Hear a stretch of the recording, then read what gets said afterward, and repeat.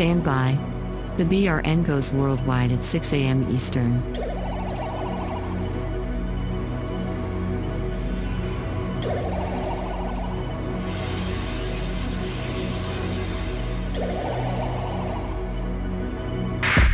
Attention, BRN affiliates. Showtime in 90 seconds.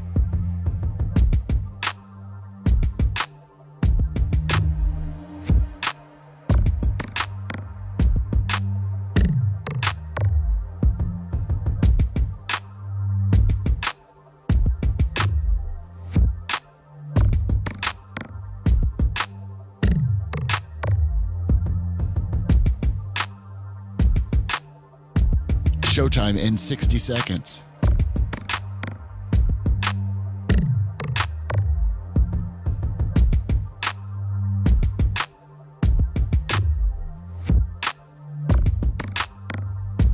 "45 seconds.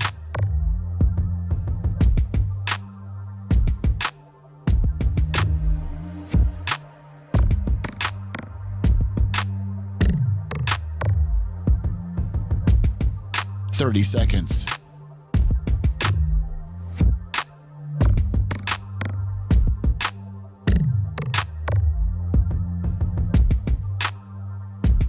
The show will start in 15 seconds, and this is your last audible warning.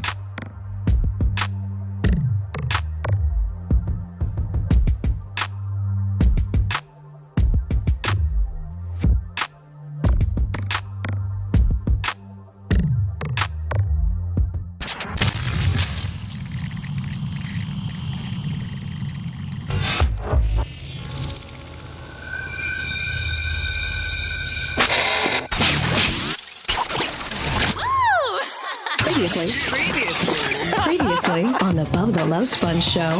Minute that I don't get it with guacamole. There's no guacamole, Bubba. On the aardvark fries. What's pica? Yeah, Diced up tomatoes and onions. He likes the pica. No, he'll probably take that I'll off. take the pica. If it means this guy doesn't get mad at me and want to send a bomb to the building, I'll take the goddamn pica. But Okay? you don't have a problem with onions or And guess tomatoes, what? do you? I'm taking the pica. I'm the I'm biggest- taking the pica, bitch. About to get mine to the And pica. guess what? I'm the biggest Dr. Dan fan. All right, buddy. I'm telling you, follow me. Well, appreciate it. Gotta go. Thank you. Don't even know what the hell you want. Didn't they legalize heroin in Oregon? Maybe that might. You're listening to the Bubba the Love Sponge show. Broadcast rights for the Bubba the Love Sponge show have been granted to this station by the Bubba Radio Network and is intended solely for the enjoyment of our listening audience. Any rebroadcast, retransmission, or other use of this production without the express written consent of the Bubba Radio Network is prohibited.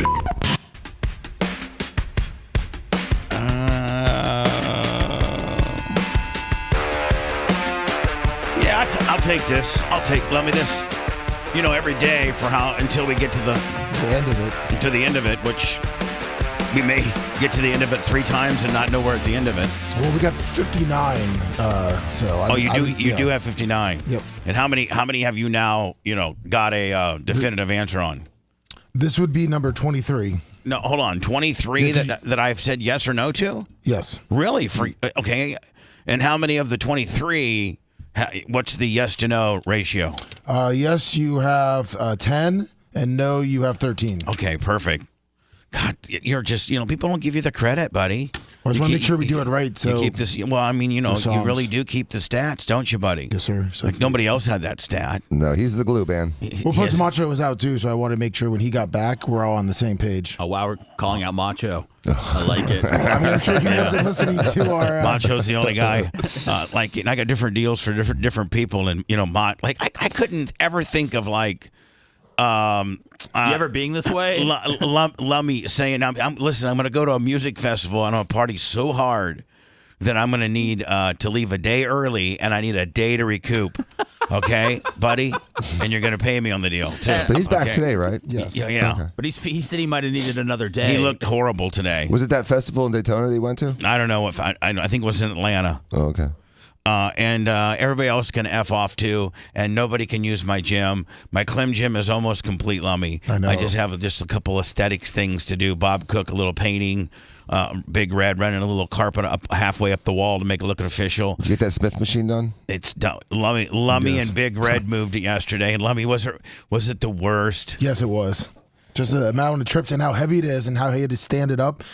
And I mean, Big Red's Settle down. Big Red's I don't want to. You don't want to insult what? him, but he's not. He's a big guy, but he's not like a tall guy. So when we had to stand those up, it pretty much was all me. Oh, standing wow. up. Well, I mean, He's a pussy. Is I what mean, Lovey's saying. listen. No, He didn't say that. No. The average human being, the average 6-foot dude, cannot stand and hold the top part of a Smith machine without being on a ladder or something to elevate you.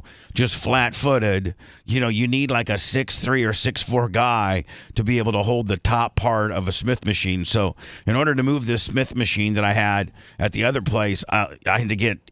We could not move it as one piece. We had to take it apart. I heard when you tipped it down and tried to bring it back up, it was almost impossible. It was so heavy. Yeah, because you got to understand, if you've got a real Smith machine, you have a counterweight built within it is a counterweight. That's part of like an elevator, so it goes up and down easy. It kind of like. Right, Lummy? That inside part's got. Now, how much is that counterweight weight, you think? 45-ish? Yeah, I think that's what Big Red said. 45? Yes. Like the way of the bar? You're moving those. You got to move those two big columns, and you got to move all the supporting arch. The 1, 2, 3, 4 supporting arches, and then the bar and all the ball bearings and all the stuff. Well, and that is a I can real tell you- Smith machine, and it is heavy. Oh, man. yeah, that has made some good material right there. Yeah, that's Quality. one of the beefier things I have. So anyway, I'm really proud of my Clem gym because I've now been able to move it from about what was it, Lummy, about a half a mile from here. Yes. I moved it from this big ass warehouse that it's been there since 2008, and Tom Bean and the guy, the guy Tom Bean and another dude named Phil owned it, and they sold it. And so I had first right of refusal to buy it, but they Phil didn't know. Tom sold it to Phil. Phil and Tom broke up their business relationships, so they were dissolving a bunch of companies, and somebody would take this and somebody would take that. Well, happened to be Phil ended up with the gym. And so Phil was super cool with me working out at the gym, but I knew deep down it wasn't my stuff. I knew deep down, I'd sold my interest in the gym in 2017 when I was like, living in a trailer. Yeah. So I didn't have really any rights to that, but Phil and Tom were both cool enough to let me, keep working out there. And so, but then Phil doesn't want to make, like when he bought out Tom, Phil doesn't want to keep it a gym.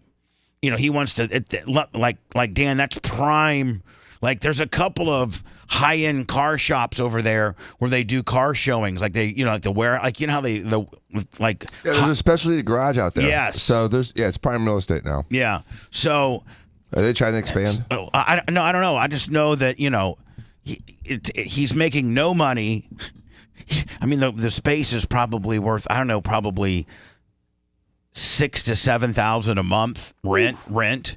You could easily be probably pulling $6,000 to $7,000 a month, maybe even more in rent at where the Clem gym was. So he was like, "Hey, I'll sell you the equipment." So he sold me the equipment. Well, Lummy, we had to do the demo. Yes. Because the only place I wanted to put it was down here. Yeah, where it makes sense. So I have everything here. I'm trying to put everything I can in this building. Are you going to try to buy a building back?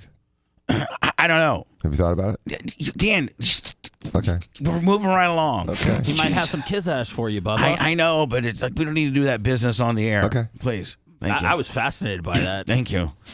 Okay. So the downstairs area when we were at its large, when we had as many people, when we had 5 video editors and a phone screener and Carl Harris who needed a production room, Manson who needed a production room. Then when we had real guests, you had to have kind of a big green room. You just couldn't have. You had to have a big green room. And then you were going to have when you had chicks and porn stars and things. You needed a bathroom that had the makeup lighting and all that kind of stuff. Yep. So all the stuff that we had. Oh, is that why you had the makeup lighting? Yes. Because that bathroom was very elaborate. I was wondering why it was such an elaborate bathroom. That makes sense. Because their first impression then, as they're getting ready to go on, these porn stars have been on all kinds of different shows, but they haven't been in one that makes them feel like a star. Right. They have their little counter there with the little bulbs and the triple mirrors. It was cool. Yeah, it was really cool. They could sit there on a little stool and do their makeup. I think we had a flat at our height. I think we had a flat iron. You had tools for them. Oh yeah, we had a flat iron, a blow dryer, and like a hair diffuser. Like we had like some different kinds of. I was sponsored at that time by Mac Makeup, and that's the coolest makeup of all time. Mac Makeup is like the best, and so they give us Mac Makeup samples, so we'd have Mac Makeup in there for. I mean, like we were fancy. Yeah. So I don't need all that space. I don't need any of it. I don't need any of it. All I need is this studio, engineering, and the backup studio and the pantry. That's all I need. That's all we got. So I took the downstairs area, and I completely gutted it. Completely. Yes. Yep. And just at the very, very entrance of the studios now is a kind of a little green room, which would be all you would need if you're. First of all, you're never going to have that, a band anymore for the most part. And secondly, even that green room is kind of cool, and it can fit probably 6 to 8. Yeah, about that. Definitely. So we made so the downstairs now here at the studios it is the Clim Gym. Now it is a little cramped. But what you got to realize is it would be cramped for 6 people that were working out in there, like the regular. One of the reasons why gyms have to be so open and is because you could have 30, 40, 50 people working out in there at the same time, and you all have to be able to flow, and you need the space. But when there's only 2 people working out, me and the merch crick, you're not going to be getting in. You're not going to be getting in each other's way. Either it's just you and another. That's a 2-person, maybe a 3-person gym.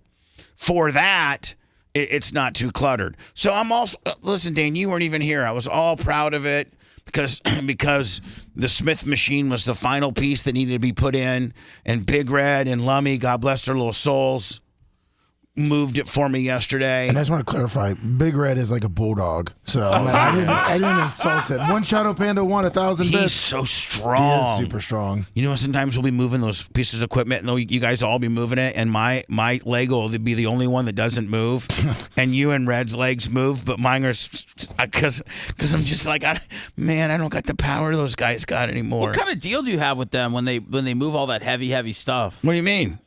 They're called Have you heard of Friends? Yeah. Have you ever heard of Friends? And have you ever heard of Lummy Still on the Clock, bitch? That's right. Okay. You heard that? Paycheck and Friends. You ever heard that? I have heard that. Okay then. I have heard that. Friends helping friends, and it's just a tough way to earn. And Lummy's still on the clock. It's just a tough way to earn your hourly wage, because I know even Lummy, who's a mountain of a man, he told me yesterday that he was sore and it had affected him that move. When you move, he has to exert himself like 1 hour every 2 weeks. So listen though, when you move weightlifting equipment, you don't realize that it's a workout, and I'm sore today because I had to take then we had those big weight trees that had those 45-pound plates on them. So we had each one of them, everything weighs 50 pounds. So Lummy, yes. The what I call the space shuttle, which is kind of the leg press, the big industrial. We had to load that out. Let's see, that has a weight tree on it. So we loaded it all up, and then we loaded the Smith machine all up. And then there was then the shoulder shrug deadlift machine. Those are the 3 machines that we had. That have weight trees on them. Because I have this $600 Nautilus weight tree, but I'm going to sell it, Lummy, because I don't need it, because I can get all my weights on my various pieces of equipment. So, how many 45s you got? 10. A lot. 50.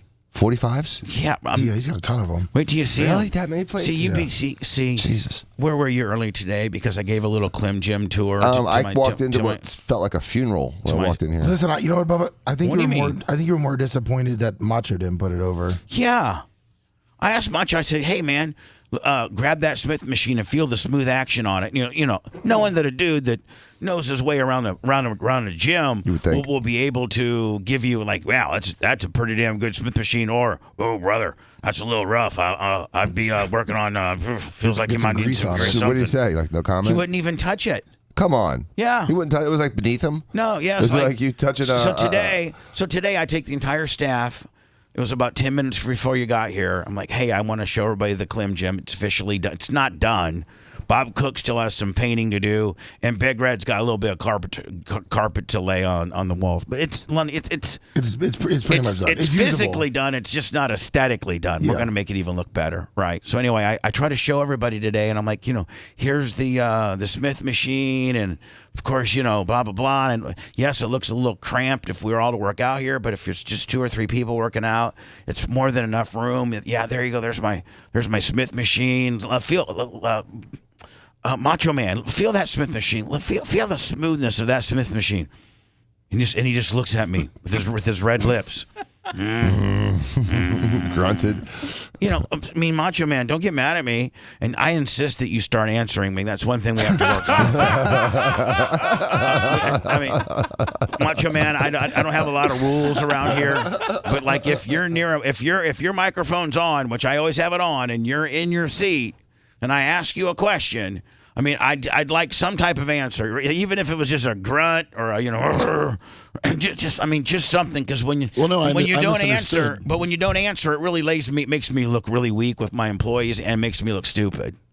Or I just respect you and listen to what you have to say. Well, okay, then since you're listening to what I got to say, I got an answer. I thought you wanted me to get on there and start repping out at 5 o'clock. No, I didn't want you to start repping.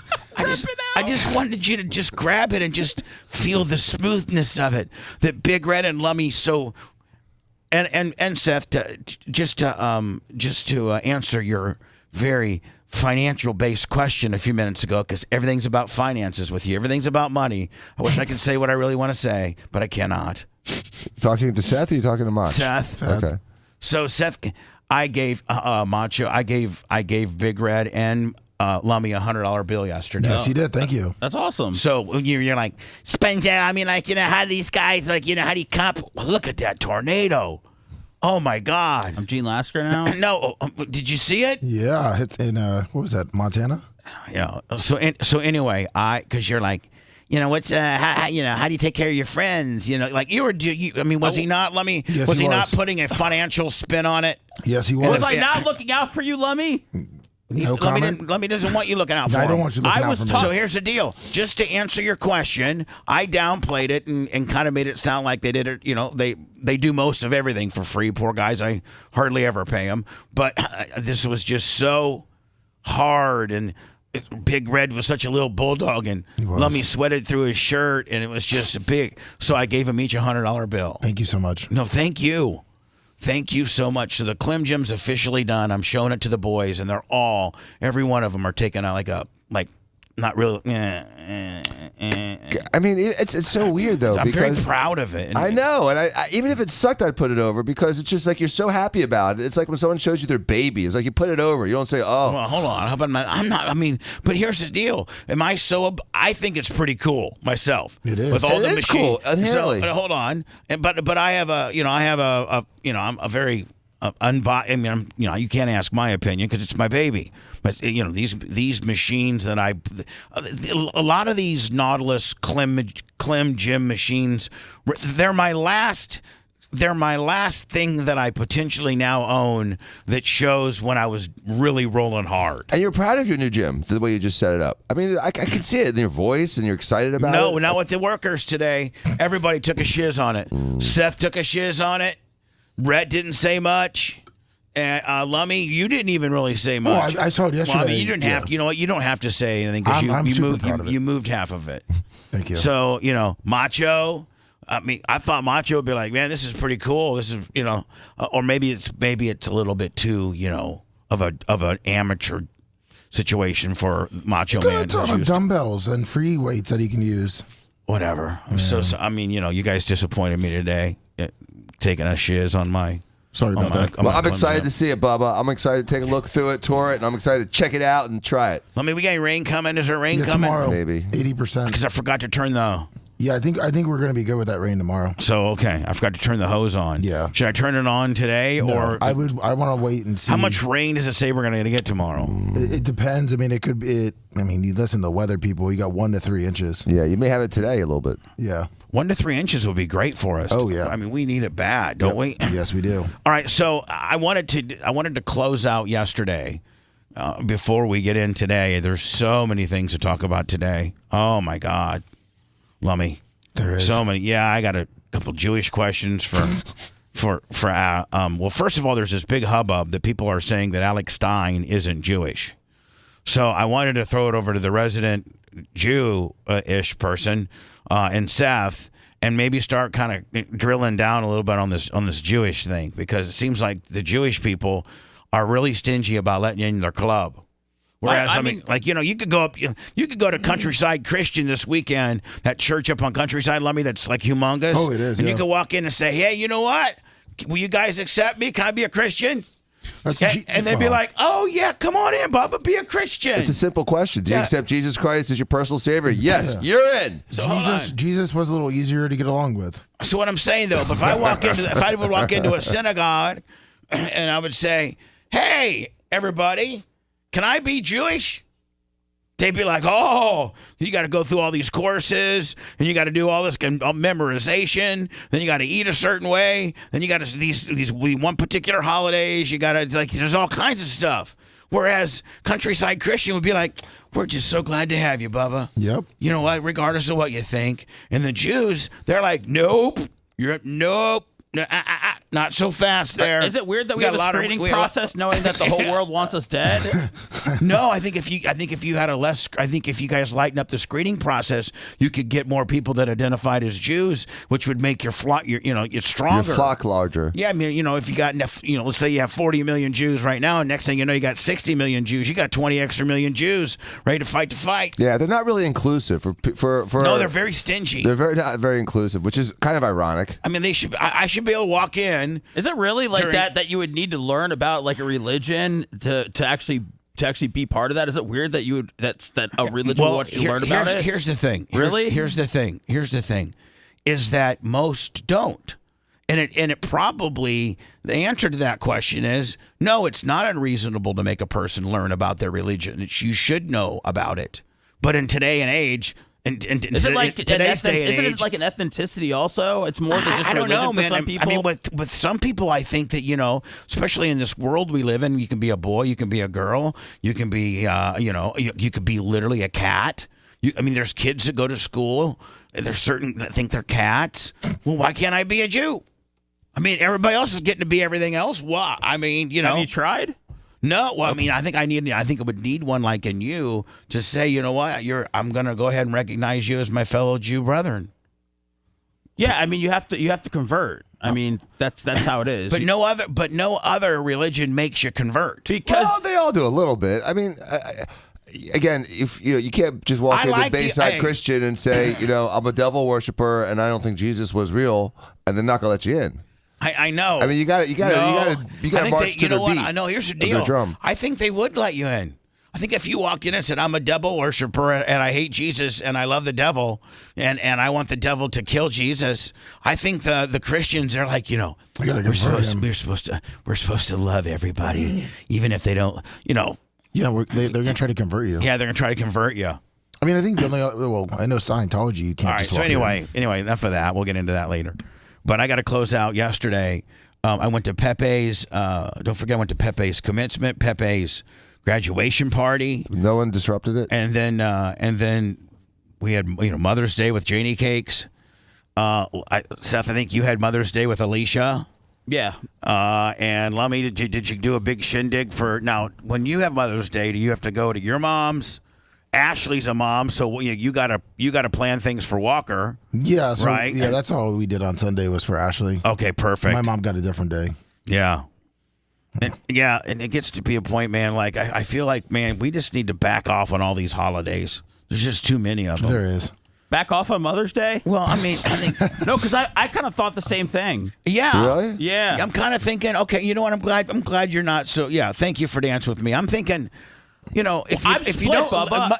every day should be Mother's Day, Meaning, like, you should always be thinking good about your mom, and you should always talk to her, shoot a text into her, and let you know how much you love her, and then more than just once a year, maybe buy her something nice, and do good things for your mom. Like I have listen, I have a tradition, and it's just old school, but this is the way I was taught, and it's not a lot of money. It's not a lot of money, but it's the right thing to do. So every time I go see my mom, I always check her oil in her car, and by the way, she's the best at taking it down to it's brand new or it's a couple years old. She's got a lease on it, and so she takes it down. She's like one of those persons, like if one little warning light comes on, she's right to the dealership. She's dealership Jane because she knows she's got a warranty.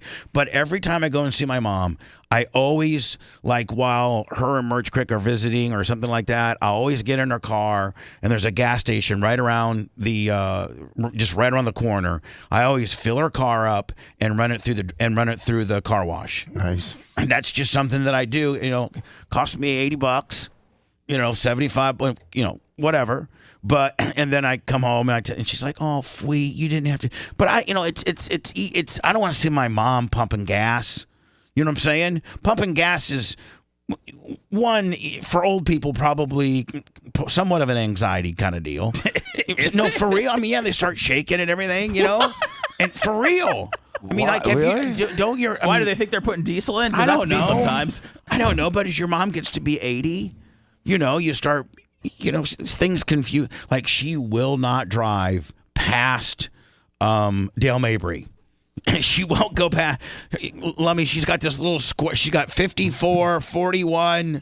And she can dabble down to Dale Mabry, like almost to Carrollwood. But at Carrollwood, she's got to turn. She cannot get into the stadium mess, or she can't get onto the. So, coming to the studio from her place, she has to take the Veterans. But then when you start getting near the airport or the Veterans, it's confusing. Even if you live here, it's confusing. Yes. I've ended up in St. Pete more than once coming out of the airport. Right, because you get to that road and then you can't get off. Right, so you're like, next exit 10 miles. Like, God damn it, not again. I guarantee you're not a trooper. You're not a true Tamponian if you've not when you leave the airport and you live in Tampa, but they literally just give you this confusing little selection, and it's a real quick one. It's like, you Tampa got 15 here, seconds. Clearwater here. It's like and the Clearwater here one is much wider than the other one. The other one you got to make a real hard left to stay in that lane. So all too often you end up you have to take the bridge 11 miles one way, then find a turnaround and turn around. So Dan, you're 45. I mean, no, you're 25 or 30 minutes detour, right? Oh yeah, it's a huge mistake. It's very costly. And every time I get near there, I have a moment of anxiety just because I'm like, hey, don't screw this up again. So she won't come to the studios, Jenny Cakes.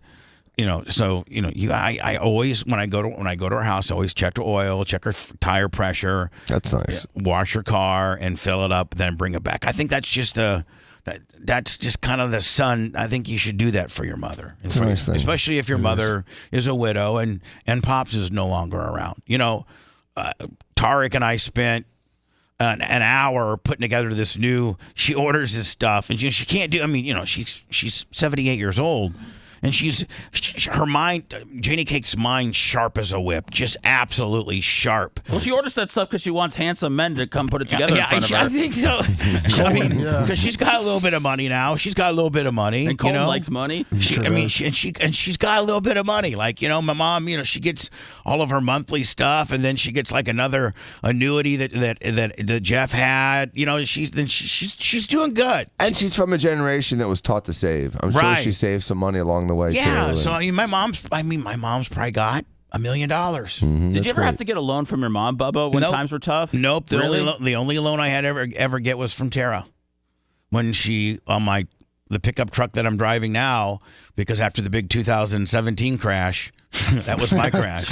The 2017 crash, which was equivalent to Black Monday and the crash of 2008 and the Great Depression. Yeah, the Great Depression. Exactly. Prohibition, Great Depression, throw all the bad stuff that's happened to the country. I fought it all in 17. I lost it all. Oh, lost my house, lost these studios, almost lost my racetrack. I mean, lost my son. I mean, I lost it all. I mean, but now look what you got. Well, no, an apartment, a gym, racetrack. Yeah. So got Lummy. I mean, listen. Here's the deal, man. In 2017, we hadn't established a digital infrastructure that could monetize any significant amount of money at all. You were still just trying to figure out how to get back on the radio. Yeah, well, yeah. Exactly. I did have a couple, I had Charleston and a couple affiliates that were paying decent money, a little bit of something to keep us on. But times were tough. Lummy, I think you worked for free for a while, didn't you? Yes, I did. Yeah, Lummy worked for free for like 2 years. Yeah. Just for us to keep a daily show on, and we continued to build and build and build and build. Picked up a few more terrestrial stations, picked up a big hotshot FM talker in Orlando, 103.1. Lummy, we got to go right into breaks. Break number 4 by 8:20, right? Yes, we do. For the big cash explosion? For the big cash explosion. We messed the cash explosion up yesterday. Sorry. I thought you did it perfectly. Well, I think it was a misunderstanding on what break number it needed to be. So we have all that figured out now. Oh. So okay. Thank you. Well, I got good news for you, Bubba.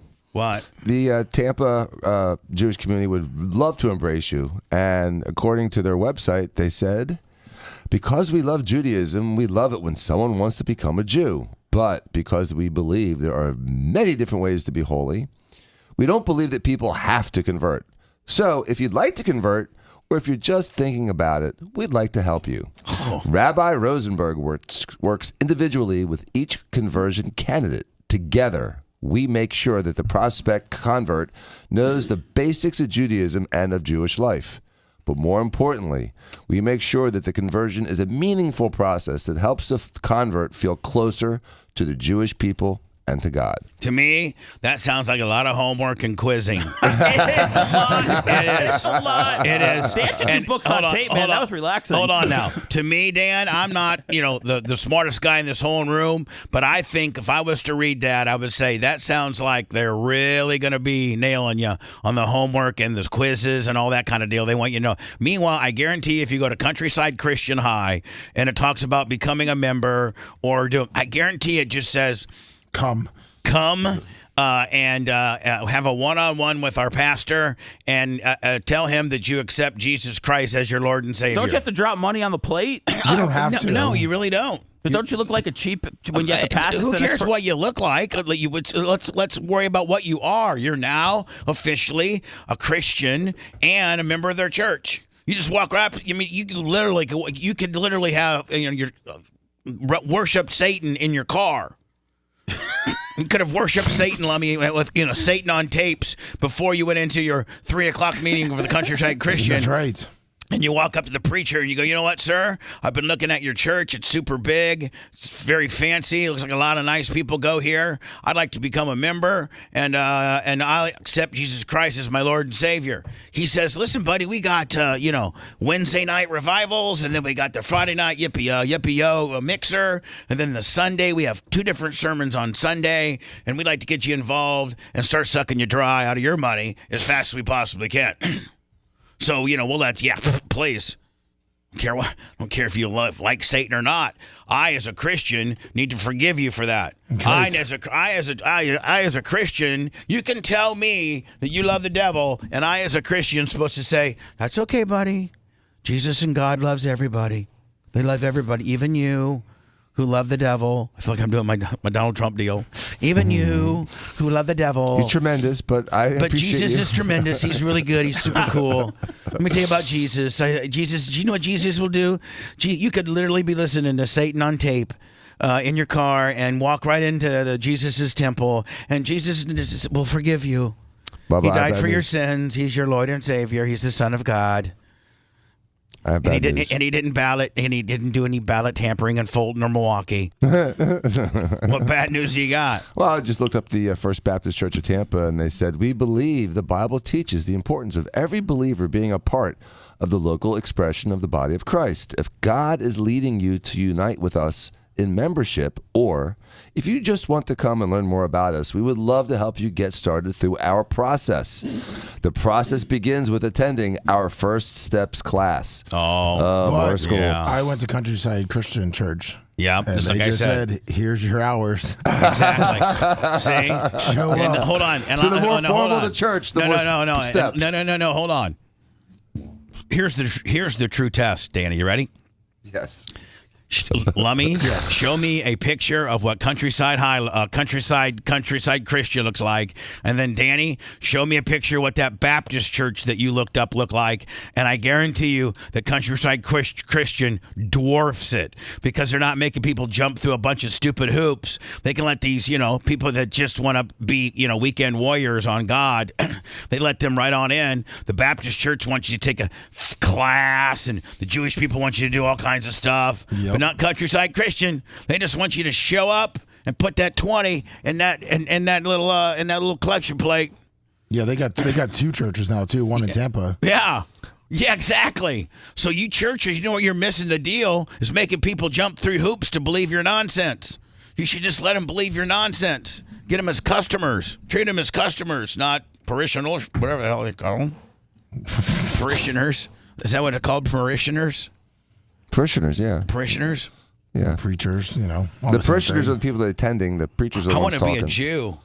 I want to be a Jew with no homework and no eating Seder and no circumcisions, rings. Well, that's like most Jews in America now. I mean, they don't follow the conventions of the religion. They just happen to be Jewish. And that pisses really Jew people off. Well, like some. bad. It's like that in Israel. Old school Jews, if you roll up with one of these weekend wonder Jews, try to think they're all that, and they're not really hardcore Jewish. The Jewish community does not like that. It's very disrespectful, and Elise will tell you about it. That's true. She's like, you're a fake Jew. You need to get the hell out of here, buddy. The more traditional Jews, but even in Israel right now, there's so much more of a secular feel than a sectarian feel, because it seems like the Jewish people aren't as active in their religion as they used to be, and with every generation, is that true? Seth, Don't you agree, Seth? But within every generation, Seth, of is it Judaism? Is that Judaism? With every generation, like were your parents a little more hardcore than you are, and then maybe little Sammy will be a little less hardcore than you are, and does the strictness and the really going by the book deal, does it kind of diminish with each generation, or does it stay strong? I've accomplished more in Judaism than my parents have. So. Oh, really? Wow. I mean, they didn't have a bar mitzvah or anything like that. Like my mom didn't have a bat mitzvah, so I don't think my dad got confirmed or anything like that. I think he got kicked out of Sunday school. Beach Meadow Detectives $10 super chat. Yeah, I mean, I'm not going to force it on my daughter. I know my parents want me to, but I'm surprised to hear that, Seth. Yeah, we think old school Elise. Yeah, I would have thought that they would have been really, more traditional. But I think and more within the conservative. family, Elise is the. I'm not being disrespectful, Seth, but I think Elise is kind of the enforcer of the religion in your family. Like she's the one that makes sure that Seder's planned, and she does all she's the is the matriarch or patriarch? She's the mom. She's the matriarch. She's the matriarch of your Jewish family in faith. I think so. yeah. But I go, okay, cool. I got that one right. Listen. I got a break so that I got that number 4820. Yep. So that means we're gonna have to really be on time. Yes, we are. I'll close out my Mother's Day. Talk about Pepe's graduation, and then we got the look what came. Oh, what? Look what came. Yeah, Dr. Dan, you should be excited. Dan, look at that. Hold on here. Up at the TV. Oh, get out! The Bubba Army. Get out! Trump-inspired shoes came in. I was thinking about that yesterday. Complete with a dust bag. Oh. And I'll give and the shoes. Don't bust them out yet. I'm Save not them. gonna. Oh, yeah. Bitch, don't tell me how to do a show. I know I know how to tease better than you do, bitch. About to get mine. Awesome. Let me. You're a 14. Yes. Oh, you know what? I gotta. Supposedly, some people here don't want in. Oh, no. Yeah. Mm-hmm.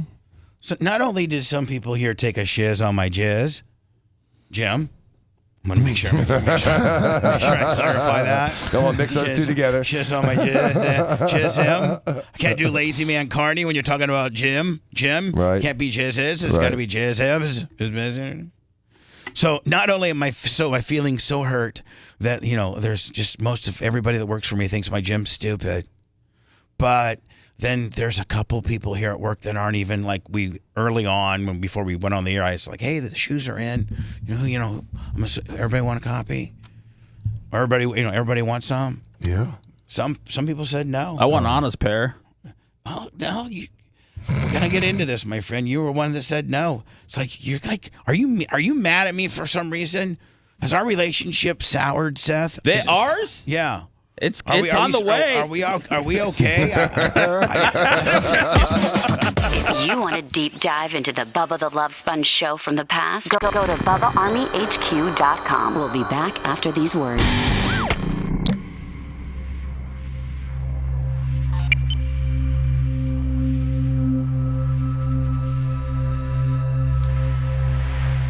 See him yet.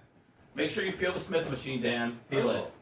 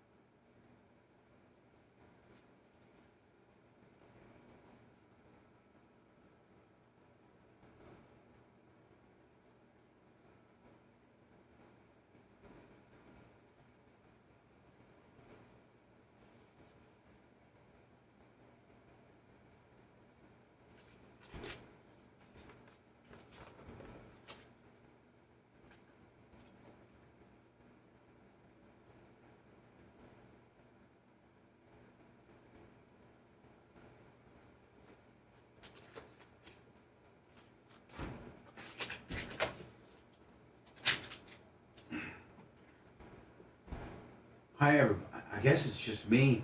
I'm on YouTube. Hi, everybody. Do you still hate me? John Costico was my last donation yesterday. I love him. He's such a great guy. He is a whale. He is just... You're so thankful for the John. I mean, I don't even want to continue. I'm the Iggy's and the Wizzies and the Creatines and the Reds and the Susan P's and the Teases and the Bobby Cooks and the fucking Big Red and John Costicas and Scotty Landers and the fucking Cable Dog and Joe from the West Side, Shivering Zero Niz Biz. Hi, Dawn, my girl. It's my girl. Dawn's cool. She did me a favor with my cattails. What's up, Gary Cantrell? My hair might be poofy. I look at them all come rolling in here. Right? Thank you. They actually get to go pee and do stuff. I got to sit here and get, make sure that planes doesn't fly into the ground. But they get to do all kinds of things. Don't be walking. What the fuck you want, Walter? Chip's awesome, dude. This shit's smooth as shit. I just wish there was more room so I could have done a spin kick on the guy, the mannequin, the punching guy. Well, we're gonna move the mannequin. Oh yeah. I can't get my kicks up there. Can't get my kicks up there. I love it though. All right, we'll talk about it.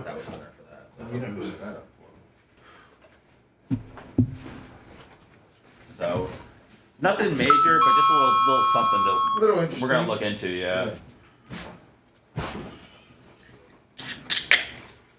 So Chip Jones. Oh, good. All right, I made my decision about the shoes. What'd you think of the gym? Loved it, man. Smith machine's smooth. It didn't hurt my shoulder at all. Of course, it didn't load up at 600 pounds. But... Oh man, MTV won't have the movie awards this year. Oh, shit! Who? The end of an era. The golden popcorn. Stupid. which just goes to show you, nobody watches fucking game like shit like that anymore. Nobody watches shit like that anymore. Nobody gives a fuck about it. Or MTV in general. Well, MTV has some, MTV Productions, they produce Yellowstone. Really? Yes. MTV Productions.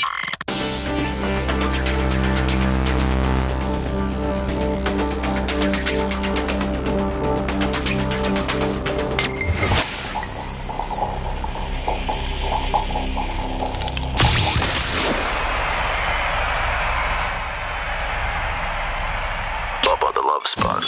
The only man that thinks ketchup is a food group. It's pretty tasty. Back to the Bubba the Love Sponge show.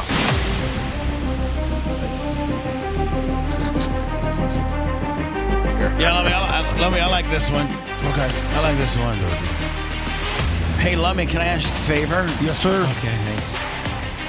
Fish on the J25 on the PayPal. PayPal or Venmo. Our Cash App got taken away. They think we're terrorists. Ridiculous.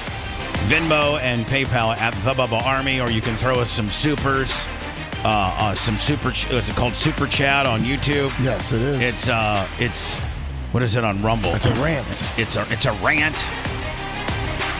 It is it's a star on Facebook, and it's a bid on Twitch, and we're about to get ours. Let me. Let's go. So anyway, is John Casika? Was that today? No, that was yesterday. I didn't get. Haven't got anything from my sugar daddy yet today. So Dan went and checked out the Clem Gym. Awesome. And you can see, I mean, one, just all the work it took to demo. First of all, I know all the Get Fresh crew is going to be like, Bubba, you did lift a finger, you fat ass. We do it all. And they're true. I mean, I don't work.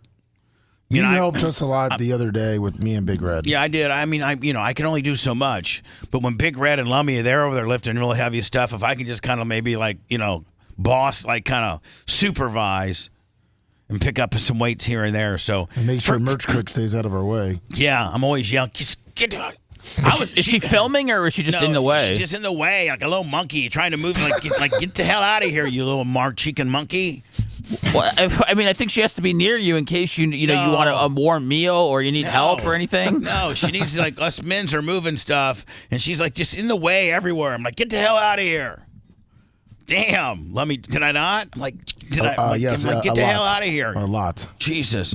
So anyway, Lummy, no, you and Dan are the only ones that are allowed to work out at the Clem Gym. Oh, thank you, sir. All right. Because you're the ones that thought it was nice and Dan's got a home gym. Not like that. Not like that. Not even close to that. No, nowhere close. Most people don't even have as much 1/20th. as you guys want to job me out. Most people don't have that extensive of a gym. The only one I know that has that kind of gym is Jimmy Clevis, and who's that was still just he's recently. just finishing it now, right? And he has about 200,000 square feet of real estate. Well, hold on. He's got about at least 7,000 more than I got. Right. I mean, I think I only have about 1,200 feet down there.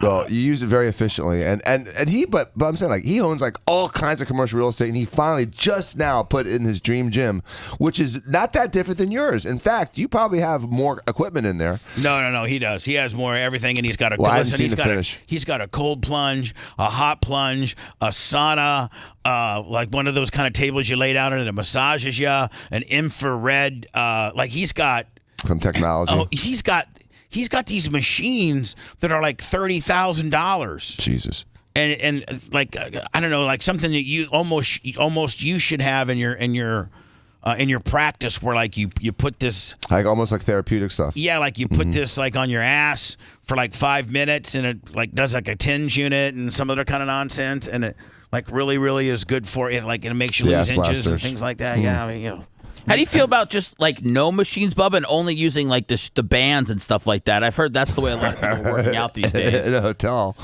You mean hold on, get rid of all the real weights and just bring these rubber bands in? Make sure you get orange and blue, spring-loaded ones. Yeah, they're all. That's why you're not working out there. I'm banned now? You and I had a thing. No, because Alex Stein watched our video. No, because you took you. Are you going to be honest? Maybe you're in a little bitchy mood or something. Oh. But did you, for real? Like I want you to be honest. Yeah. No, you can't work out there because you didn't put it over at all. When I went and showed everybody the gym this morning, I was so proud. Only one person put it over. Lummy. Yep. Nobody else. Macho Man wouldn't. He scoffed at the Smith machine. Well, that hurt I you the remember most. saying it looked pretty good.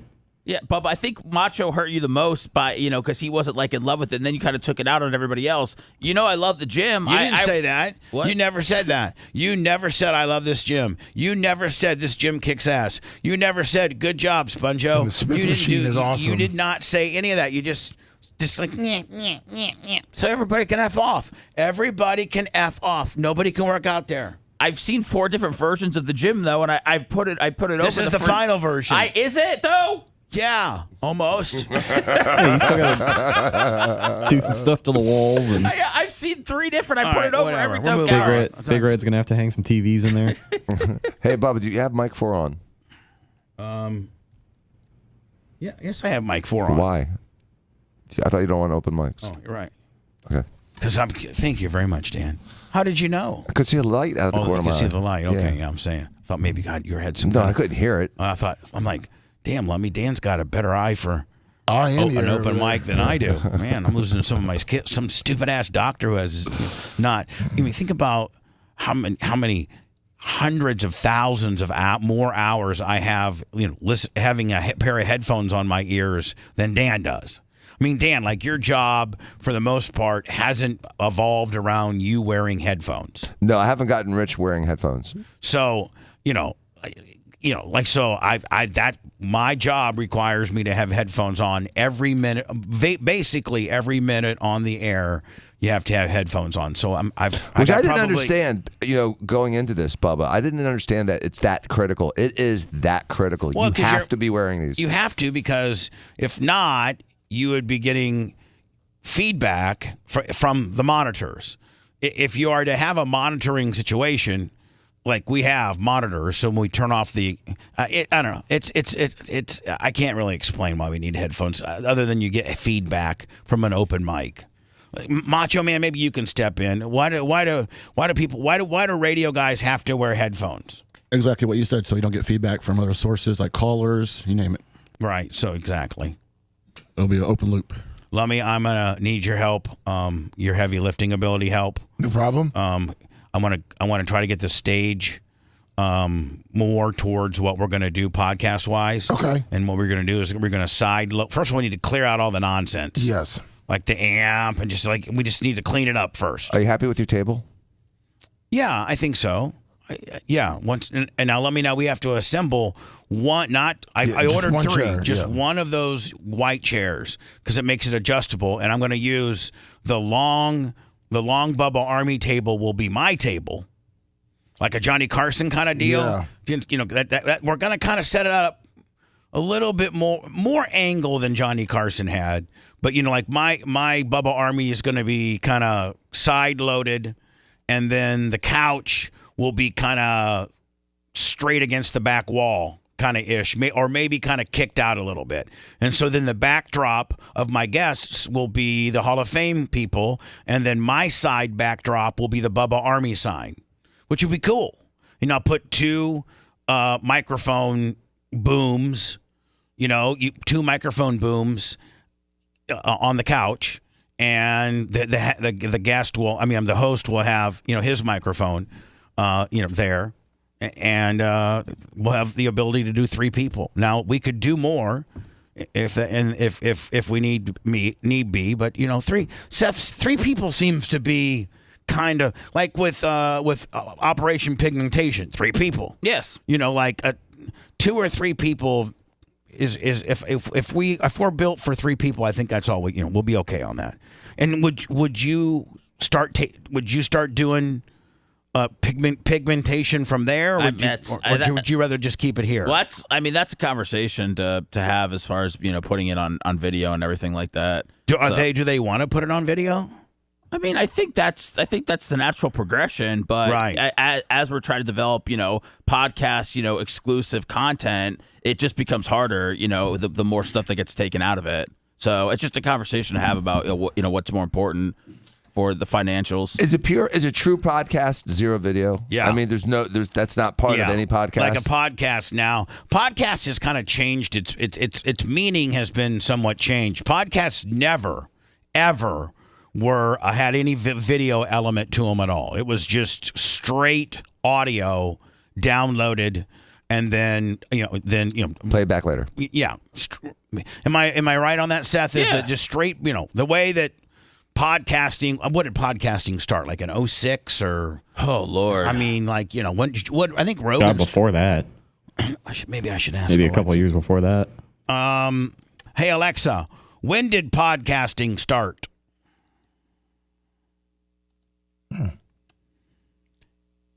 Alexa, good morning.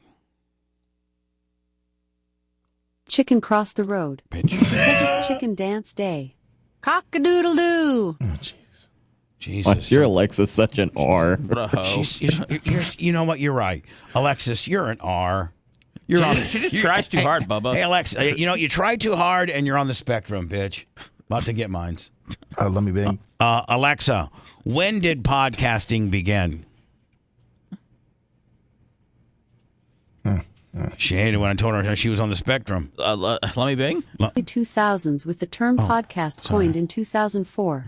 Dave Weiner and Adam Curry's iPodder program in 2000 allowed automatic downloading of internet radio broadcasts to iPods. iTunes' inclusion of podcast support in 2005 further popularized the medium. So it looks like 05. They started in 2000, and then they made it, widely available in 05. Yeah, it was commercial by 04, 05. Right. The word didn't exist till 04. Oh, really? Yeah, they were doing what was the equivalent of a podcast in 2000, but they coined the term in 04. Yeah, 2000 they were pretty much calling it internet radio. Yeah, I was doing that. Yeah, Radio.io. Radio.io. So yeah, it's 20 years old. Happy birthday, podcasting. So I went to my mom's house for Mother's Day, and Janie Cakes, it's taken she lives in a 55 and up community, and they all have clubhouses and pools and shuffleboard and all that up there at what is called the clubhouse. Now the clubhouse has like a little gym in it, and then it's got like kind of a semi little banquet hall with a raised stage, and then it kind of has like a bar area for people that are golfing and things like that. Lummy and little food, so it's nice. There's a new woman who took over the restaurant portion of where my mom lives, and they were having a Mother's Day buffet. So that's what that's where we brought Janie Cakes for her Mother's Day. What'd you eat? I had what did I have? I had an omelet. They had an omelet station. So I love those. Don't you love those? Yeah. Yep. Because you especially be like you can be like, hey man, can you put a few more onions in there? Yeah, it's just because you can fine tune it and you get it right hot off the griddle. Right, exactly. Which is nothing's worse than cold food. That's the biggest pet peeve with bacon. I had bacon. I had sausage links, and then I kind of it was kind of reversed the way you should eat. I had like breakfast. But then I looked over at the other table, and this guy came out with a brand new heaping thing of Caesar salad, with heavy on the Caesar dressing and the croutons and the chicken. I'm like, man, I'm going to go get a Caesar salad too. Nice. So I went and got a Caesar salad. And then we went back to Janie Cakes' house. And, of course, Janie Cakes has got projects for me and Tarek. How about did she have sweets, like cake or something like that? Oh, yeah. Tara went and bought those. There's some kind of place, a bunt. Bunt cake. But there's a specific place, Seth, that like in Tampa. Is it nothing bunt cakes? Yeah, I think it's something like that. They make good and ones. I mean, they're good as hell. I mean, and they're expensive too. But I'll tell you this, man.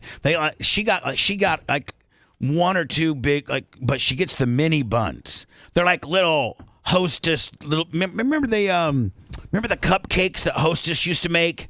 Were they the buntlets? No, let me remember they were the brown one. Yeah, the white icing. Yes. Yeah. They came in a black little plastic container. Had the stuff inside. Yeah. Yep. Good as hell. Well, this place is town with what this place, nothing or bunt, whatever. Super Nothing expensive, bunt and cakes. they do blunt cakes or bunt cakes, whatever the hell they are. The frosted ones, strawberry ones, vanilla ones, chocolate ones, and so terrible. I was like, when we got home, we tore those up, and then my mom was like, Tarek and Bubba, I ordered this new table and umbrella from Amazon. She just orders from Amazon all day, Lummy. Of course, that's what you got to do. When you're old. But she can't, she can't lift anything heavy. And so this table is made that has a base, but then Lummy, they send you this thing that you fill full of sand and you wrap around the base to keep the table sturdy during heavy winds. Makes it up. So she obviously, she's like, but at this golf course where my mom lives, they do have, if you go back to the where the greenskeepers work, yeah, they got all the sand. They got piles of sand. So, we went back there with a shovel and filled this thing up full of sand, this decorative black weighted deal.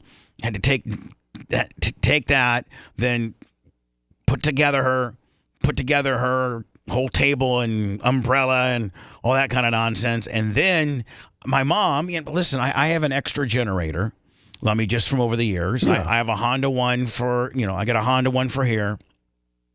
And then I remember when I had a DeWalt deal, DeWalt gave me a really badass generator.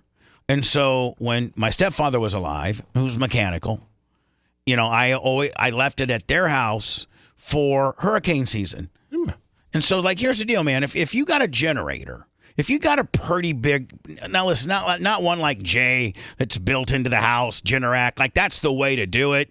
But most people don't have it that way. Most people don't have it. How cool would it be to live at Jay's, Lummy, and the big power storm all of a sudden fires up, and I think it can run the whole entire house. It sure He can. It'll do the whole house, and it'll go for days. And he got it from Generator Supercenter. Yeah. Yep. So anyway, not all of us have that, but some of us guys that have generators, what we do is we jerry rig a system up where we can, have this generator outside, and then Lummy, you can worm up an extension cord, some through the garage or something like that. You can keep your generator in the garage, but you have to lift up the door so you don't get carbon monoxide. Right. So please, yes, public service announcement: do not run a generator indoors. Most generators won't get that hurt if they got a little water on them. So leave it out there on that porch or whatever. And then Lummy, you run an extension cord to your refrigerator. Yes. And then you run an extension cord to your fan, and then you run an extension cord to your TV, and you're good, right? That's right. So that's if you have a generator. Well, I gave my mom my DeWalt generator, which is badass. It's got the electric start and everything on it. And now that Jeff is gone, and Jeff had it in the garage, and him and I went through, okay, if an emergency happens, lift the garage, put the generator here by the garage door, lift the garage door, this high up. And then we have three different extension cords. One went to the refrigerator, one went to this fan, and then one went to the TV. And that they'd be able to make it. Right? As long as you don't lose your food in your refrigerator, you got some way to cool you. Yeah, like a fan. Or a little window shaker. Yep. And you can, turn your TV on. Now if your cable gets knocked out, well, there's really not much to watch on, but you can be like me, Lummy, get one of those local TV antennas. Those were good. And now you're at least watching TV, some type of TV. but she didn't want it. So me and Tarek had to look. God, let me that thing's. You unloaded it yesterday? Yes. It's pretty heavy too. I like the little handles on it though, but it's a nice generator. Anyway, yeah, him and I loaded that up. So every time you go to Janie Cake, she's got like 5 or 6 projects. You know, she's been wearing out. I probably need to get a hold of him and pay him. I think she's been wearing out Aaron from Average Joe. I was gonna say he told me that he picked up a good amount of business in that community. Yeah, well, I need to probably call him and see if she's not wearing him out. And he was actually happy. He said he got like 6 calls in that neighborhood. She posted it on Facebook. Oh, she did? And he started getting a lot of calls for those houses and picked up some jobs. What does he do? Clean them? He just does a pressure washer? No, he does. He's a landscaper. He's a landscaper. Okay. But all these places out in her area all have hedges and just like he could really. I mean, there's a lot more than just mowing there. There's a lot of hedge work, rocks, laying the rocks down and doing all that stuff. So good. I'm glad he got some business, but I'm going to call him to make sure that she's not wearing him out. Okay, yeah. I think he's happy with her. Okay. So I got the DeWalt generator here, Lummy. In case we have a power. It's perfect. Yeah, I think but Macho Man, if we had a power outage, I think we're not wired to be able to just go turn on a generator. Back in the day, David Rice remember we had generator drills? Yep. And he had it wired up somehow that he could get us on the air with just that Honda 8000 we have in the back.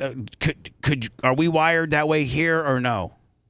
Probably have to run some extension cords, but yeah, we can get it done. For real? Especially if we have both generators, right? Yeah, absolutely. So if we had both, because I got the DeWalt 8,000, I think the DeWalt might be 10,000. And then I got a Honda that's like 8,500. And then we got the Generac one. Oh yeah, we got the Generac one too. Brand new one, yeah. Now what would we be powering, Macho Man? The racks back here in your broadcast console out there, and just the stuff to get us on, internet equipment. Here's the deal, man. If the weather is so bad, I don't think any of us really need to be coming into the studio. Oh, we'll be here. Oh, well, it might be post office, man. It might be like you can throw a storm at us. You can throw a tornado at us. COVID, we're coming in. I'd love to hunker down here with just the boys and the store. Yeah, the hell you would. I'd be on the clock for 24 hours. Sponjo, do I get paid for natural disasters? You're listening to the Bubba the Love Sponge Show. If you want 24/7 on-demand Bubba and the crew, go to BubbaArmyHQ.com. The Bubba the Love Sponge Show will be back after this.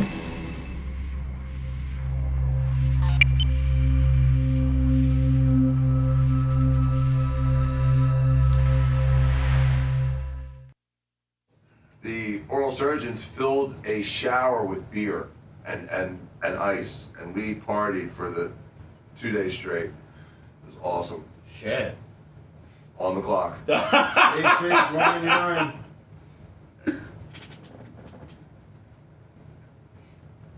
Partying on the clock's awesome. Well, that's all this whole show is. It's a party on the fucking clock. Let's just be honest, lover. That's out of all the radio you've been to, this is probably this is the most party-like atmosphere, at least. Jade kind of had a party. We had like music and stuff. As you hated to her. So what? What's up, Quicker Taker? I guarantee you, Jade wasn't letting you fucking hit your vape pen, and Jade wasn't letting you fucking be, Spencer. I guarantee you that Jade wasn't letting you fucking hit your vape pen and fucking. No, I did whatever the fuck I wanted to, and I faced her one day, and it was fucking awesome. You faced her? Yeah. How? She told me that the fucking board wasn't tight enough when I was. What? She told me the board, the segment wasn't tight enough. Yeah. Coming out of blown off. You ran a loose board. Half a second. And I told her to watch, come over here and you fucking do it. I said, no. I said. She's like, I didn't know how much you knew about radio and stuff. I was like, I know everything. Big longer. And I was only 30 back then. Were you getting irritated? Were you wish you could slap a bitch upside the head? I hated her from the first time we had a show meeting. And I was trying to do this Valentine's bit where we ate edible underwear and stuff on the air and gave it a review and shit. And she wanted to spread it out from 6 to 9 on the show and do different breaks. And I was like, let's just do one break where you eat the fucking edible underwear. What the fuck's the big deal? Right. And then she walked out of the meeting. Who's this? She was so mad. Jade, this chick that I worked with. Who's hot as fuck? I guess. Deputy. I guess. So Snizzle, Slizair, Boy, Zolt, Duke, Andrew Peterson. Good morning.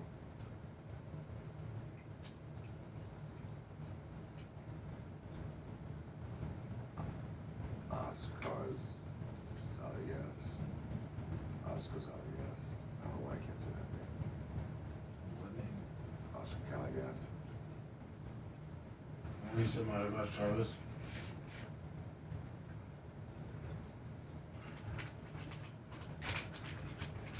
Danny said, Jimmy said it's a EMS machine. Electronic muscular stimulation. Mm-hmm. That's what Jimmy started. On the machine. Happy birthday, Jimmy. Happy birthday, Jimmy. This is a whole month. You gotta say it every day. Takes the whole fucking month. God bless.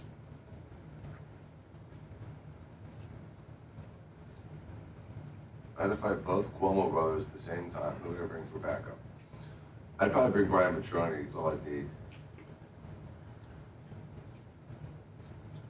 They're both pussies. Oh, but you should put some more gym equipment outside because it would have like a nice like Venice Beach vibe. There you go. Put some free weights out there, said. Yeah. You know, because I went to Venice Beach and I saw those dudes working out. The old Buccaneers training facility. You can work on your tan. You can work on everything. Because we got the basketball hoop out there too. That was so crazy, the Bucks training. Oh. Everything was rusty too. What up, Longer? It was disgusting. I remember the first time I saw it, I was a kid. I was like, 95. And so we had a small gym. Caviar, did you text me back last night? Did you reject me? They built high school when I was like elementary school. It was new and before you checked. Sure. Well, our gym was in a trailer. I might have something big coming. With Caviar. What's up, Longer? Disgusting. Smell like. What up, Caviar? You were gonna work for some Lions cards, JC? We'll do it. I'll take some Chick-fil-A, Nick. Gross. Dutch Duke. Working there? Have you nothing to do with the gym? No, but I'm saying just like how's the dream? Yeah, just like little.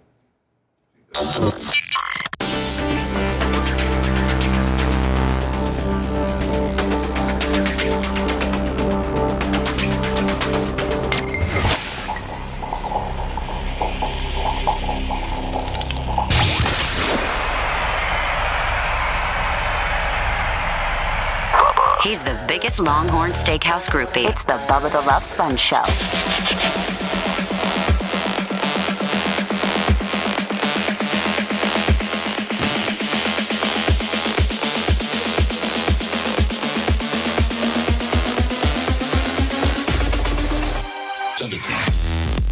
Lummy, a little trivia question for Oh, by the way, Lummy, yes on this. All right.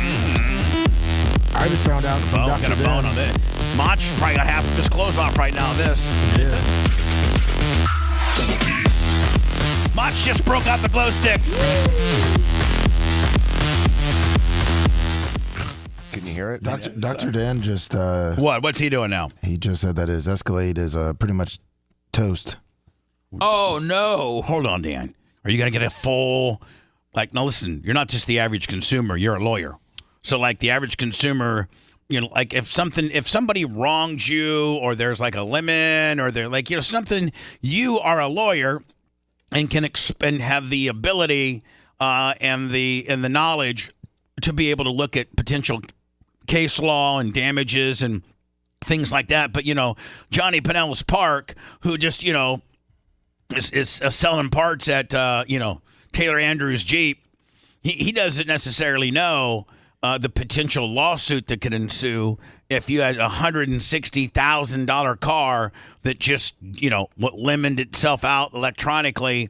You, on the other hand, probably would sue the hell out of Chevy /GMC where the other dude's just lucky to maybe try to get a replacement or something like that. So is there lawsuit implications here, Dan? I don't think we're at that point. First of all, the car has been awesome. I love the Escalade, and the Escalade. Man, I was set up to be a dick, but look, he's baby facing on the deal. Yeah. Well, I mean, I haven't spoken to them yet, but apparently, the information is that the engine seized. Like the engine froze. Did you? Now hold on. Did you know? Do you have a documented oil change? Yeah, and it said there was 17%, and the oil change was supposed to be done this week anyway. It still had 17% on it, so it was not like really far out or even up to the limit of the oil. The car is less than 2 years old, and there's a statutory solution for something like that, and that's the lemon law case law that we have in Florida, which is very, very, very good, very clear, and covers you for the first couple of years after you buy a car. I'm not sure I'm at that point right now. The car is obviously still under warranty. Well, hold on now. Hold on. I mean, you're at least gonna get a brand new motor. Oh yeah. They may not total it out and give you a whole new PO. I don't think I would need one. But if the motor seized, I wouldn't need a whole new car if it's just a motor. Right. But I drove that bitch into the ground. But Danny, do you think they're going to be able to look at the black box and see that you abused it? And they can F off because I didn't do anything. I didn't do anything that you shouldn't be able to do to a car. And I've been driving cars for a lot of years. Now, Dan, how low? I mean, was it low on oil? No. But it only had 17% oil life left, correct? Yes, but that's like timed out. It's again, the oil shouldn't have been an issue. Well, listen, if oil right now is good too. I mean, most oil go 15,000 miles. Hold on now, and here's the deal. If indeed it indicates that there's 17% oil life left, you're covered. Right. I mean, you could be down to 1%. Exactly. That means you're not outside of specs. Mm-hmm. If you're if you have 17% oil life by their own calculations, you're good. Right. So now at this point, but would you maybe work the legal gimmick where you could just get a brand new one? I don't know. And, to be honest with you, we got that car out of Houston, Cadillac, which is like closer to Orlando now that we have this Orlando presence. And they've been so wonderful. As soon as I told them about it, like, we'll take care of everything. Don't worry about it. We'll get your car. We'll pick the out-of-town Cadillac dealer? Yes, the one that saved me after the people up in North Tampa tried to rob me. Isn't that like in Bartow? Something like that. It's like between Lakeland and Orlando. It's right. Like Houston, Cadillac, and Lake Wells. You're the only guy rich enough in that area to even have one. They've only sold one. Most people in that area, and that's kind of the rougher edge of Florida, if you know what I'm saying. There's just not a lot of most of the guys are farmers, and most industry out there is not plastic surgeons and lawyers. Yeah. Most people out there are migrant. Yeah. They were only going to get one of these Cadillacs, so they're like, we're not going to gouge, we're only getting one. When we're lucky to even sell it. You were the only one that wanted it. So, no. But they were really, like I said, the guy up there, my contact up there, I mean, as soon as I texted him, he texted me back immediately. He was like, we'll take care of it. Don't worry about it. We got you covered. But we have to backfill what happened. Dan was headed Saturday night to Saturday night mass. To meet my mom. To meet his mother. For Mother's Day. It was all hands on deck. Steve had all his family. Jay had all of his family. Dan was hauling ass, running a little bit late like he always does with his family in his $157,000 Cadillac Escalade. All of a sudden, 2 to 3 blocks before the church, Dan can see the church. You can see the church, but you're still 3 blocks away. Mm-hmm. The car, this $157,000 Escalade, who's got how many miles on it? 30,000, 15,000, 18,000? 18 maybe. It's got 16,000 miles on it. 17% oil life, ladies and gentlemen. And this car completely shuts down. Cancel Christmas. Kitchen's closed. This bitch ain't rolling. Nope. It won't start. It won't do nothing. So Dan hits the OnStar button. They're like, hey, we'll have a wrecker there in 22 minutes. Well, 40, they said. Hour and a half later. 2.5. They finally come and get it. Dan missed mass, and he missed dinner, too. And he ended up just meeting his entire family back at the house. I blew off everybody. Now I'm like, I was in such a foul mood. They collected over at Steven's house. I'm like, you guys have a good time. I'm not doing nothing. I was sitting on the toilet with that is pretty traumatic. I mean, think about it, Seth. Your entire family gets to do the celebration, and you're fighting tow truck dudes and Chevy, homeless people, and, just to try to get your car to the right place to get fixed and try to pick up the celebration somewhere along the timeline, right? Mm-hmm. And as soon as I pulled over, all of a sudden, like all these like homeless people started congregating around me. Did you get your gun? Did you get your gun? It's because you smell good. Are you strapped? Were you strapped? No, I was, but I didn't need to bust anything out. All right. I just was, loud. It's always good to be strapped. Yeah. So Dan's car, you got the diagnosis back from the guy that works at whatever the hell place. The place in St. Pete. Right. And they say and the report back to you is the motor seized. Yeah, which I hadn't done that in a long time. Well, I mean, I've never done it in my life. Oh, really? Oh, you haven't lived till you've seized the motor. Well, I mean, I've blown them. I mean, you've blown them up in race cars, right? Yeah, but I've never seized one where I had an oiling issue. Is that usually is a lubrication issue, right? Well, if you yeah. seize it? Apps. There's only that or like a main bearing part failure. A bearing type deal. Yeah. Like a main journal or main bearings or something like that. But chances are it's probably an oil pump issue. Because the oil pump scavenges, it has a scavenge system throughout the oil pan, and the oil pan has baffles in it and things like that. It's a very complex system. So you probably had an oil pump failure, which then doesn't, pump any oil into the motor, and the motor, can only go so long based on the little bit of film that it's built up, and boom, and then it probably comes, unlike, maybe older cars where they would actually physically seize. I'm thinking $160,000 Escalade might have a sensor that stops the motor right before that point. It's like you haven't seized, but you're gonna. You would think if there was an oil pump failure, there'd be a warning for that, or some sort of, like you said, some sort of like limping home type mode. Has he told you at all what it was? No, I haven't spoken to the mechanic personally. I left a message with that guy, and they the people where the car's at didn't call me back. But I text Houston, and they get back to me in like 30 seconds. So I love those people. They haven't given me any deal. It's just great service, and I appreciate it. Matthew Kersey Lummy on the PayPal, and also Fish on the J. Thank you. Both at the Bubba Army. So as we close out the Brady roast, so to speak, I wanted to have you on here because I wanted to talk about this because I noticed you've watched it, obviously. I watched the entire thing, and I also watched, which came out the same night, the Cat Williams special. Oh, I heard he's funnier now. Woke folk. It's not that funny. It's not? No. Is it on Netflix? Yeah, it's like those Dave Chappelle's where he goes on these long rants. Yeah, it's like that. It's like a Dave Chappelle with a high voice. I like some of Cat Williams' language. I like his language. He says the N-word about 4,000 times. That's what I was really creatively saying without having to say it. What a rookie. Oh my Jesus, let me.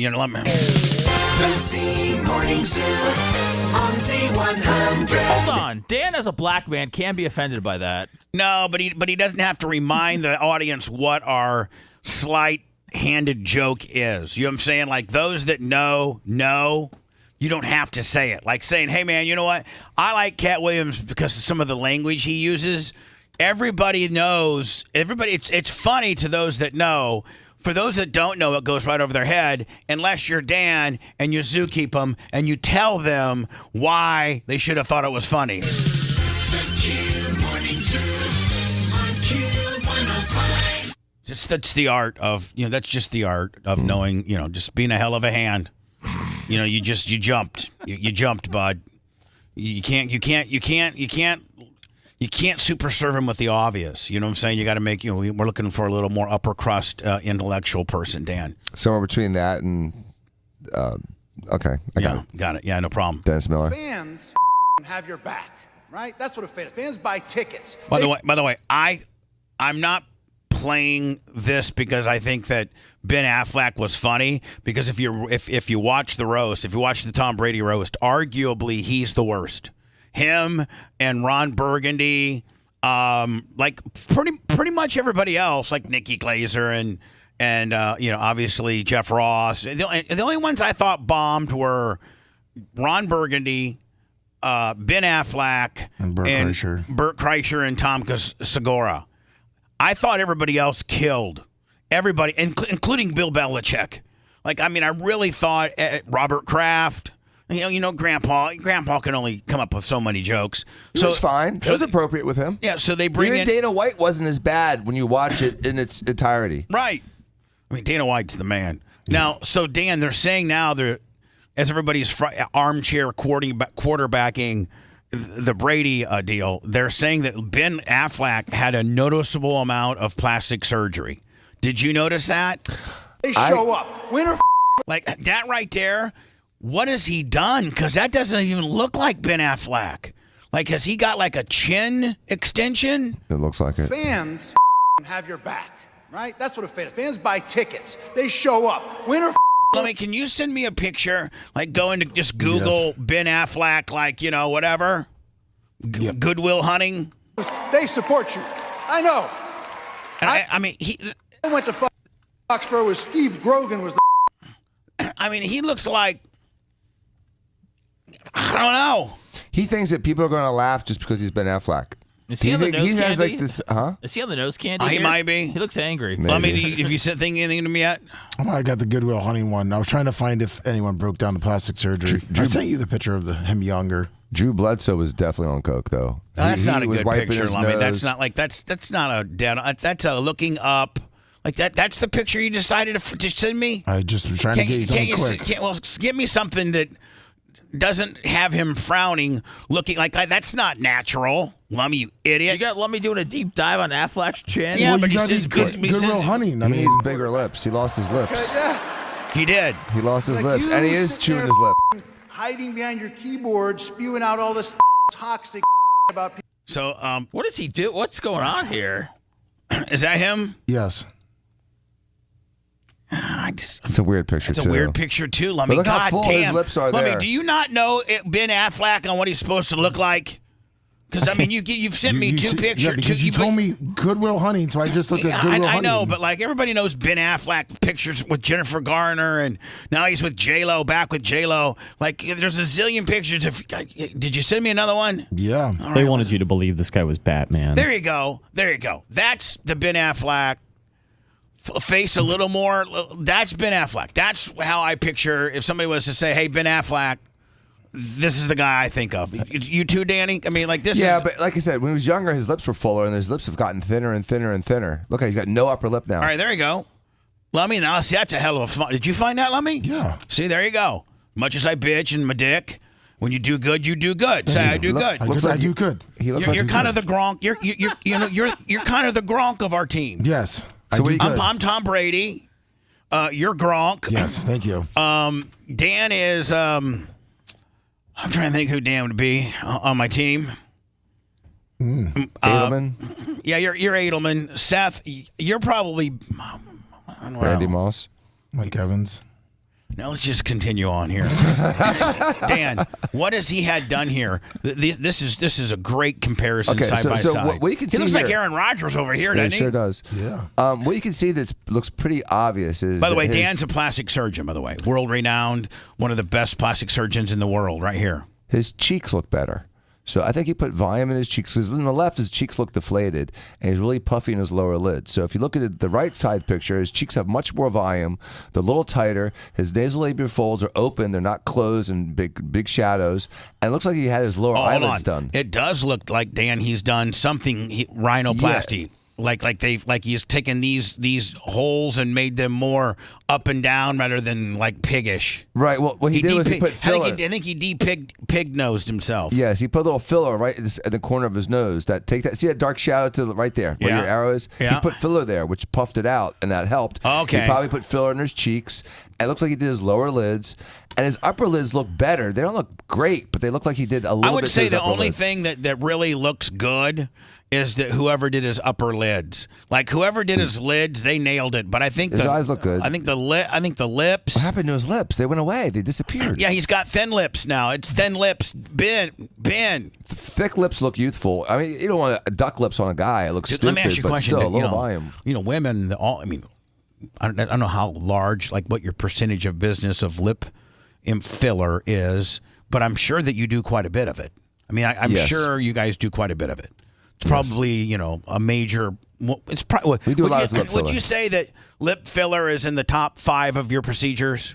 If you were to list like the volume of what you sell the most, would it be like Botox at the front, and then like lip filler, like some collagen, Botox, nasolabial folds, lips, yes, and then something that rhymes with lips. It starts with a T. Mm-hmm.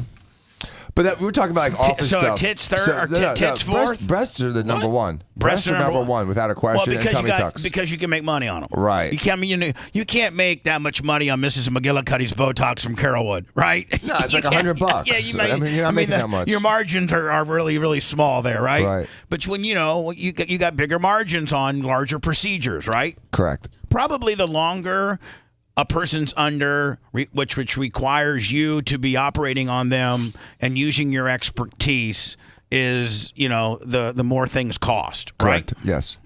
Like, you know, what's a labiaplasty going to cost me these days?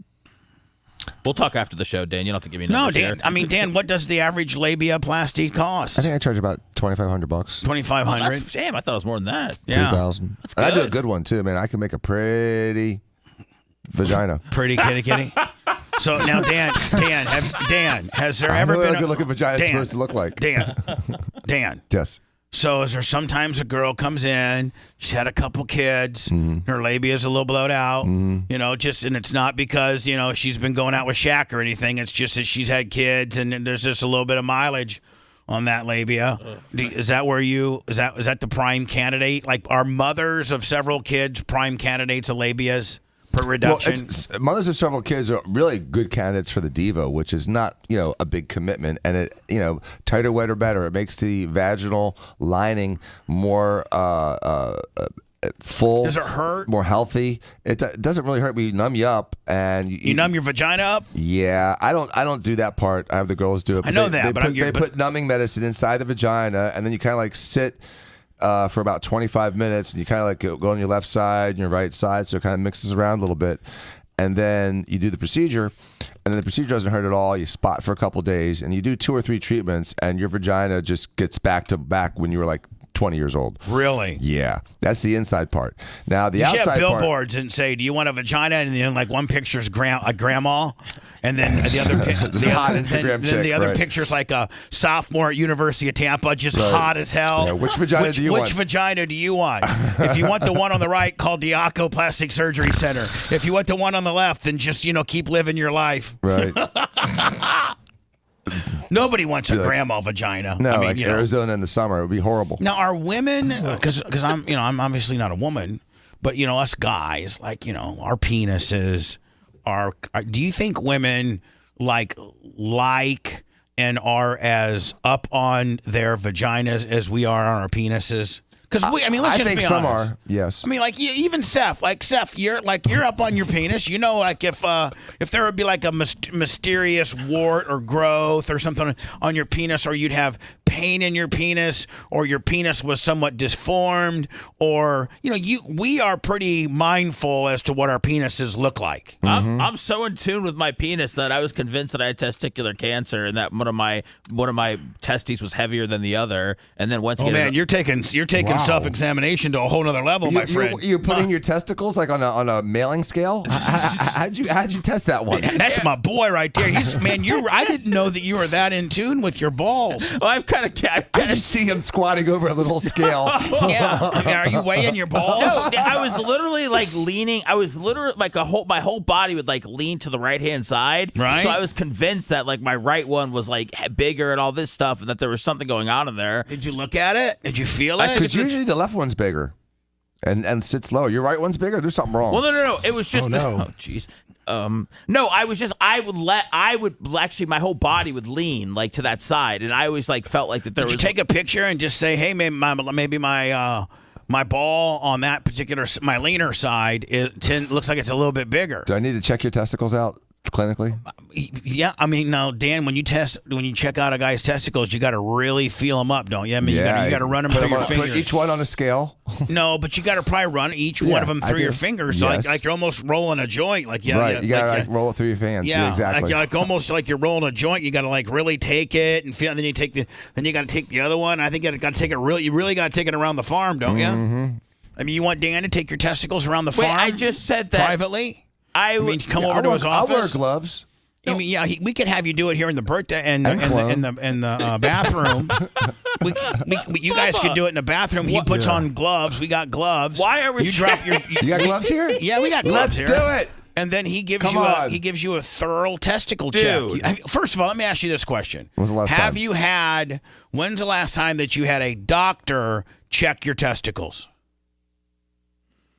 I'm trying to think. if they do it at my physical or not. It's probably been a few years. Yeah. So, and you thought that perhaps you were having some type of testicular issue, and then this was a little while ago, but it was when I also thought I had AIDS, Bubba, because I got a cut at the barber shop. So I mean, I had AIDS because I got a cut at the barber shop. Yeah, and that's why I kept going to One Blood to get my blood taken to see if I had HIV. So I mean, like there's. I just made my donation a couple days ago. I know my stats. I could go to OneBlood.com. Dan, do you know that I just got an email like Friday that supposedly my blood platelets, my double red blood cells were used in an emergency procedure like in Atlanta or something. Nice. Oh, that's awesome. I think you'd be completely making all that up too. You know what I'm saying? It's like a picture of the kid you're saving in Look Africa. at a girl on TV. Is that channel? That's that new channel 13. Yeah, Regina Gonzalez. Yeah, what's up with her?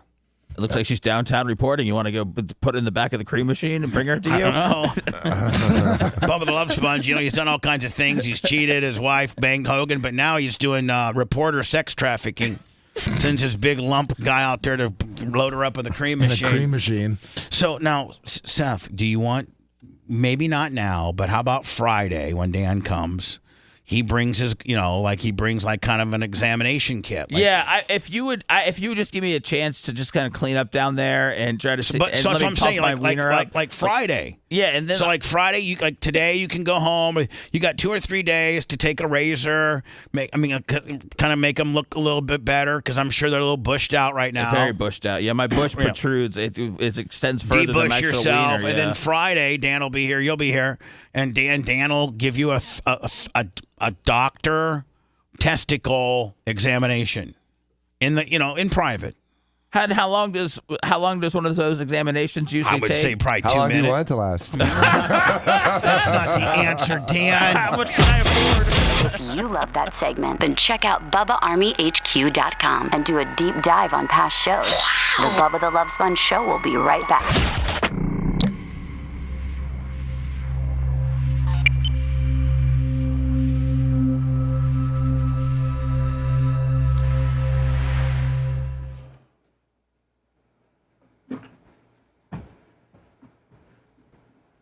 Boy, who knew I'd be facing the frick testy exam this morning? How are the shoes going? I'm just printing labels. I haven't even started putting them together. What did you just let go? Let me know which ones I got signed. That's the next step. I'm just printing labels right now. Same here. If anybody needs mine, I got you. There's a lot that you have to sign. Oh yeah. What did I? She said there's a lot. Not for you. We're gonna be so rich. Not for you. No, you. You see what the jobbers are doing. See that to them. I'm very real quick. Hey Bubba, I gotta use your. I gotta call out today during the pigmentation podcast. What do I just use? Just pause up the phone on the board. You just hit phone right here. Yeah, and then just dial out. And then use line 4. Line 4. Okay. Yeah, that's the one that dials. Yeah. Okay. It has long distance and everything. Okay. All right. Cool. Thank you. Line 4.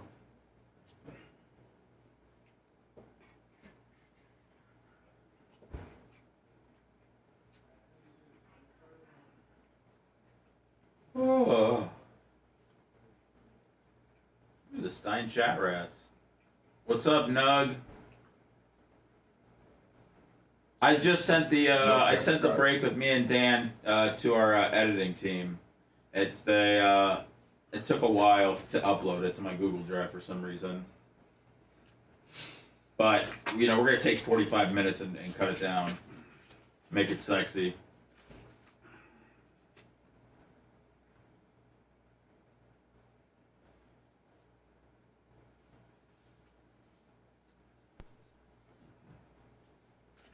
Mike Thorough, man, what's up, man? Thorough, man, what's up, man? LM close.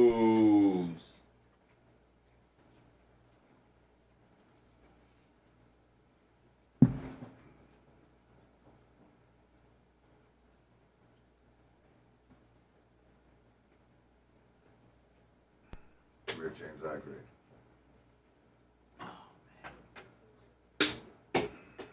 Someone called me a magician.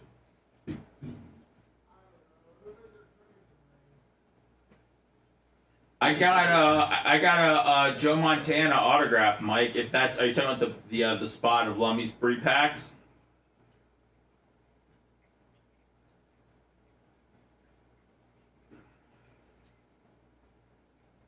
You got a Montana auto.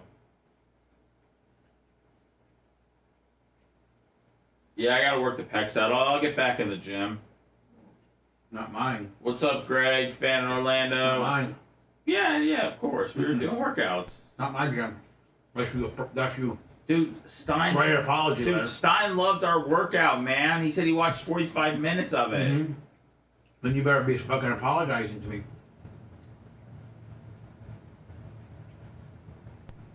Okay. Well, I probably made us at least $3 or $4 with the YouTube monetization on that video. I'm not coming for my cut. I'm just here to fucking chill. Shut the fuck up. Idiot. Wait, Mike Thurman, are you saying I got hustled? Lummy, are you in here? No, he's not. What's up, Spencer Squared? I gotta find out about this, Mike. They gave me a Montana auto and some other cards. Now you're telling me I was supposed to get a Ted Williams? Oh boy. Shit's gonna hit the fan, is that? It's fucking hitting the fan. What's up, Iggy? Yeah, I saw what Dallas won last night. I'm close. I've taken a while to pass out. I don't know if it's a really allergic reaction, but some people just don't.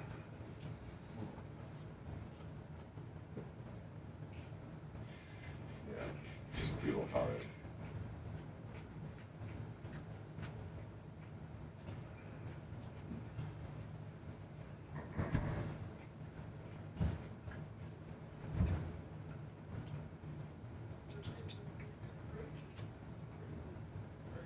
I don't really have a best card right now.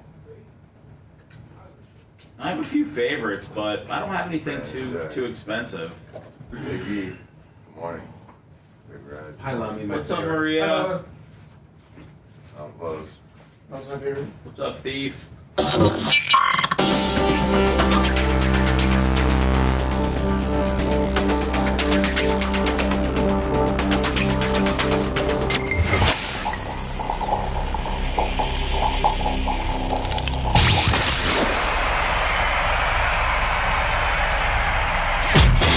Make sure you subscribe to Bubba Army HQ. Otherwise, Bubba will have to take action. And there's a lot of power behind those short arms.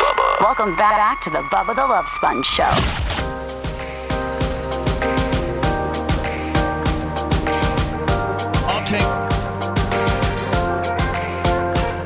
I'll take that one, Lummy. I'll take this one. All right. I'll take it, kid. Venmo and PayPal. That helps us out the most. That's at the Bubba Army. Thank you. Also, Bubba Army Store, Bubba Army Shop, Bubba Army Merch, the new Operation Pigmentation, which is Seth, and the Two African American Barbers podcast, which is really, really, really, really doing pretty well. Like it's a brand new podcast we just started, I don't know, maybe a month and a half, 2 months ago. And it's a lot of people reach out to me and tell me they like it, and it does good numbers. That's why we gave them their own T-shirt. And is it true that we've sold out of some sizes? You've sold out of, I think, doubles. I think you sold out of doubles. Double X? Yeah, I think so. Oh, yeah. Oh, goodness. Now, the Bubba Army Trump-inspired tennis shoes that were pre-ordered, high-top sneakers that I made everybody pre-order, they are slowly arriving, and we got our first shipment. We got 8 more boxes on the way. But, Lummy, this is the merch crick's going to start getting them out today. Nice. Because she first has to go and find your order and then see if you wanted it signed or not. If you didn't want it signed, then she has to she has to put these boxes together, and then she's got these special shipping boxes that she uses. And so it's a big pain in her ass. She's gonna be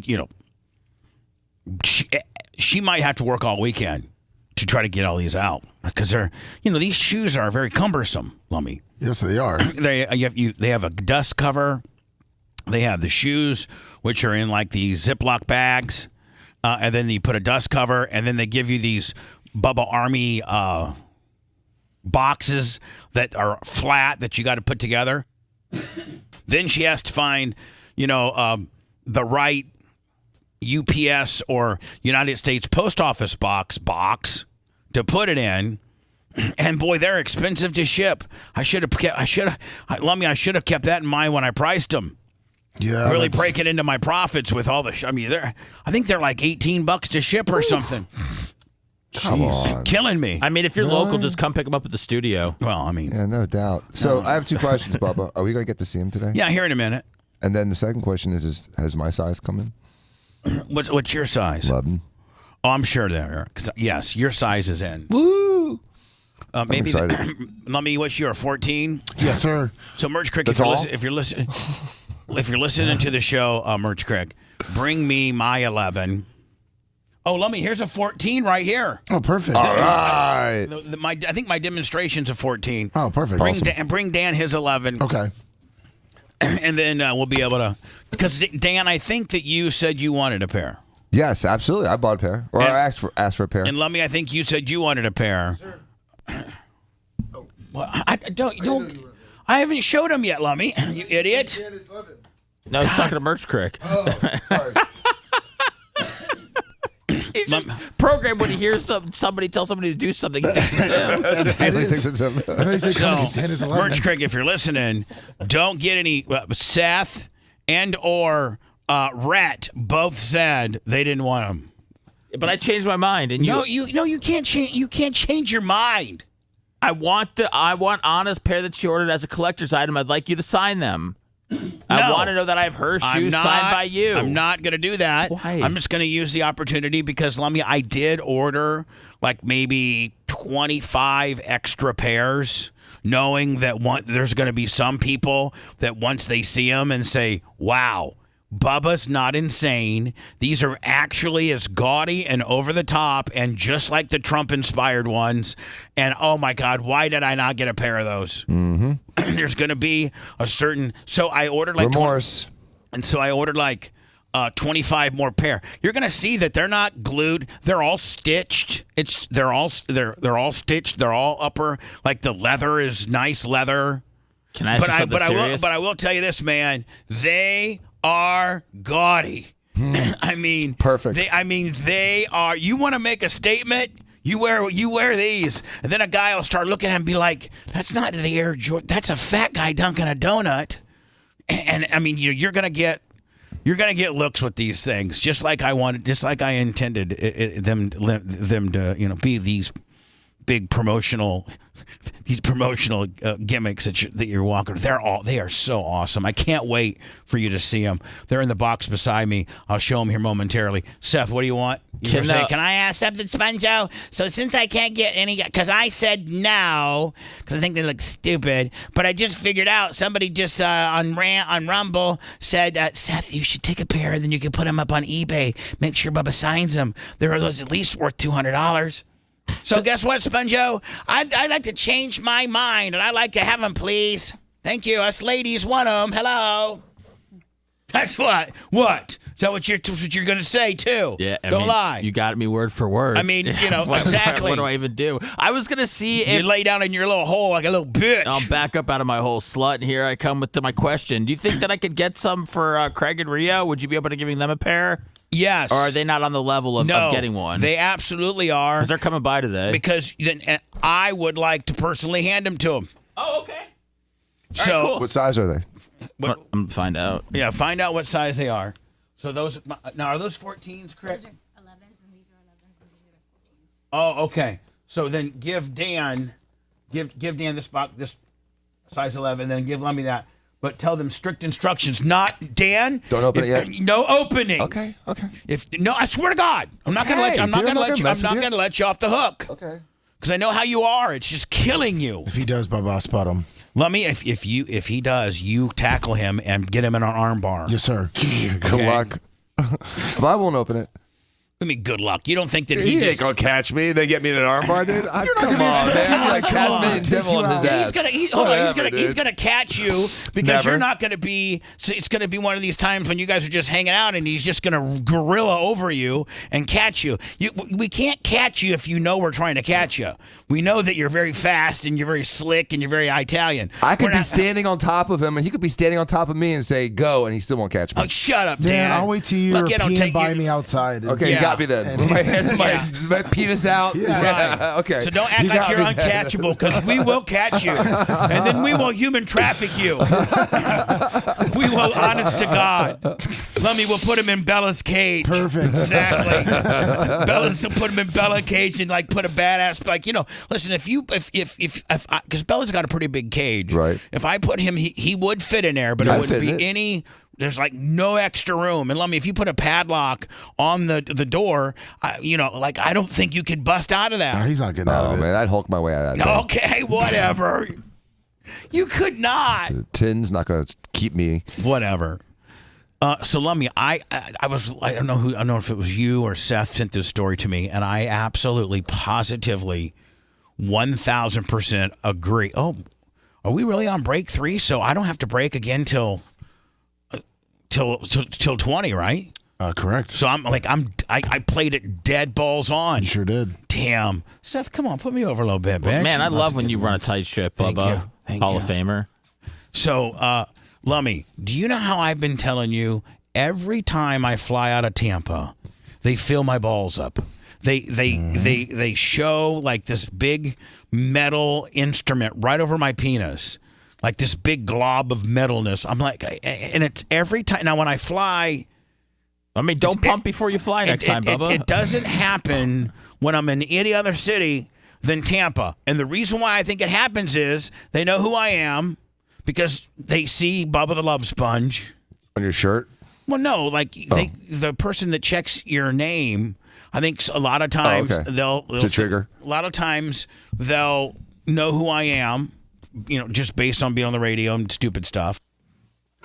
The media coverage, listen, people know who I am, not necessarily for good reasons around here, but they certainly know he's a dick. That's the guy that the person that doesn't like me, Dan, but knows of me. You can just imagine what runs through their head, right? Mm-hmm. Man, what a dick, what a fat ass, what a dick, he cheated, he was an ass. Just all the bad stuff I've done that they probably remember me by.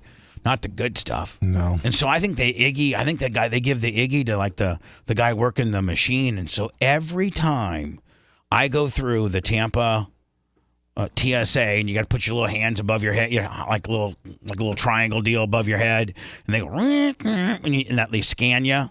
Well, they can see your penis. You know that. They can see your penis. But they always take me aside and said, "There's a large metal object, right? Do you have like metal hips, or do you have like?" I'm like, no. And then Lummy, when they pull you aside and they scream. I mean, they get up on your balls, like they get in it. They do. I mean, you can't have a bomb on your testes, can you? I know. So, but when I'm traveling to Tampa. Like if I'm flying out of Indy or I'm flying out of Reno, whatever, they don't know who I am, and I never get checked. I never get checked. You're saying this is like they're profiling you because you're a celebrity in Tampa. Yeah. In Tampa, yes. And so ex-NFL Pro Bowler, and he spent some time in Tampa too, TJ Watt. He says every time that he goes through TSA, they always grab his balls and they say there's this big metal thing, and it's the very same thing they do to me every time. So he gets profiled too, Lummy. It's not necessarily because you have metal on your penis. It's because you might be a celebrity or something, and they want to grab your balls. That's right. And so now there's a certain amount of TSA guys that can say that I'm smally hung. Right? I mean, I guess you so. don't like. Listen, Lummy. If I went through TSA today and you were the guy that felt me up when you went home today and were talking to your buddies, what would be the first thing you'd say? And that Bubba the Love Sponge, he has a small ween. Yeah. Well, how do you know? Oh, yeah, I felt it up today. Oh, yeah. Did you say you had metal in the crotch? Yep. And you went right on his balls? Sure did. Not much feel, there. Did you feel his baby balls? Yeah, he had baby balls, all right. Right. Wasn't as big as he says. that gives you something to talk about your boys with, right? I mean, do you think they want to do that, Bubba? I mean, I feel like that's probably a last resort as to what another dude to feel another guy's testes. I think that there's a little fodder involved. I think there is. I think they joke around about what they found and what they see, and look at this guy and look at that girl. I'm not bringing this up because it's all me. When you got a celebrity or ex-NFL Pro Bowler like T.J. Ward, and he's saying the same thing that I'm saying, then there's got to be some kind of truth to it. That the TSA, they're telling some men that you got metal on your penis, and like literally when they show you the picture, I think it might be standard stock footage, Lummy, of somebody else. Like that's not me because I don't have any metal in my penis. But they got this one picture they show you that shows like this, like literally you have a metal jock strap on. Like a metal cup, like medieval stuff, like a metal like you got a metal cup. Like a chastity belt? No, but that's what it looks like, yes. They're like, sir, this is what your metal scan is. I'm like, what? I would have to have, like, my whole area covered. I would have to have an aluminum foil diaper in order for whatever image you're showing me right now on your TV, for me to have that on I'd have to have aluminum foil diaper. So there's no way that I got that kind of metal in I've never had any metal in my penis ever. If you got to cup a few balls to make sure that we never have another 9/11, I'm okay with that. Whether it's TJ Ward, Bubba the Love Sponge, or anybody in between. Feel away. Cup your balls. Well, you know what? It's because you haven't had your balls cupped yet. Oh, dude, they pull me over all the time. They think I'm Middle Eastern. They search me like crazy. They looked at my baseball cards last time. And then meanwhile, they didn't even know that I had weed right next to them. Didn't bother with that. Dr. Dan, have you been felt up? I've been felt up lots. Yeah. I bet. Have you, happens Lummy? all the time. Lummy, have you been felt? Yes, I have. I think it's offensive. I think what they do to old people in wheelchairs is offensive. That's true. I think that, they have gone way overboard, and we as Americans have just bent over forward, letting them probe us in every way whatsoever, whether it's physically at the airport or electronically with all the BS monitoring they do of our online and telephone calls. What do they It's do? ridiculous. What do they do with women and ladies in wheelchairs? You can hear the pain. They do. They literally like jack them up. They lean them on the sides. It's torture what they do to these old people. I've seen it. And you hear the old people wincing in pain. Like some of the old people that really can't walk. Yeah, they can't do anything. Put them through the X-ray machine. They'll be fine. They're going to die of cancer. Just put it through the X-ray machine. Boom, no bomb. Here's the deal. Put them through the X-ray machine, knowing that it's going to go off because it's metal, and then have one of those bomb-sniffing dogs just smell the wheelchair. That's it. Exactly. God forbid you bring ass wipes, because you bring ass wipes and you don't take it out of your luggage, they will take them out, show everybody in the whole airport that you've got ass wipes. Oh, wow. And then that sounds like something that you're really and then wipe them down to make sure there's no bomb in those ass wipes, because I'm sure a lot of people hide bombs in their ass wipes. I'm sure it's been a big thing internationally. And just shame you for having Preparation H wipes. It's disgusting what they do. By the way, Dan travels with ass wipes, and he's obviously been told have a fresh ass. And so do many other people, Bubba. I know. Dan's not going to suffer in silence. He's going to speak up for these ass wipe sufferers. All these people with clean asses get picked on at the airport. It's not fair. All these guys with clean asses and maybe a small tinge of hemorrhoid issues are getting pulled aside and ostracized by the TSA, along with us guys who are maybe partially famous. We're getting our balls felt. I mean, like every time they feel my balls. Hey, Scott Starboard on YouTube said, I talked to a TSA agent in Boston once who said Tom Cruise has a tiny peen. It's like 60% head. I believe that. Yeah, I mean that's what they do. But see, Bubba, this is what irritates me. This is what irritates me. I was For in an real. airport once. No, you that's think true. Tom Cruise wants everybody to know that he's got 60% head? No. 60%. No, they don't. It's true. It's absolutely true, and it's no one's business, and it's fodder. It should never have been repeated by the person that felt his tiny penis. I feel really bad for Tom Cruise and his micro phallus. But what's disgusting, Bubba, is I was at an airport once. It wasn't Tampa. It was another city. It was like Chicago or something like that. And they kept running this thing through the machine again, over and over and over again. They didn't like something about it, and it was a Middle Eastern woman with the full garb, and it was a knife blade that she had sewn in to the case of her freaking computer, and they still let her through. They took the knife that was very, very suspiciously sewn into a computer case. Disgusting. Terrorism stuff. And they let her fly. But God forbid I have an asswipe. Man, I want to be on that plane where that Middle Eastern bitch thinks that she can take a pocket knife up and get into the cockpit because I'm going to tackle her. It was like 6 inches long. Like I'm Steve McMichael like I'm Mongo from the Bears, 86 Bears. I'm going to tackle her down and beat that bitch to a pulp and save the entire plane. If Dan, think about this. Middle Eastern bitch is making her way to the front row, and she's got this little Swiss Army knife Willie that really, whatever, get the hell off me. And as soon as she goes by me, I then jump on her back. Mm-hmm. Well, 278 pounds on. She's just going to go right to the ground. Right. So if there's a knife involved, Bubba, you're going first. Yeah, I'm jumping on her back. Right. I'm gonna look like that weight on the when the tractor pulls. Oh, there you go. And the weight sinks in. Remember how on the tractor pulls they go like hell until that weight starts getting on that back axle, and then they start slowing down. That bitch I would just bring her right to a complete stop.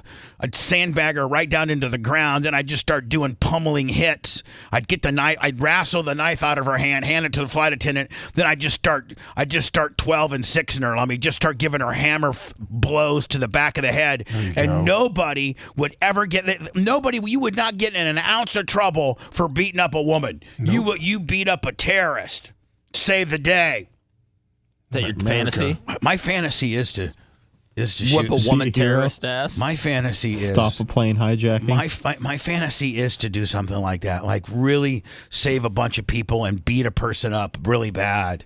You think the media would cover it correctly? No. They'd be like, Bubba the Love Sponge, you just happen to be here. And Bubba the Love Sponge was up looking for a snack and then accidentally apprehended. Right. Yeah. Or no. Here's what they would say. Here's what they'd say. Bubba was actually friends of the hijacker, and they concocted it back at the airport so that Bubba could get some positive press. But since we called it out, Bubba's a fraud and a cheat. Now they're going to say, Muslim. Targeted by Florida radio personality. Right. Yeah, Bubba beat the hell out of this poor refugee. Yeah, poor illegal immigrant Muslim who just happened to have a switchblade on her. Poor her. Just trying to find a home in Indiana. She was profiled and completely pummeled by fat-ass Bubba Clem, who now lost his Twitter gig, all platforms want to distance themselves from this pig. Rumble would keep you. Yeah, they would. Rumble will keep anybody. They put you on the front page every day. They should. So anyway, man, now I'm not trying to get too political here. I really am not. But I'm just trying to report the news the way it is, and it just seems to me right now. And again, the show does skew, red. We skew Trump at this point. Listen, I think the average human being that would be just try to be intellectually right down the middle.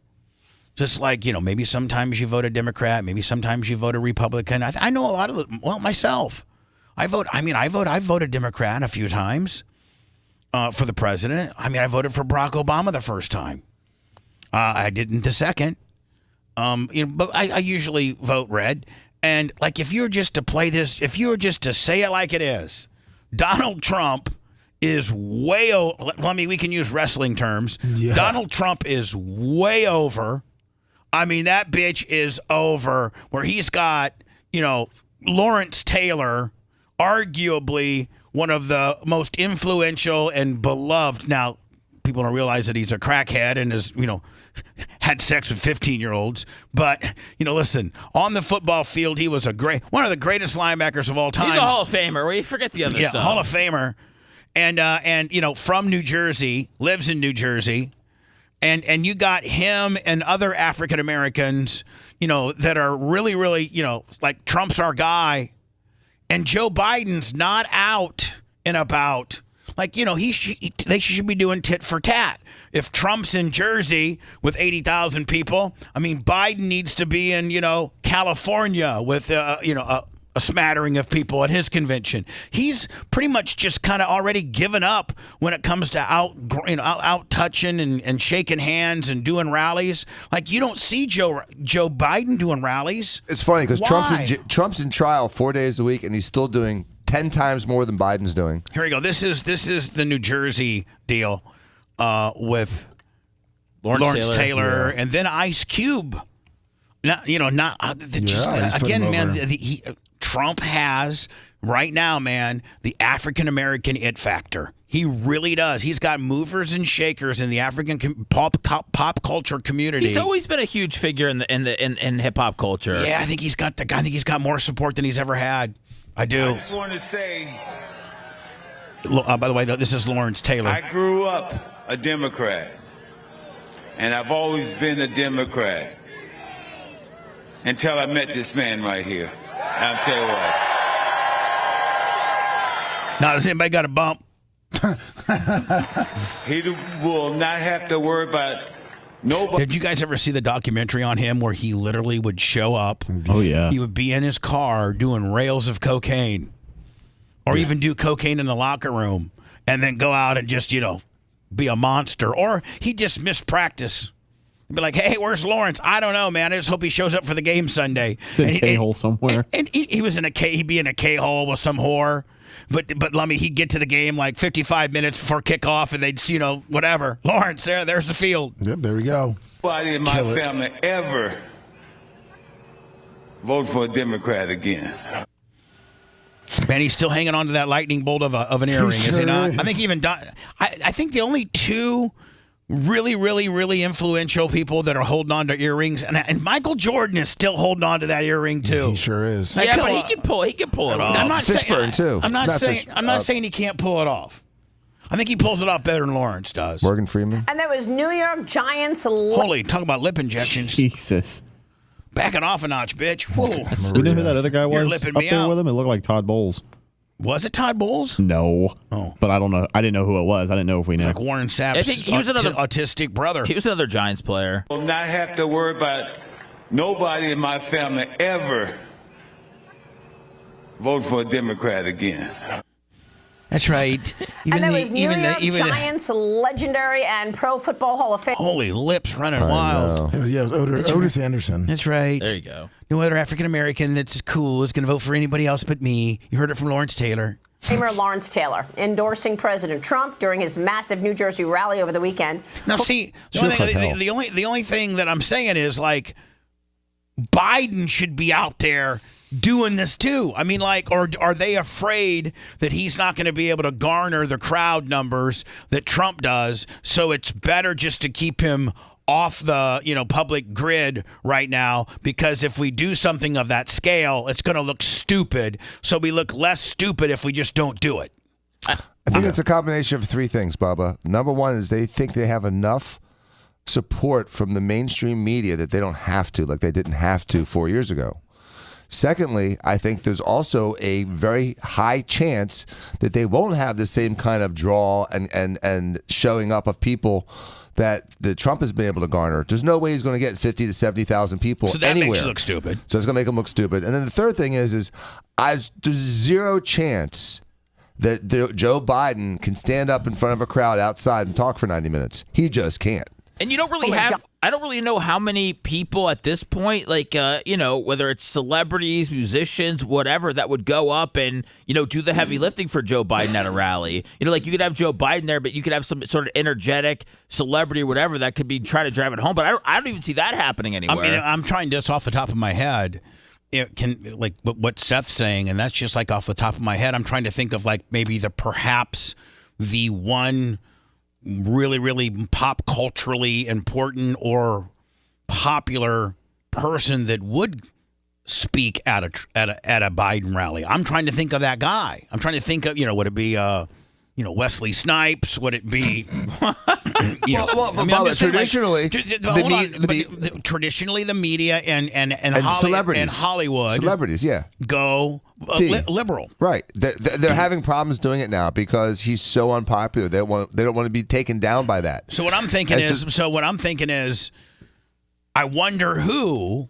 There's got to be somebody, just like, Trump has a handful of a ton. It's almost cool now to be a celebrity and not even worry about political affiliation, but jump on the Trump train right now because that's just what he's they've made him a martyr. They're screwing with him. The other guy's a buffoon.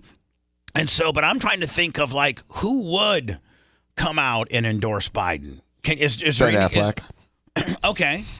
Ben Affleck. I mean, we don't know that to be true. But I mean, I feel like 4 years ago, and maybe it's getting closer, but I feel like, when Jimmy Buffett was alive, I feel like they were out there playing shows and getting people registered to vote. Yeah, the first time Biden ran, he did have quite a bit of because everybody wanted stars. Trump out, so Right. everybody came to kind of rally. And now I don't know, like I said, I don't know much about politics outside of just what we talk about on the show, but it just doesn't seem like anybody's really rallying behind Joe Biden at all. Including his own people. Right. Including the people that handle him. I'm thinking, I'm not trying to think one way or the other. I'm trying to say, hey, Joe Biden people, you need to get your guy out. You need to figure something out here because Trump is kicking your ass organically and grassroots wise, and that's what wins elections. Getting influential, celebrities and influential, influencers, just for that matter. Just getting influencers, to come. I mean, Lawrence Taylor in New Jersey saying this for Donald Trump is huge. Especially when you have an African-American man that opens up the rally by saying he's always voted Democrat. Perfect. Couldn't have scripted it any better. Then goes and says, until I met this man. Perfect. Can't script it any better. And then he goes on and takes it a step further and says, nobody in my family is ever going to vote Democrat again for this guy. It looks like I wonder if Trump slipped him a few huns here for this deal. I mean, this is a really big put over by a very influential African-American man. According to Newsweek, it looks like Biden has John Legend. Okay. Lady Gaga. Okay. And Seth MacFarlane. There you go. That's who he's got. Woo! Giants running back. I'm sorry. Otis Can you do that Anderson one more also time joined for his support to the Can you do that one more time for the star factor? I mean, this is a big star factor. John Legend, Lady Gaga, and Seth MacFarlane. And just in this story, I got Lawrence Taylor, I got Ice Cube and Snoop Dogg and 50 Cent all for Trump.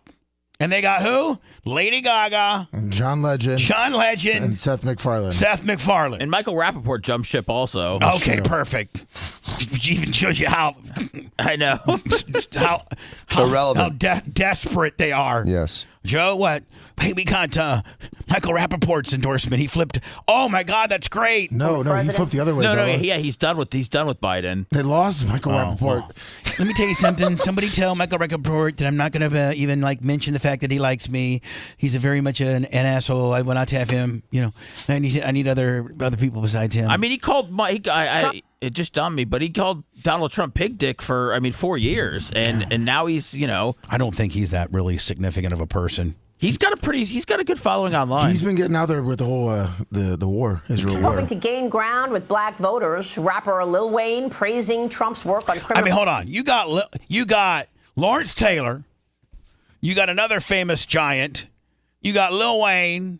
You got Snoop Dogg. You got 50 Cent. And then you got Ice Cube.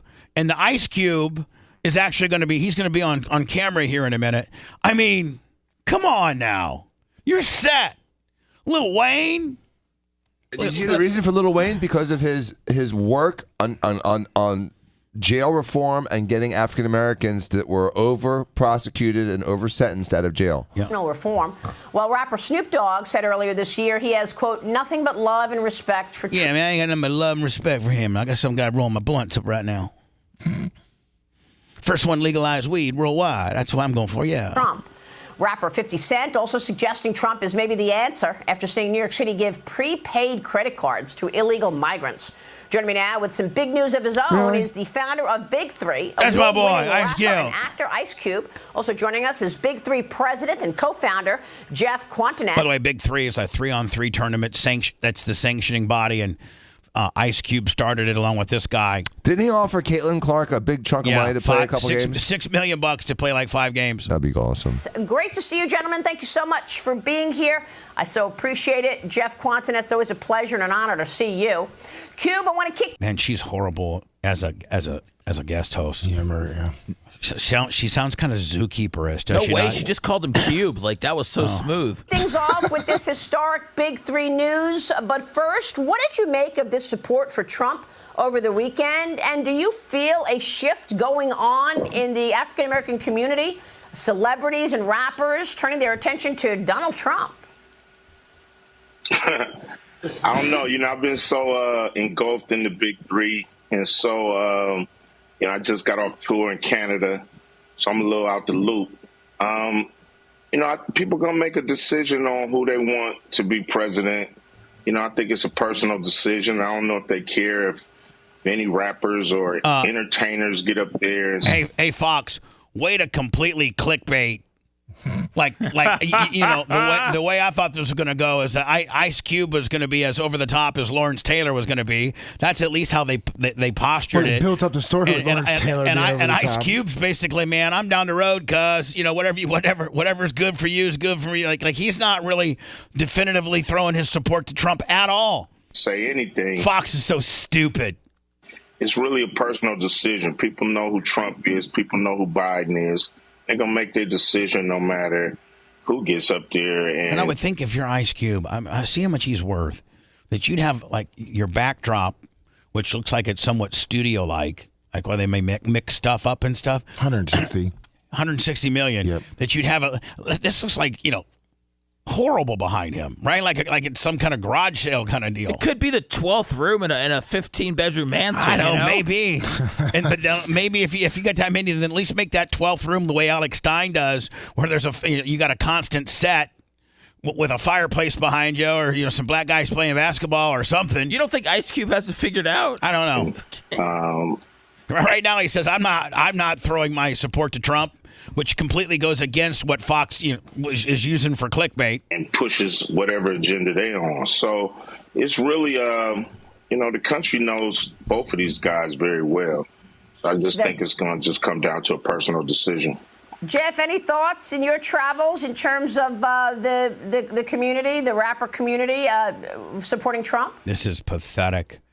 Pathetic reporting. The rapper community. Pathetic writing. 2 pathetic guests. You opened up strong with Lawrence Taylor. I would have left it with that in the little Snoop report. I think this is like, what significance are these two offering? I haven't learned anything. What you're trying to promote. You're promoting. Donald Trump is getting a lot of influential African Americans to support him. And so everything that you've given up to this point has validated that, and these 2 nothing burgers are not valid, are really not driving that final nail in the coffin home as to African Americans that are supporting Donald Trump. Right? This is a push at best with these 2 local yokels. Yep. Look, I think that people have realized that neither party really speaks for minorities, maybe for the black audience, and it comes down. By the way, the whitest dude you can find is trying to tell you what president's going to be best for the minorities. To who they think will really help them on the issues that they care about, and I think it's. You know what? Get Shaq on there. There's only 2 African Americans that I want to know their opinion on the president. Shaq and Barkley. I was going to say Barkley, yeah. Barkley and Shaq, because they represent the average man out there. They just say it like it Sorta. is. They don't. I mean, they're multimillionaires, but they also aren't afraid to. They don't go with the grain. They're not afraid to be on the not so popular side of things. Now Shaq has somewhat pop cultured himself up a little bit and is a little less true to the game just because now he's like, I think he owns Papa John's, or I forget what pizza. Yeah, he has a steak in Papa John's. And Blink or Ring, like the things that, let me look up the things that Shaquille O'Neal owns. You wouldn't believe the things that he owns. It's underestimated how much people care about the economy. I mean, we all know people care about the economy and immigration, but I think people think the black community and the minority community is monolithic. They don't realize that people have a lot of different opinions. Yeah. No, it's a great point. Brilliant. Just absolutely brilliant. It's not monolithic, obviously. I don't think Fox could have picked a worse reporter. But let's get to your big news. A historic announcement for the Big Three League. You're selling your first franchise to DCB Sports in a $10 million deal. The team will play in the Los Angeles area.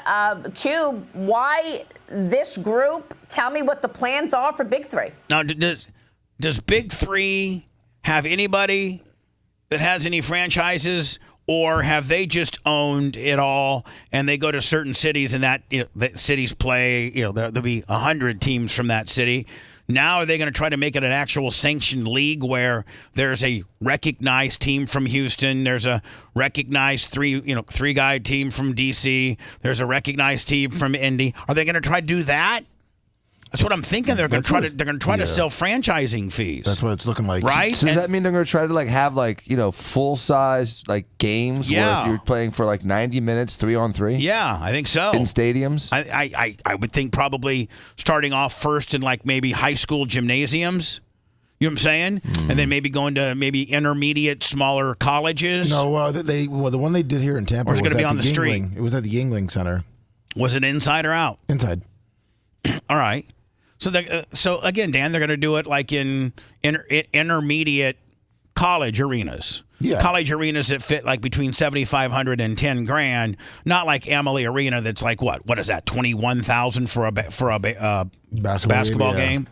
I think something like that. Yep. Yeah. And so they're going to try to they're going to try to sell. They're going to try to go into each big town and find some investors to put up $10 million to own. That's just to be the owner of the franchise. Now I got to think that you're going to have to pay these players, right? Yeah, it looks like they're getting away from the touring method and are going toward the city-based format, like you're saying. So like traveling and. Yeah, your team's in Tampa. I got to to think Georgia. that. But here's the deal: to have a 3-on-3 team, I think you only need about 6 guys. It's about that, yeah. Right, you can fly in a small plane. Everybody's got a back. Everybody's got a back. You just 2 centers, 2 forwards, and 2 guards. Right, Lummy? That's nothing. Yeah. 6 guys, trainer and a coach, maybe one other dude. Yeah, they're trying to get to 16 teams. Wow. Well, this group is a great group of different individuals coming together and all right, thanks Ice Cube for clickbaiting me, saying that I thought you were going to like Donald Trump and trying to sell me a 3-on-3 basketball league. Well, they probably wanted to get on to talk about the Big Three, and they said, well, we got to talk to you about Trump first. Right. So we got other influential African Americans that are really throwing in the Trump in towel. So let's go ahead and clickbait with that, and then we'll take you through the break, and you guys can talk about your stupid 3-on-3 league that nobody really cares about.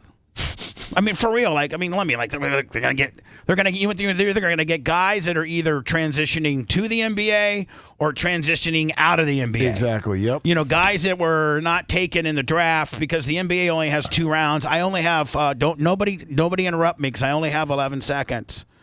Guys that were just almost good enough in college but didn't get drafted, or old timers that are leaving the league. It's officially exactly 8:20, Lummy. It's the Bubba the Love Sponge Show. We were drunker than Nick Hogan's wife when we put this thing together. BubbaArmyHQ.com. The Bubba the Love Sponge Show will be right back.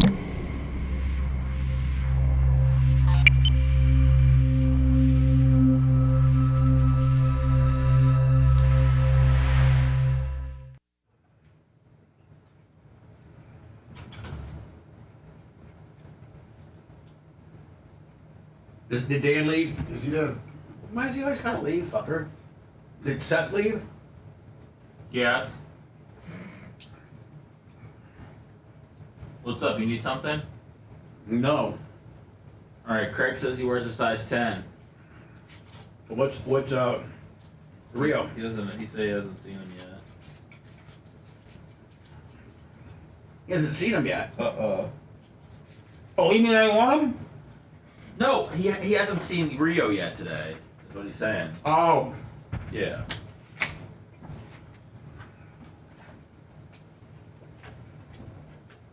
Hey, I'm sorry. You can't have a pair. Really sorry. Well, That's it's a carpenter, okay. When you $100. see him, you're gonna pop on the deal. Oh well, I just want my friends to have them. You know. That makes me happy enough. Oh, Melissa Carpenter, you went to see Tech 9 in Rockville? Nice. In the middle of the weather here. Rain tomorrow. Maybe Sunday. The way they're fucking showing it on the weather up there on Fox, it looks like we're gonna get a hurricane tomorrow. We could use one, couldn't we? Yes, we could. We'll get another 6 inches in that pond. That's right. Wish we need it.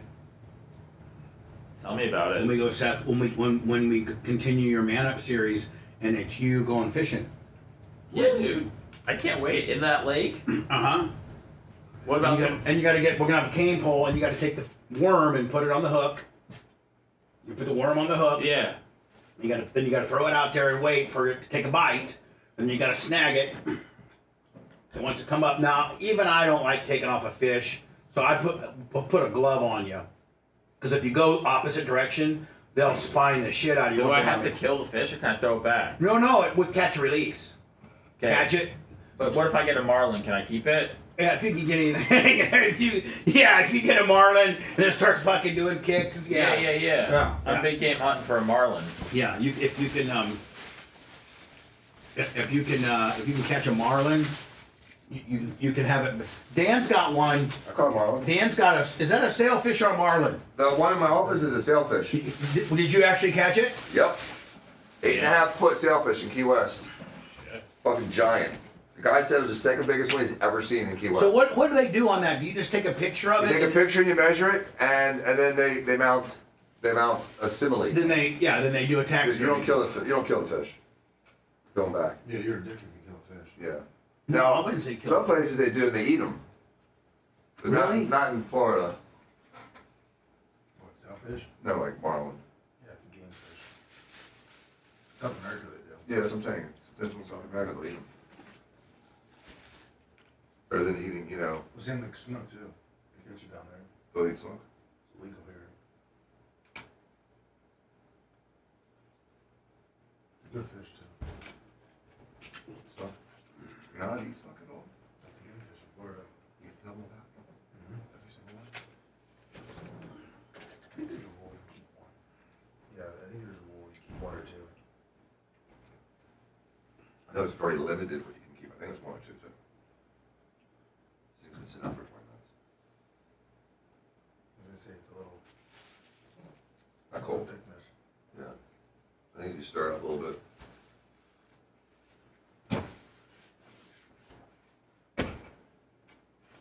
Oh, that's job rap, Jay. I fought that fish for about That sucks. 25 minutes. HS Bubba fan 69. Over the limits. I was in a friend's boat. I took my boat down to Key West, and I was there for like a week. And my boat broke on the way down, and the part took forever to come in. And the guy next door to me had a 60-foot Nice fin, Orlando. Buddy Davis or some kind of Carolina fishing boat. Beautiful boat. Every day he's like, come out with us, come out with us. I'm like, nah, my boat will be fixed tomorrow. The last day, I finally said, yes, let's go. And my captain was like, served as the mate.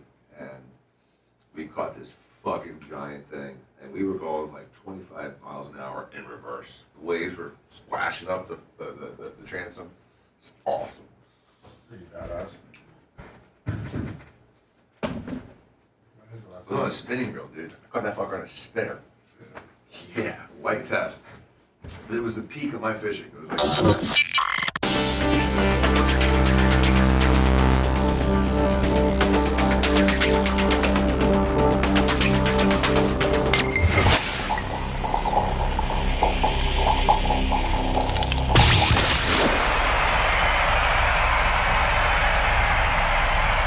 He's a world-class e-cyclist. It's the Bubba the Love Sponge Show.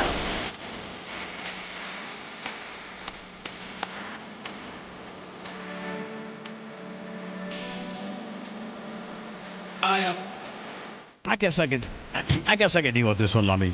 We're good. All right. Tomorrow's guest, boy, this is gonna be odd. I've in all the years, I mean, Tom Bean, my agent, has represented me since 1995. And I mean, I don't know. I don't think out of all those years, I've ever done long form radio with him. He's done some stab-ins where he was in the building and he came in and said a few things. And obviously he was on the roast as well.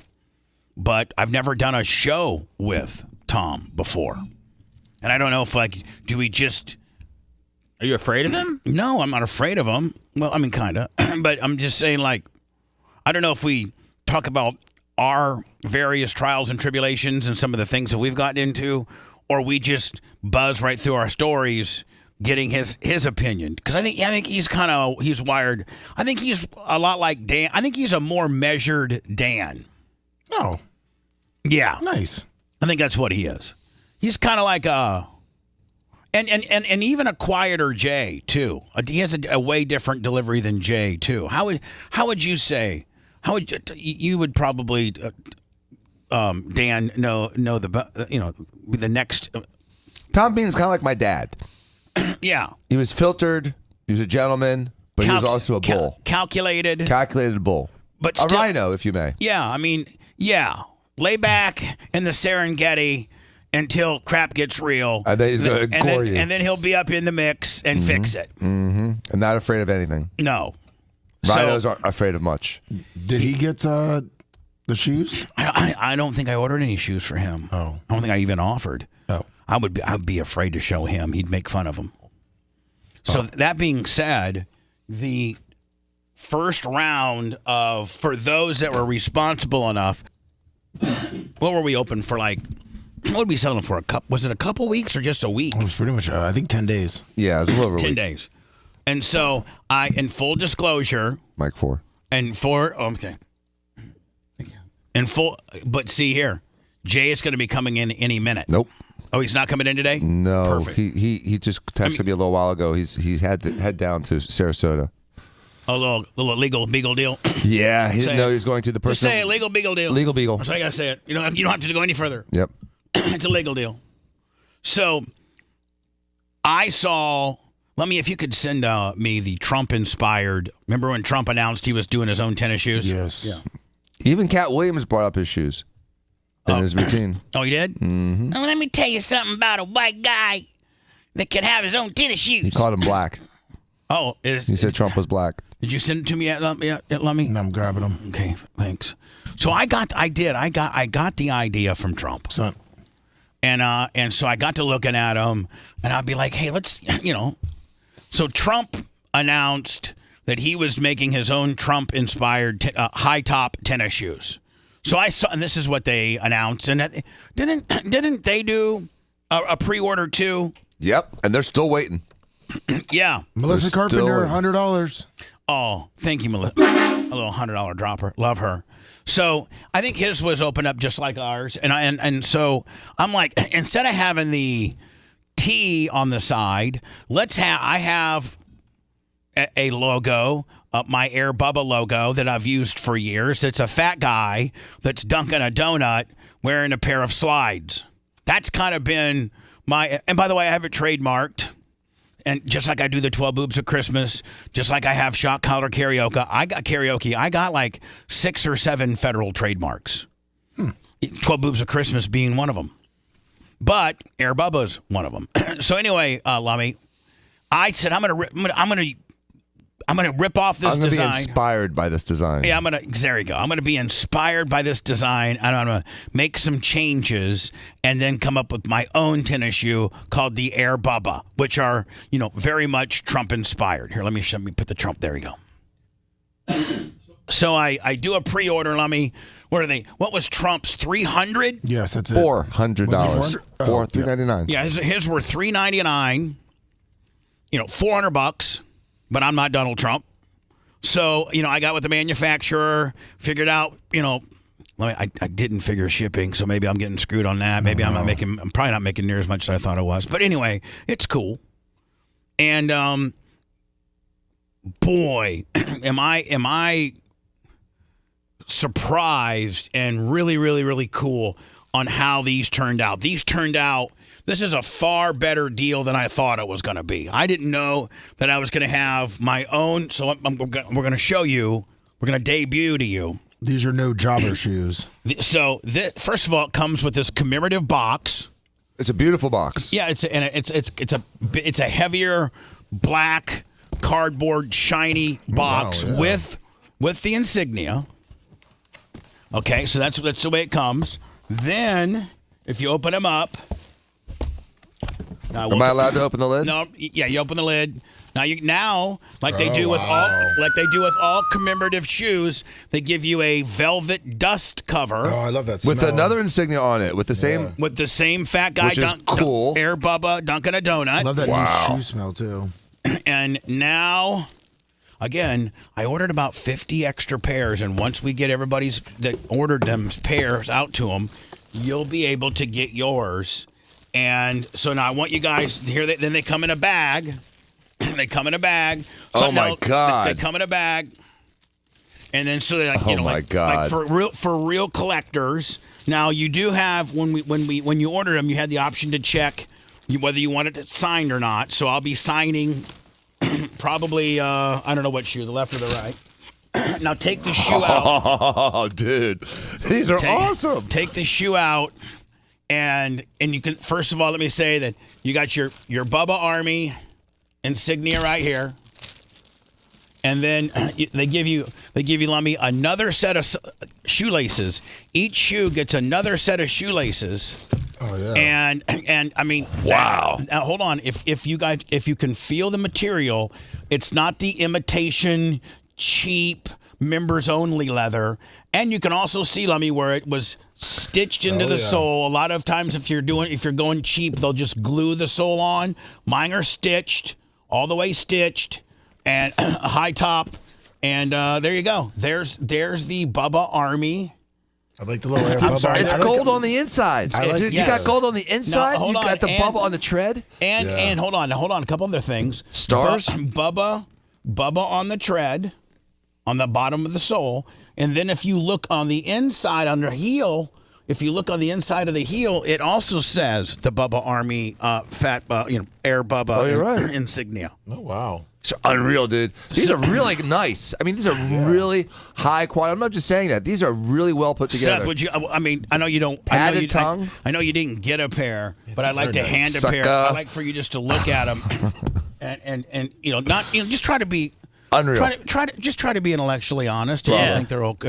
These are awesome. Bravo, Bubba. Bravo. Great job, There's Bubba. There's that chick from 13 again. Yeah, I got her Instagram. But you do? Yeah. What's the lower rig look like? Oh yeah. All right. I'm big on small asses. Yeah, we can tell by her arms. Seth, all right. So hand me back my shoe. That's nice. Except like gold rubbed off on my hand. But. Oh, don't drop them out. Way to be a dick. Hey, Bubba, I have a small list of people that would like shoes. No. And their sizes. Nope. Because what you just said. No, it's just messing with, you know. No, I don't like messing. When I'm talking about a product that I designed. Well, they're all they're all sold, right? They're all pre-sold. Ordered a couple extra. Yeah, but I don't need some gold rubbed off on my hand. We don't have to. Dan, is that not just being a dick? When he says some gold rubbed off on my hand. Yes. I didn't get a pair. I'm not part of the cool club. But some gold rubbed off on my hand. Brett's going to really regret not getting these. Yeah. And then, so, as you can see, one side has the 5 American stuff. Now, let me just tell you another quality, Lummy, of high qualityness. Oh, yeah. If you look at the stars? The stars are metal. Yeah, they are. The stars are actual metal. They're not little sewed on. They're actual metal. Dan's putting his on. Gold rolled off in my hand. I do get a profit of merchandise, but I just like to talk bad about you, so maybe I won't do as well. And you know what, Seth? If you knew privately what I just did for you, you don't even know. I was going to tell you after the show. You wouldn't be doing schmarmy little against the brand. Shout outs like that. That hurts my feelings a little bit. Bubba, I'm for the brand. No, you said a little bit of gold rubbed off on your hands, insinuating that they're not made. I'm just trying to be whimsical here. I'm trying to get off the Well, you know what? Stop being HSN train. You know what? I'm trying to bring a zinger or two in. Won't you realize that some of your zingers go right to the bone, buddy? Some of them go right to the bone. Some of them hurt, my friend. Oh, I thought you meant to the actual bone station. Dan's going to be able to go outside and dunk now. No. He's got his on. Bubba, does Dan got his on? Yeah. Look at him. Now, Dan, the size 11's perfect. Just like it fits like it's supposed to. Now, the shoelaces are a little tough to tie. Tough to navigate until they get broke into. The manufacturer told me to tell my people that's why they sent you another pair of shoelaces, just because these shoelaces. I mean, you got to really. It takes a while to break the shoelaces in. We were able to get you a 14, right? Yes, sir. Thank you. So I have my list, Bubba, of just people that would have requested shoes. Dan just jumped higher, too. Hold on. Extra 3 inches. Dan, come over here. Let me see them on you. I want to see them on you. Like, I like for you to come up here. I want to see them on, like what they look like on a guy. Let me see here. They're awesome. Oh, you only got one on? Well, I just took a second to get one. Yeah, Those but look look- awesome. Look awesome. The right size. I think you should walk around all day today in those. At his office. Do you have surgery today or office? Office. Can you imagine if Dan wore those all day? I think you would, wouldn't he? I don't know. I don't think he would. It's probably not. I mean, he could Mrs. probably. McGillicuddy going in for a rhino consultation doesn't want to see. Yeah, he's got a consult. Air Bubba's. Dan, at the end of the day, Dan's a little bit of a salesman. He has to sell his services to Mrs. McGillicuddy. Mrs. McGillicuddy could go down the road and, Dan, do women, well, do people shop plastic surgeons? Sometimes. But plastic surgeons are also like, I got a guy and this is a guy I'm staying with. Yes, right? there's a lot of loyalty. Yeah, like a mechanic. Right. You know what? You might be able to save $50 at a different place, but Terry is $50 more, and he's going to do it right. Although Terry's usually $50 less. Yeah, he's usually $50 left to the point where you feel horrible. Yes. But I'm just saying, so a lot of people probably in the plastic surgeon arena, they're like, listen, maybe a boob job is $7,300 at the other place, and it's $8,400 at Dan's. But man, have you seen Dan's work? Whew. There's a reason why chicks with great boobs in town. In the metropolitan area of Tampa, Florida, that boobs are affectionately known as Diacos. They have their own brand. Dan's art has its own brand. The good thing, Bubba, is our basketball team will be able to match now since we all have shoes. Oh, yeah. Who's on our team? Me. You and Dan. You and Dan, yeah. The other team, Jay, Seth and Brian. Yeah, we might as well just give them blue tennis shoes. Yeah, joke. Seth and Brian. Gonna get killed. I mean, it's gonna be a skunking. Sure is. I'm guarding Seth too, and I'm guarding him hard. Hey, so I'm gonna make Seth take a few charges. He's gonna eat asphalt. What were you gonna say, Seth? I need boy. Craig the barber is looking for a size 10. All right, hold on here. I'm gonna give you sound effects as to whether I'm okaying your. For a guy who was trying to talk bad about these shoes, that's a little odd that he's coming up with a list of people that want it. Yeah. What a dick. I've got tentacles out for the show, Bubba, and people just give me your list and I'm going to give you approval or non-approval. Not everybody on your list may not. Listen. Not everybody on your list is guaranteed shoes just because they're your friend. Okay. Craig the barber, size 10. Oh yeah, Dan, those look good as hell.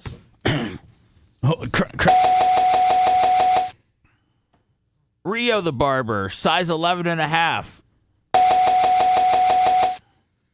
Gary Cantrell, size 14. I'm done. Seth Kushner, size 8.5. I wish I was that big. So, I love him, Bubba. Thank you. You're welcome. Are you mad because I got you, Bubba? I'm not. I could care less about you, you little F boy. I could care less about you. It smells good in here today. It's because of the shoes.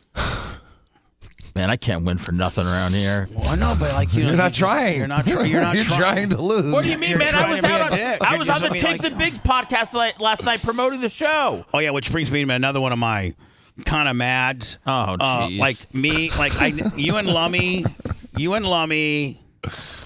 Lummy, and maybe even Rhett for that matter. You, Lummy, and Rhett know that this particular not new, but I've taken our Twitter account personally and am trying to, I try to get 100,000 impressions every day.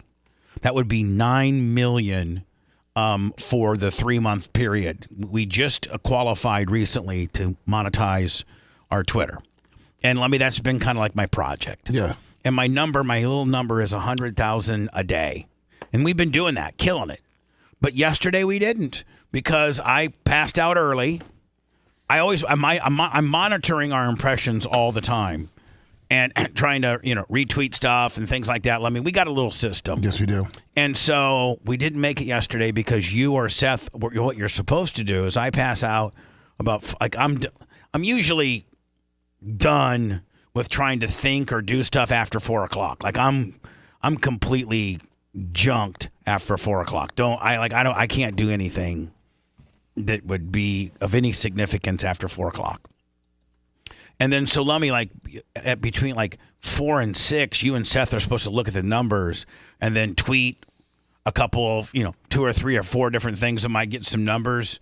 And neither one of you did that yesterday. I'm sorry. Which means we didn't hit our number for the first time in a long time, and I was depressed. And then Seth comes along and says, "I don't have a chance to worry about your stupid impressions. I was listening to the podcast of." Oh, you were listening? No, I was on it. I thought you were on it. No, I was on. I'm sorry. You were on the Operation Pigmentation. No, Tigs Bits. Oh, Tigs Bits? Yeah, Tigs Bits had me on. They did? Yeah. For what? I don't know, to probably kill an episode. So how long were you on for? I was supposed to be on for 20, and I ended up being on for an hour plus. Oh. What did you guys talk about? Just everything. They just talked about my career and everything like that, and we talked about some of them. How much you hated the gym? No, and how much you think these shoes are stupid? No, but then when you grabbed one of these shoes, gold flake fell off on you. But they talk about how. But you want 3 free pairs for your buddies. Mm-hmm. Well, I'm sorry. Did they talk about your humble beginnings in radio? They talk about used to be an intern at 97X. Yeah. And then worked your way up to morning drive, and you were a Fisher and boy, and then you got hand me down to 101.5 to be a Jade's little bitch. Yep. And then from there they shuffled you over to Drew. Yes. And that was an on again off again 2 different time situation. And then you came over to here, flamed out here. Left and then went next door to bake more pies to do their whatever they do over there. And they then bake more pies. I don't even fucking know. Sorry. Jesus, Seth, sorry, Kushner, sorry, Seth. I'm throwing radio up. legend Seth, there. you've been. we're on terrestrial radio right now. I'm sorry, my Bubba. friend. Where your radio skills are diminishing. I know it's too much podcasting, Bubba. I'm losing it. You are. Is it really that time? I'm not sure. Yeah, I said we need to take it. Holy shit, a lot of people have worked here. Glad we built BubbaArmyHQ.com for all the PTSD memories. Bubba the Love Sponge Show. The Bubba the Love Sponge Show will be right back.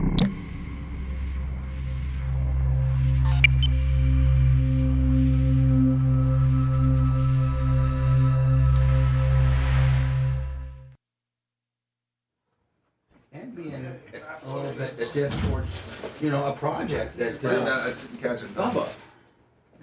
You sold out of the shoes, man. They're good. But, saying they're cool and you wish you would have had a pair makes the average person next time remember when they're getting ready to order something. Well, what about that? I'm put the Operation Pigmentations over so hard you're sold out. That's a little bit of an anomaly. Well, just embrace the anomalies. No, well, you didn't embrace my anomaly. Is that your anomaly that you're holding right there? Yeah, I may get on the air and say the Operation Pigmentation shirts really didn't turn out as well as we thought they were. And they kind of suck. No basketball, because I want to dunk up with these bitches. And the reason why we sold out of the double X's is because we didn't order that many. Oh. Well, I mean, that could definitely hurt. That would definitely hurt. That hurt your feelings nonetheless. But wouldn't it? I do. That would hurt your feelings nonetheless. That would hurt my feelings, but I have seen a lot of, Yeah. you know, Yeah, a lot of Bubba Army repping the shirts. Yeah, that's fine. And you don't know anything. You don't know any numbers or nothing. I don't know any Put numbers. My fucking beautiful shoes back in my beautiful container. Have you put them on yet? No. You didn't put any on last night? No. I had them all shipped here. I can't even want to come back here and fuck with these things. Look at that, man. Well, I thought somebody had them. We got the picture of it. No, nobody had them. Fucking merch crick. May taking a picture. I gotta get ready for the next break. Once you shut the fuck up for a minute, let me do my job. Quit being a distractor. Fucking. I think you and I should go to Queers for Palestine today. I mean, they wouldn't question me. It might be hard to get in. You might just have to say you're a friend of the queers.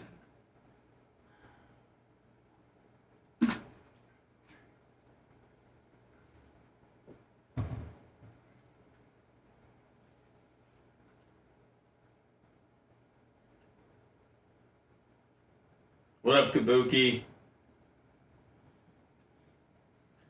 Listen, I was just saying I work next door. I don't know what the fuck they got going on over there, you know, and I was there.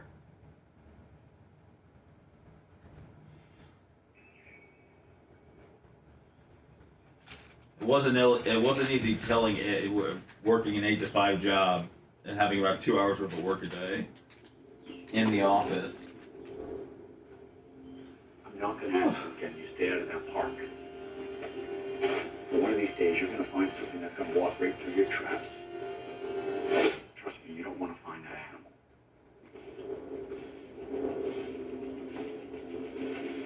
You guys never heard of the White Pine Slaughter? The what? The White Pine Slaughter. Just tell us a story. You guys really want to hear it? Yeah. Come on. All right, buckle up.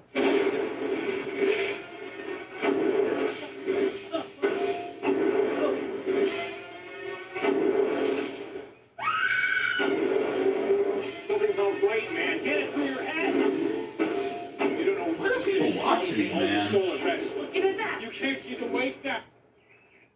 Thank you, Boogie. Who the fuck likes to be scared?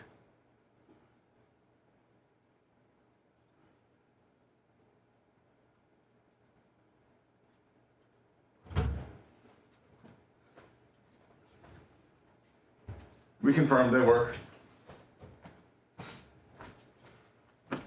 Dan was out there shooting threes. Was he? Yeah. We have a basketball still? Yes, we do. Where do we keep it at? Right there. It's right now on the theater chairs, green room.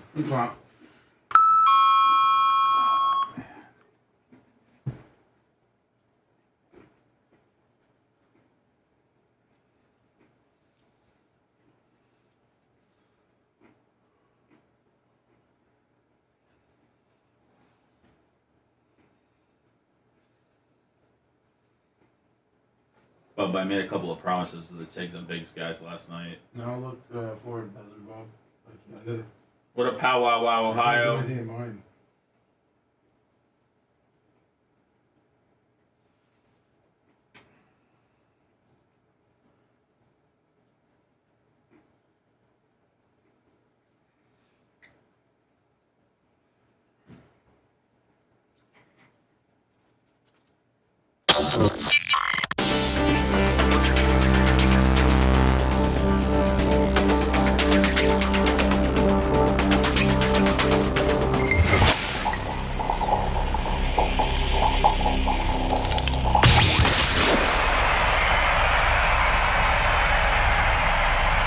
He went from strip clubs and mansions to golf carts and pickleball.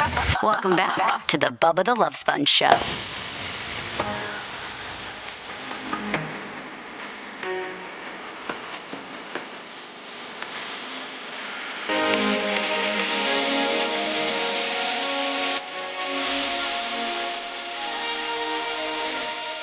Well, yeah, this is good. All right. Keep us. Now, if you've not ordered your pair of Air Bubba Trump-inspired gold tennis shoes, after I forget how many pairs we sold, a couple hundred, but Lummy, I ordered like 50 extra sets, knowing that I would have F-boy over here saying things like, "Oh my God, Gary Cantrell needs one. Rio needs one. Craig needs one." Knowing that I'd have a certain amount of that. Of course. So after I get done taking care of everybody, the potential, I don't know if Sumo ordered one, and if Sumo's feet, I think Sumo's got big New Balance feet. With Dr. Scholl's. Yeah.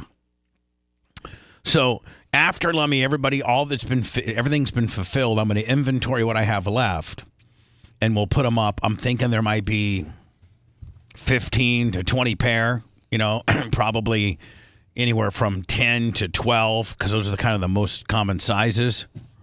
So if you didn't get one, you might still be in the game for them. And then Lummy, any day, Bubba Army Alpha hits volume 24. Any day, though, they're supposed to be here. And if you look at this, let me look at that. That's a commemorative box. Oh, wow. Right there. And it's got the Bubba Army insignia. And then I went with this manufacturer because all the other manufacturers wanted to make what I put on the bottle a sticker. Like they wanted to make it a sticker. And I'm like, no, I want it etched. Yeah. I want it that's etched. big boy. And that cost more money, but I did. That's the Bubba Army Alpha Volume 24 bottle of cologne, men's. I guess it's almost a unisex deal. Can you spray it on your junk without it burning? Yeah, of course you can. It'll burn. It will not burn. If you just shaved, it will. He doesn't shave. No, I'm going to be shaving Friday for Probably Dan. won't even get close to the skin. It'll just be caught in the forest. I'm getting rid of the forest. So anyway, Lummy, we haven't Then even spray that all over it. We haven't even been. We haven't even got those yet, and I think those. I think I'm going to price them. Listen to this. Dan will tell you that a bottle of Creed costs about $500. He's not exaggerating. And I used to be able to be rich enough to have 4 bottles or so. Creed has, I forget how many different types of fragrances. Like 15. Yeah, and I used to have like 4 of them. Wow. Pimp. And this Alpha is inspired by one of my Creed fragrances. That's the fragrance that I tried to emulate. What's Creed going to get me on a knockoff, Willie? Please. Come on. But, interestingly, Creed encourages you to mix their fragrances. Yeah. They'll say, take this and take a little, a spritz of this and a spritz of this, and you have your own fragrance. You get to make it your own. So you're just sort of like a blend of the best Creeds. And Lummy, I'm really honest to God so that I can blow them out. And so that people think they're getting a super good deal. I bought them they're pretty expensive. It's expensive to get a bottle and etched and things like that, but I'm thinking about going like $41.99. Wow. Nice. That's good. Or $39.99 or $41.99. I'm thinking about going that. That gives me a little, not a lot. It gives me like $3, $4, $5 a bottle. But so it's going to be around $40, not around 50. Yeah, I think it's going to be closer to 40 than 50. That's really a value. And let me, I ordered a bunch, and I think that and it's strong too. Like it lasts all day, right? You have to keep reapplying. One squirt, man. Even the 2 African American barbers put it over. It smells good. It smells good. Seth, who's the biggest little bitch when it comes to smells, man, probably heard him. I mean, you probably want them to say, "Man, this stuff sucks, man." And they completely put it over. They want to buy a bottle, don't they? They were trying to buy the bottle that you had in here last week. Yeah, the demo bottle. Do you like the smell, Seth? Yeah. But I sent you Dr. Dan wearing the shoes outside with the basketball. It's a short video if you want to. Oh, you did? It helped Dr. Dan fly. Maybe we should offer this, as a short on all of our various. Just watch him fly. Look, we got a Nautilus lap machine outside. We got a Weber grill. That's why I said it has a Venice Beach feel out there. Pickup truck. I don't know what this is kind of industrial park / I don't know what. I don't know what. Dude, you made the most of it. No one back here probably has any of this stuff. Yeah, it's the definition of a compound. Look at Dr. Dan driving. I mean, you're right, Rhett. We are truly compound status, are we not? Yeah. We even have a car lift in the back. We got firewood there. We got firewood. We got goats. We got a pond with fish in it. Guns. We got pit bull guns. We got 2 pieces of Nautilus exercise equipment. Some guy's supposed to come pick. Some guy's supposed to come pick it up today. Oh, good. We got We're built like the zombies are about to come attack us. Yeah. And listen, when the gates closed, it's pretty secure in here. Sure You just need a garden. You can start growing your own food. Yeah. Here's Dan with his Bubba Army Dunkin' a Donut and Trump-inspired golden tennis shoes. Dr. Dan with the air above us. Oh, Lummy, I can see that you lowered it tremendously. I don't know what you're talking about. Oh, shut up. He lowered it? No, Yeah. get into the dunk. I mean, He that's didn't lower anything. Whoa! See, it was funny. I mean, that's good false advertising. It is. Dr. Dan with the air above us. Because if you, I squatted down really low to make the basket look taller. Dan wants to hire an artist to do that rendering right there. Put that on a shoe. Yeah. Air Dan's, but cut out all the cars and the weightlifting equipment and the Weber grill and just go straight there. Look at that. We'll have somebody have it done on Instagram by like noon. Look at him pull himself up. Yeah, even pulls himself off the rim, which just goes to show you, I mean, we don't have regular jobber rims. We got full-blown NBA reflex rims. Sure do we not? Yeah, big boy rims. Whoa! can you keep The it air low? above us. I want to dunk later. You're not allowed to, son. With the air above us. Listen to the noise that Lummy makes. Oh, boy. That ruined it. That might have to get isolated. That's a ruined it. problem.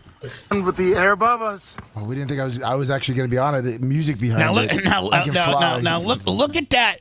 Look at that right leg kick, man. He's got some right leg height He on sure that does. pitch. Look at him. He's climbing a mountain. Boom! Look at that perfect form. That is. I believe he dunked If I was Mark Cuban, I'd sign him up immediately. And that's that bad shoulder. I was really scared With of it. the air above us.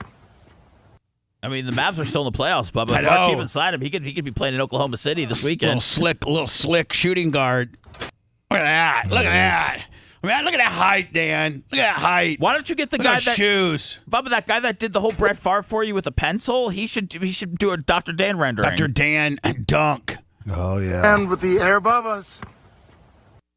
Look at that. Yeah, that's right on the push off. Tomahawk Boom. slam. Tomahawk slam. Bam. Can I get that on Twitter for some impressions?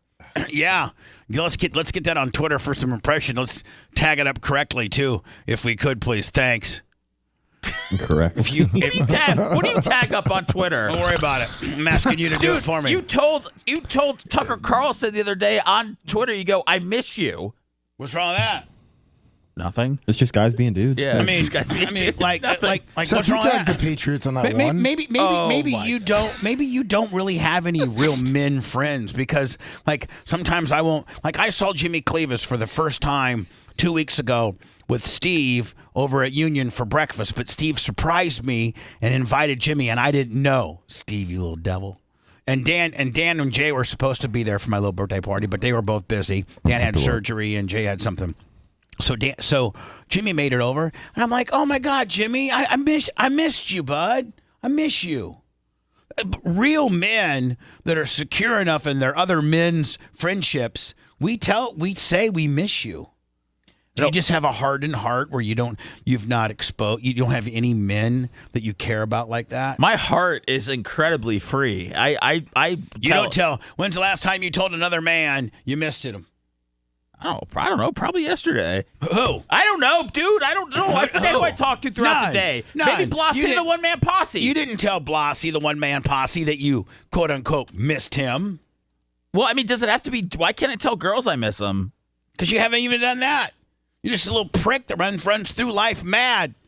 Bubba, I'm just saying that you said the other day how Tucker Carlson doesn't text you back or anything anymore, and you feel like you guys aren't friends. So I can't publicly say miss you? You know you can. I did. I'm just kind of referring to when you said, put it up. You're just jealous because I know Tucker Carlson and you don't. I am a little jealous. That's why I'm trying to get it on Stein, the next Tucker Carlson. But when you said, label it up and tag it correctly, I just didn't know what you meant by that. Shut up, Seth.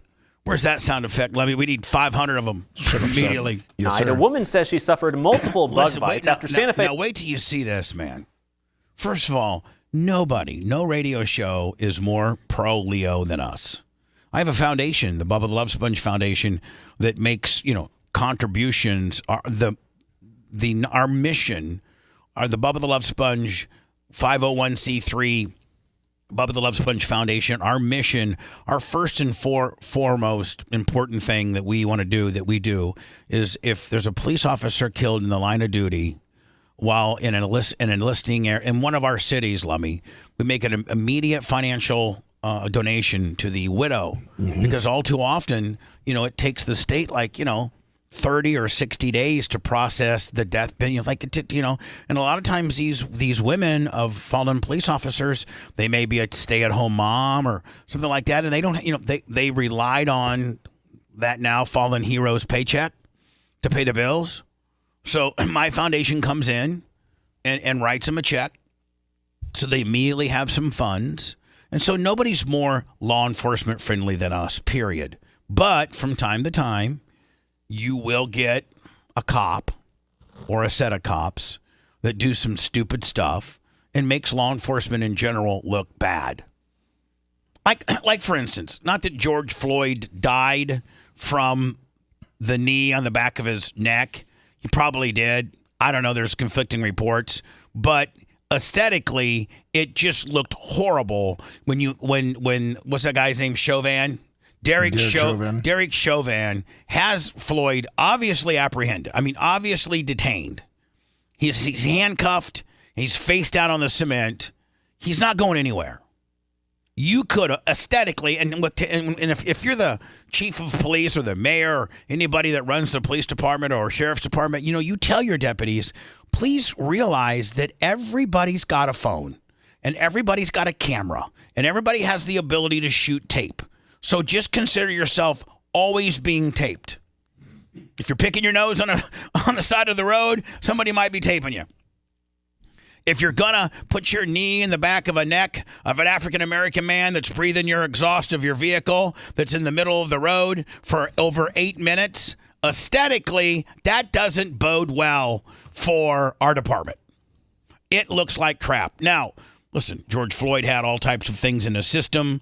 Chances are he probably didn't die from that, but that certainly didn't help the matter in any way, shape, or form. Had he taken, now I do know George Floyd fought a little bit, but they did have him apprehended, and it looked like to me that Chauvin was sitting there like all that, like a gorilla on the wild that just beat up his buddy, and you're kind of puffed out his chest a little bit. To me, to you guys, did it look like what it did to me? And he was being trying to be all that. Yeah. To me, all you had to do was say, get George off the ground, take him to the curb, let him sit down on the curb. Now, if he starts wiggling around, scrambling around, and being a problem, then maybe put him in the back of a squad car. But don't put your knee on the back of his neck for over 8 minutes while he's breathing exhaust. It's not a good look. No. And I feel sorry for this woman. I don't know what she did. She probably did something that would warrant her being thrown down to the ground. She was speeding and then fled from cops. Sure. Okay, so that's a felon. Okay. She's a felon. I understand that, Dan. Okay. So when you're the cop and you tackle her and you handcuff her, great. But when you do that in a pile of fire ants, and she's telling you, I'm getting bitten by fire ants, you then, I think, responsibly get her out of that area, and then maybe take your gloves or a towel or something and try to brush her off, brush whatever fire ants are on or off, because I think everybody in this room's been bitten by a fire ant. Yes. And they are the worst. So wait So wait till you see these pictures. A woman says she suffered multiple bug bites after Santa Fe. I'm just telling you this right now, Dan. If this was in Florida, you and Jay would be wanting to take this case. I think. No, Well, because we don't like to go after police. They have they also have municipality immunity Up to a point. Up to a point, Except for the civil rights stuff. So let's just you tell me whether you like this. You tell me whether you like this case or not. Police left her handcuffed, face down, in a bed of fire ants. The incident happened in 2021. The woman is now suing the city and 2 police officers claiming her civil rights were violated. Katira Winfrey has the story, and we do want to warn you, some of the images may be upsetting. Now, let me ask you. Police body camera footage shared with KHOU by civil rights attorney Randall Callanan shows a portion of Taylor Rogers' interaction with Santa Fe ISD and city police in August of 2021. And for no reason, thrown on the ground right into a Snoop Dogg's dad's there. Bed of fire ants. But Santa Fe ISD Police Chief Ruben Espinoza says she was stopped for an important reason. Rogers allegedly tried to make an illegal turn into the school parking lot. Oh, come on now. When he tried to explain that, he says she became irate, ignored him, and continued into the back parking lot. When I approached the intersection and observed Ms. Rogers fleeing... Hold on. Let's not forget that our initial stop was... not that they'd followed her for 10 miles and she picked up 10 pounds of cocaine, is that she made an illegal U-turn into the school parking lot. And what's ISD police? Is it like the school division? The department, like internal school department police? I don't know. Or is it a city police? Maybe, I don't know. You know. She also was passing a vehicle in the grassy area on the right side of another vehicle, and I tried to get in front of her to stop her. She then put her vehicle in reverse and fled from me. That's when he says he used his car to stop hers, and officers pulled her from the vehicle and placed her in cuffs. These images, Callanan... Yeah. So, Dan, yes, she deserved to be apprehended. Oh, man. Yes, she violated the law. But there comes a point where when they have you apprehended and you are now rendered where you cannot move or anything like that, I think they become responsible for your well-being. Yes, you're in their care. Am I right? Mm-hmm. Okay. So when she's saying, I have fire ants that are biting my face, and you just say, whatever there, Rhonda, for making a illegal... And then look at these... I mean, it wasn't like she was lying, and every one of those pimples is a bite. Mm-hmm.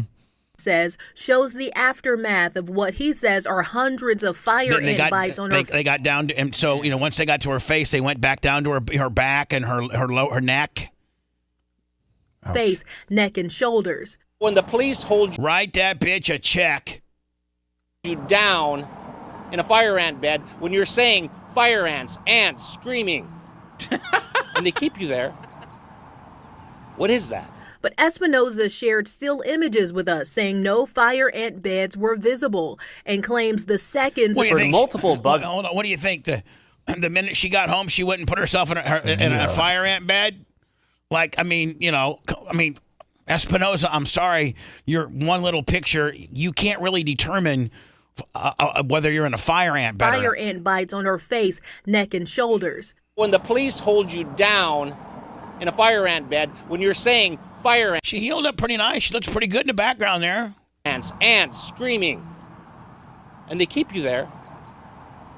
What is that? But Espinoza... And not only that, but they got footage of it. Shared still images with us saying no fire ant beds were visible and claims the seconds of video provided to KHOU is misleading. They stopped the clip they provided to you. And the officer says, calm down and we will lift you up. Espinoza says Rogers pleaded guilty to the charges associated with fleeing from police. Callanan says the officers involved were found to have acted appropriately. However, along with the civil suit, they are asking the city department to undergo additional de-escalating training and that the officers involved be disciplined. I refuse to remain silent in the face of the violation of my son's and my civil rights. She was never slammed to the ground. Look at that. Ouch. I want to pop him. Like that one right there. Dan, that's screaming to be popped right there. That one needs pop. I mean, Dan, now, realistically, though, they say that when you have fire ants, you're not supposed to pop them. No, I don't think so. And No. you're supposed to let them just pop on them on like what? How do you treat Silvadine? I would probably Silvadine that up. Yeah. Just get all the bacteria out of it and get the redness out. Would and you hit put the her heal fast. and would you put her on an antibacterial? I'd put her on an antibiotic, yeah, Like a Keflex Levaquin, or a Levaquin, something like that. Yeah, Cipro? broad spectrum. Probably not Cipro. It's got bad rap these days. Oh, it does? Yeah, it rips Achilles. Oh, I don't have to worry about that. Yeah, you do. So you go get on Cipro, you go like jump for your big dunk, and all of a sudden you pop your Achilles. Okay. Indignity Look that at day. those. Katira Winfrey, KHOU, 11 News. Listen, those are bad. I mean, she did make a wrong turn into the elementary school. You're right. You're and right. she did Seth. evade police. And criminals need to pay. Yeah. We've all had them, and they're the worst. I don't know who sent this to me, but they're talking about how wrestlers get paid. Pro wrestlers, and I've always known that pro wrestlers, I think they've changed. I think they got these new like your 365 deals where they just pay you a paycheck and they keep all the merchandise, they keep all the ticket sales, they keep all the pay-per-view numbers. They do it back in the day, man. Hogan got a percentage of T-shirts. Hogan got a percentage T-shirt sales for all of his merchandise. Plus, like if Stone Cold he'd get some of his too. Really? Oh yeah. Wow. Hogan had an override on everybody. Then he had I think it was a $750,000 guaranteed for every pay-per-view. So and then after a certain buy rate, he would get a percentage of the buy rate. I know one time. I'm just going to tell you this. Then I'll go into words, Lummy. But I know one time, and they always FedExed all of his checks. This is when he was with WCW. I know one time that they FedExed a check, and we were in the gym, and I had to go out to the front and get it. And I brought it down to the gym, and I'm like, hey, you got a FedEx. It says from Turner, Atlanta. And he goes, oh, that's my Halloween Chizak. He knew which check it was, and he told me to open it up, and I did. And you were pretty amazed. This is just one check. $4.085 million. Jesus. Wow. Right for Halloween Havoc alone. Man, he should have showed you a check. Well, I mean, that didn't have anything to do with that. I know one time we were flying to one time Hogan and I were flying to LA because he used to go out there for what they call, you'll understand what, facet injections. Facet. It's the joints of your spine. Right. Facets. So he would fly out there the earliest flight in the morning out to LA, get these injections in his back that gave him like about 6 months relief. And then we would fly back. He'd get a hotel room. We'd literally fly into LA like around 8 o'clock. At 9 o'clock he got his shots. And then like the plane didn't leave for Tampa until like 7 p.m. So we'd get a hotel room and take a nap because he was always really tired and sore from these injections. And so we were waiting in the Delta Crown Room one time in Tampa for our flight, Lummy, and he gave me this ATM card. Yeah. Because he was always hiding money for Linda. You're like, Really? That was like a game? Well, they had their own account. Like they had a Linda and Terry, joint account, which was all Terry's money, but then he had this little kayfabe account that he'd put money in, and he didn't know how much money was in there, and we needed like 500 cash. So he says, go down to the ATM and see if you can get us 500 cash on this card. And he gave me by the way, his PIN number is, I'm not going to mention what it is, but it's the same. 1, 2, 3, 4. No, it's not. It starts with a 1 though. I will tell you that. That's all I'm telling you. It's 999 other combinations. So he told me the PIN number. I go to get $500, and it says approved.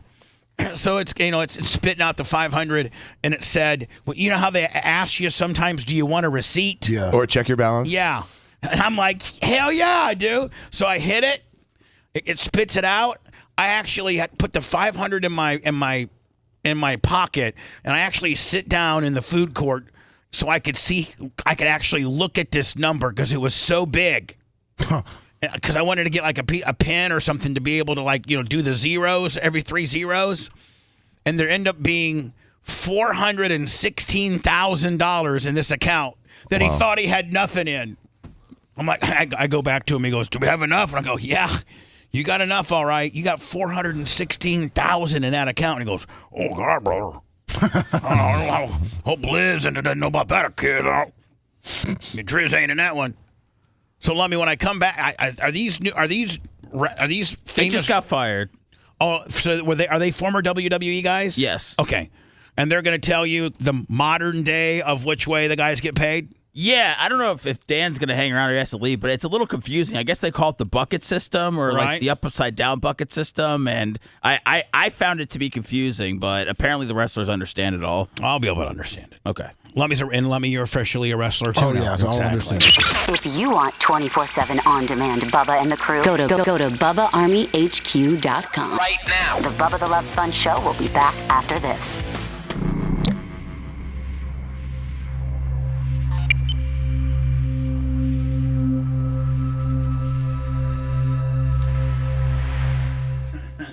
All right, Danny. See you later. Thank you, Dr. Dan. See you, Thank you Dan. for the shoes. They're awesome.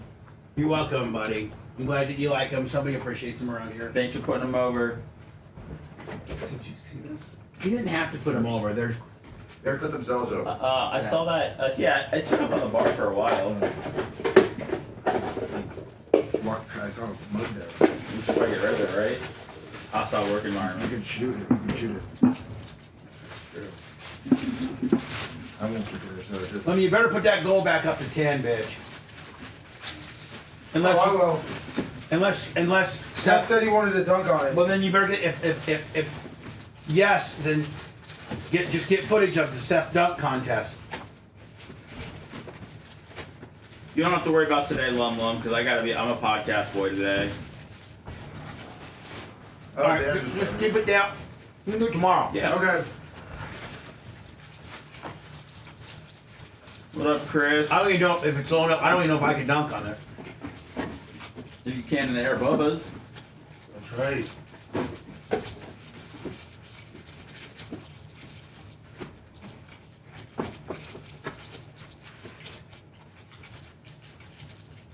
Awesome. Lummy, Yes, sir. what is chat saying about the shoes? A lot of people are upset they didn't buy them. Oh, really? Yeah. Snooze, you lose. Motherfuckers, I told you. I fucking told you. Stupid fucks. Hesitation leads to masturbation.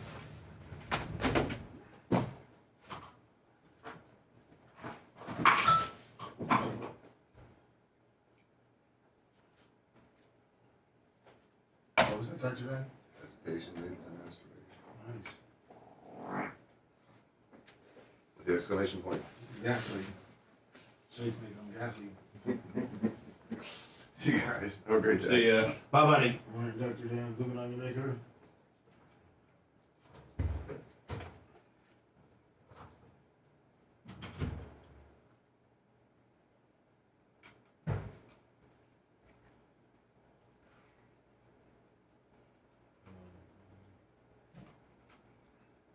Yeah, it sounded like DJ Brown.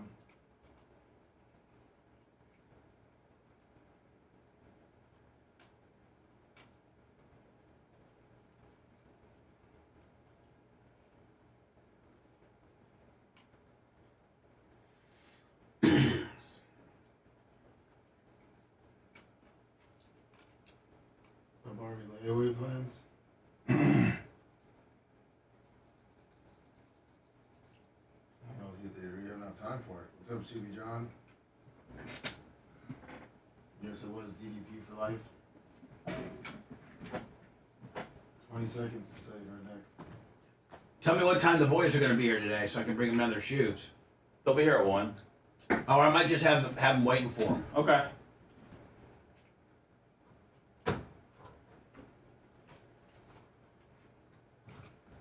I'm over on Twitch right now. What's up, all 112 of yous? Dave the Slave. 108 of yous. DJ, looks like DJ Brown, Dave the Slave. It's pretty much just those two. Buzzer Bob. Stuck in Diaz Tub. Yeah.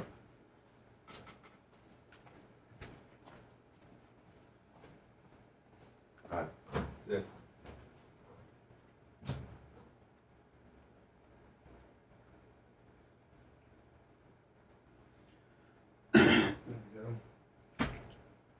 Well, airtight. That's my boy. I hope Joe can make it this year. Yeah, hopefully. Come on, Joe. I had a little bit of a empty spot in my heart last year when you weren't here, buddy. Melissa Carpenter, thank you for your gimmick today.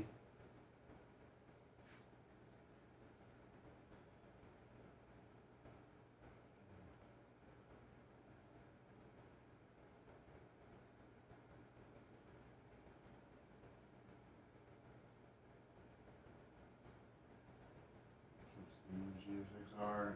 It's gonna get done to the moderator there, Jake.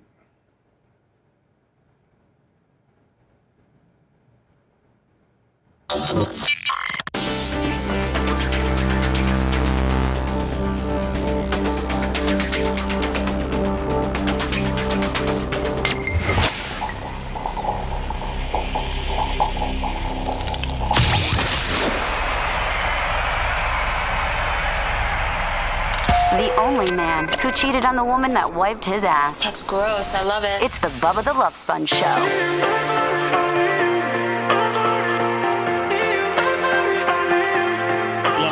I think I've said yes to this one before. So yeah, yes to this. Yes, you have. Today's after show is a podcast. Yes, I think Clement Kush. Oh, that's right. We got Clement Kush today. That's of all days. Why? It's a great day for it. Just because you've kind of been irritating a little bit today. Just a little bit on my nerves. That'll make for a good episode, though. It's the staple of our franchise, Bubba. What? You being a dick and me hating you? No, Clement Kush. Oh. Clement Kush today. That'll be up probably by 2 o'clock. Also, today, we're taping Operation Pigmentation. Yes, that is true. We're doing that. Yes. And then between all that, Stoner and Loner are going to have their episode on Thursday. You were on Tigbits for 90 minutes yesterday. And I was. And that'll be what, Friday? When does that air? Yeah. Friday. That comes out on Friday. I got to tell you, man, anywhere you get your podcasting, go and like Spotify, iHeart, Bubba Army HQ. It'll even be better when we get the Bubba Army HQ app built, which I heard is less than a month away. Sweet. Oh God, you know what? I've been telling Tom Bean and Michael Rowe and those guys, you have no idea how much more activity we're going to have through Bubba Army HQ when we get a user-friendly, when we finally get a real app.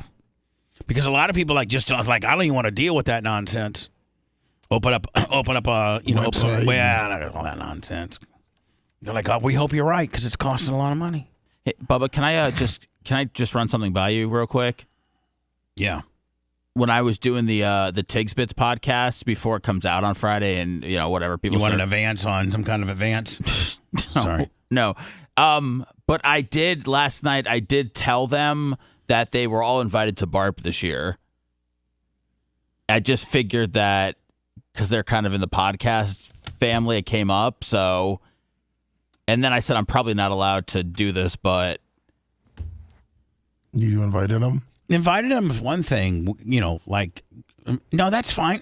Inviting them is one thing. Did you promise him a ring? Yeah, you can't be slaying out rings, okay? that's just not, I'm going to have to draw the line there. No, I didn't promise it. I didn't promise a ring. Okay. I did not promise a ring. To be in attendance, that'd be great. I think that it'd actually be great because the Bubba Army would probably want to hang out with them because they'd be, you got to understand that by the time BARP rolls around, the Bubba Army probably has heard 6 or 7 months worth of these guys' and they've gotten to know Craig and Rio a little bit, because most Bubba Army, they try to get as much Bubba Army as they can. Most Bubba Army, like if you're Orlando Bubba Army, you're listening to me right now on 103.1, I want you to do that because God, don't you people of Orlando know that if just for some reason we could beat the monsters in the morning, which, by the way, Russ is a great friend of mine. This is not adversarial. This is the Packers and the Bears. And afterwards, Seth, they can go out for, Steve McMichael could have gone out with Larry McCarron, the center, after the ball game and for a few beers. Well, if that's true and we all do go out, I will tell Russ Rollins that he sucks at Twitter. Well, okay, we're not trying to be... Boom! First shot fired. Let's go, boys. Take it back, bitch. Hey, Russ, you're the man at Twitter, dude. Right. You're better than Tom was at MySpace. So anyway, but if for some reason, man, in Orlando, please always listen to us on 103.1, all the day parts. Don Miller's the greatest. Shannon Burke's a legend. And listen to us on 103.1 so that we can, that's where we'll get the most ratings credit if you listen to us there. But if you don't listen to us there, after you listen to us there, then if you're Bubba Army in Orlando, you're going to probably try to go catch some of these podcasts. And then you're going to probably go to our YouTube channel, Lummy, and see some of the exclusive content we have over there. Maybe you'll be a member of Bubba Army HQ, and you can go down and download, you wanted to hear the July 14th show from 2009 on Sirius. You can go back and find that. Sure can. You want to find every time Hogan called in, just type in Hogan. I will tell you this, the Bubba Army HQ search engine is pretty impressive. Yes, it is. You can find anything. So anyway, there's several ways for you to be able to listen to us. And podcasting, we've really, really opened up the podcasting world. We got a whole thing going over on the podcasting world. It's not even like anything that you hear anywhere else. Like, you're not going to hear Tuttle and Colton's show anywhere else. You're not going to hear Operation Pigmentation anywhere else. You're not going to hear Clem and Kush anywhere else. You're not going to hear Tara, Clem, and Kush anywhere else. You're not going to hear Tiggs Biggs anywhere else. Like, we're building exclusive franchises over in our podcast world. So please be a part of it if you could, please. That would be wonderful. Yeah, just search The Bubba Army anywhere you get your podcasting. And boom, we should be there. We're well over 1,000 episodes. One more thing for you, Sponjo. Sure, right. Gary Cantrell, who is doing video stuff for us and all that. He's coming down for Lummy's party in a month or so, and I told him that I think that he'd be able to stay with you for a week because he kept talking about looking for a place to stay. Oh wow, Lummy, why don't you go ahead and answer that one for me? No effing way, Seth. No kidding. And you know what? You and I probably need to have a private conversation off air today. Private? Yeah. I just felt like, like you're su like casa, su mi casa. Yeah. Let him stay with you guys. Let him stay with you and you and Phoebes. Well, no, you just always have, people. Is it just for famous people? For people that I know. You know Cantrell. I don't know Gary like I know Sumo or Gooch. He's or Larry cool. Plummer. Dude, Gary's cool as hell. Why don't you get to know him a little bit? Listen. Get a friend. No, you get a friend. That's why you're so weird. You don't have any guy friends. You run every guy friend off because you fin gouge. Let me. He's a fin, which stands for financial. He's a fin gouge. Dude. And he will obligate you to stuff that he doesn't have to do, but makes him look good. What in the hell does that mean? You're just a dick. Is that how it goes? Okay. A bitch. A fin gouge. Say it, Lummy. A fin gouge. Oh yeah, Gary Cantrell, you can stay in Bubba just because I have 2 extra bedrooms. Well, I mean, he was saying like, yeah, you can stay in Bubba for a week. But he's a week. Do you know what it's like to have a stranger in your apartment for a week? Yeah, probably not great. No, it sucks. But I just thought he was part of the team, He is part of the team, but he's not part of the staying at... Macho Man's not going to stay at my place. Right, well, he doesn't You're want not going to stay at my place. No. Lummy's not staying at my place. Nope. No employee stays at my place. I almost offered up Lummy's house. Anybody, Lummy would make more sense. He's got an extra bedroom, too. I know. Yeah, no, I figured. Plus, he's got a pool. Yeah, no, I haven't seen the and exact... a kid. I hadn't seen the exact layout of Lummy's house, but I did figure he had room for Gary. I'm just trying to help everybody save money, Bubba, tell Gary to get one of those Columbia University tents, and he can stay back with the goats. In a blow-up mattress? Yeah. Lummy, the goats wouldn't mind having some company back there. No, not at all. I mean, what we could do is get like we could get like a hose and squirt down an area by the goats that doesn't have goat turds all over it. Because I mean, there's just absolutely zillions of little goat turd pellets back there. But they're hard, so it's okay. Right. I mean, he's no. Gary Cantrell can. There's a Hampton Inn around here. Or there's around the studio. I bet you there's 15 hotels around the studio. All right. Well, we so can stop. Like, I'm just trying to be cool to the. Hey, Bubba, listen. I understand that I'm overstepping a little bit, but I'm also just trying to be like, a conduit, if that's even the right word, a liaison for conduit of stuff that you don't own, or a conduit of stuff that you have to rely on somebody else to conduit it out. But don't you want to make sure that everybody that's, like your sister just had the best workplace in Tampa Bay? And I know that you're striving for that too. So that's why I want to make everybody feel included. I want everybody to be able to save money. From Tiggs and Bits, JR, the handler, talked about that he comes down here from time to time. I'm like, I'm sure Bubba would let you, come by here. There's a lot of things. Oh, he's going to stay with Bubba too? JR, the handler, I mean, they're good guys, Bubba. I'm just bringing them into the fold. So Tig Bits and Gary Cantrell staying at Bubba's place. Nobody's staying at my place. Not at the same weekend. All right, so this is the wrestler deal. Who are these two guys, Seth? I believe I don't know their exact names, but they went by WWE, but they were in this sort of faction that was male models. All right. So it was. How do WWE wrestlers get paid? Now, what I mean by this, during my time, I was on pay sheets, meaning I was going to get a percentage. What's that? That's Maven. Oh, that's Maven. The guy who has a big unibrow. Yeah, is that Maven? He lost weight. He's been killing it on YouTube. He made his channel like a year or two ago, and he's doing really well online. He looks great. Yeah. He was really big and heavy. Of ticket sales for every show, all the non-televised show. And each week, as long as I was on pay sheets, my check was going to be different every Tuesday when I got it. Not to mention, I got a hard copy check sent to me in the mail.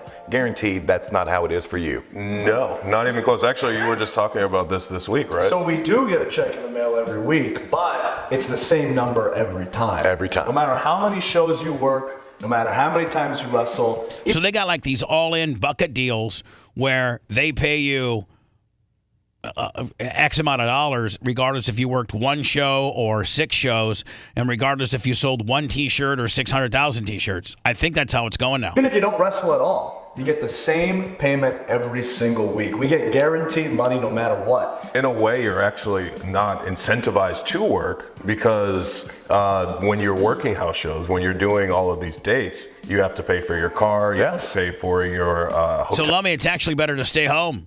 I mean, that's what they say. And the only thing we don't pay for is our flights. Yeah. So if you were just Same in my time. right. If you were just sitting at home and hurt, then in that situation, you're just getting your weekly paycheck. Hogan got paid a whole bunch of money, and Vince and even Turner, they would send him a private jet. Nice. No, there was no commercial travel. Pros and cons, right? And then Big Show and Edge and Christian and Jericho and all the boys that lived in Tampa, they would get a hold of Hogan, through the week and Would he let him on? And try to get. He would only he'd let The Rock on, because The Rock lived down here for a while. He'd let Cena on. He'd let Big Show on. He'd let Edge on, and he'd let Christian on and Jericho. But it was it was like not all of them. Like he didn't want a full plane because he was afraid of it being too heavy. So he always wanted at least 3 empty seats. But that gave him 5. Because the planes he would travel on were 8 and 9 seaters. So that would give him 5 seats. Well, 4 because I always went. So it was me and Hogan, and then usually it was Brutus. And then sometimes Hall, sometimes Nash. Have you been on a private plane flight with The Rock? Yes, I have been on and I can even tell you the city. Binghamton, New York. It was me, The Rock, and Hogan. That's it. From Binghamton, New York. That's pretty cool. Yeah, it is. And me and Dwayne were talking the entire time. And I know Dwayne. Right. Let's say I tore my ACL and I was out for a year, and that whole time while I was sitting at home, I'd be making the exact same money I was making if I was working 3 or 4 times a week. Yeah, now during my time, we had pay sheets, and then we had the downside guarantee, meaning we were going to get paid the same each and every week. And as soon as you would come off of an injury and go back on the road, we would immediately say, put me back on pay sheets, because we knew we could make more. We were incentivized to work because we knew the amount that I would make. The last contract I signed, I believe my downside was around, I think it was like 125 or 130,000. And I knew I had the chance to make 3 times each week if I was on house shows. See, now I knew Edge and Christian's deal, and theirs were both 500,000 guaranteed, and then pay sheet. What came up on the pay sheet, and then on their pay sheet they had a small little pimple of merchandising too. And I remember Adam, who's Edge, he would, and Test. Remember Test was my good friend too. Stayed with me for a while. They did about the same, and they did about 800 grand, 700 to 800 grand. Now that's good. That was good money back in 2000, 2001. Is that bad money now? No, I mean no. Okay. I'll suck a D for 800 grand. Okay. In the middle of Dale Mabry and give you half an hour to draw a crowd. I'll handle the beanbag for you. I did the full loop, as we called it. You go halvesy on it for me? Oh, absolutely. All right.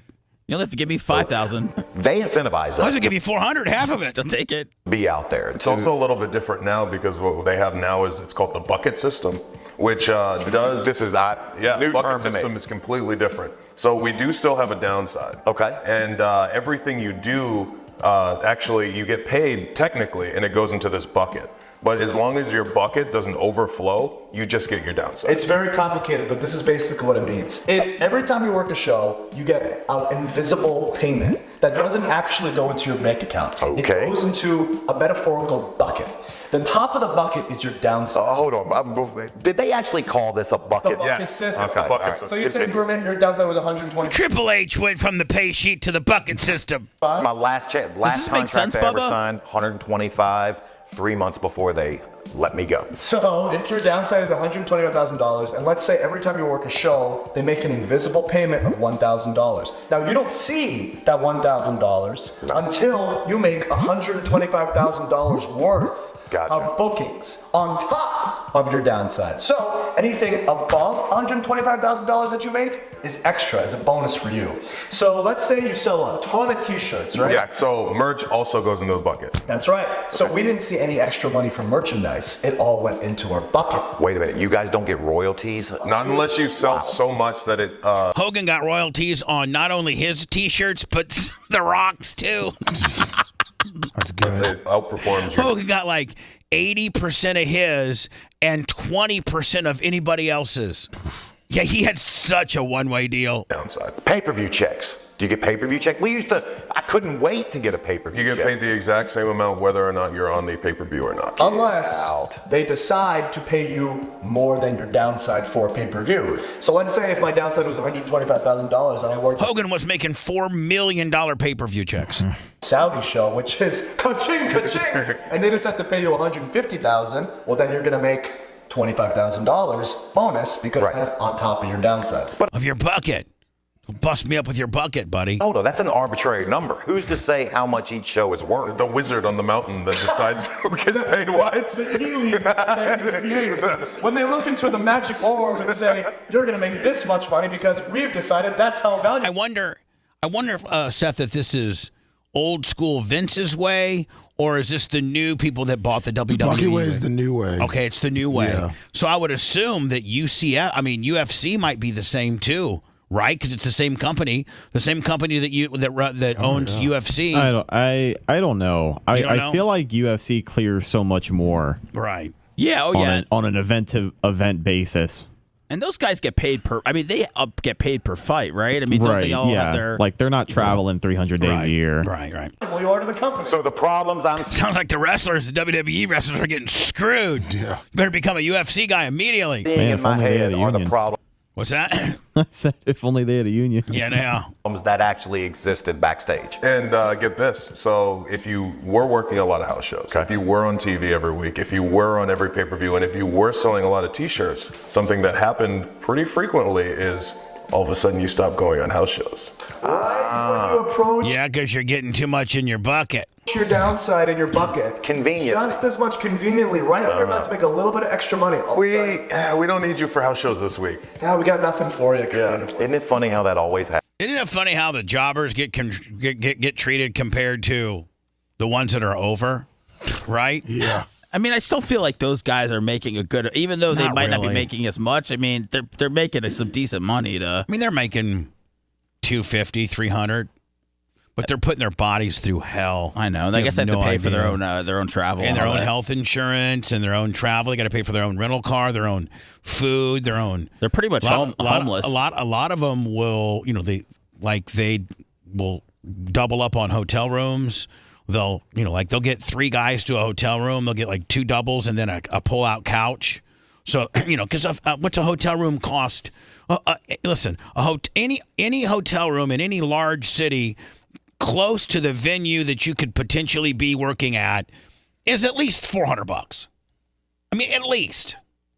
Right? Pretty much these days. You go in threesies, Lummy. Everybody's a buck. Yeah. Not much. You're going to spend $400 for yourself, or you're going to spend, $140 for you and 2 of your boys. Now I understand why Seth was renting your apartment out.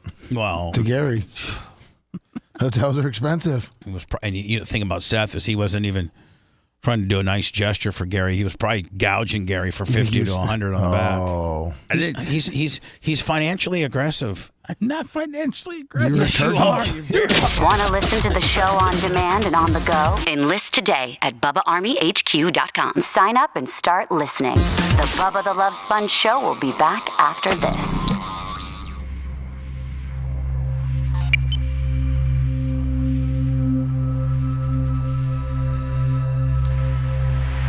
Made for a night for $2.99. Oh, man. Oh.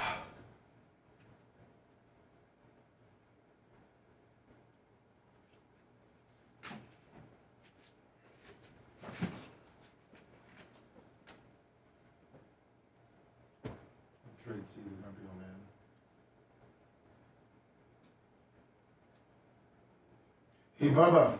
What? Stein has to do Thursday because he's traveling tomorrow.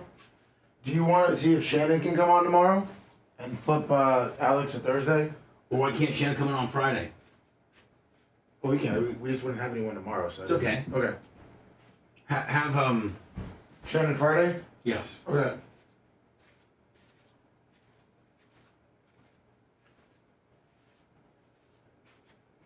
I wonder if I should text my buddy Stein.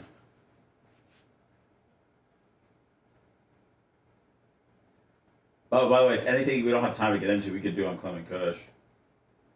Well, what do we have to get into? No, I'm just saying, like that Caitlin Clark thing, like if you didn't have time to get into it or whatever.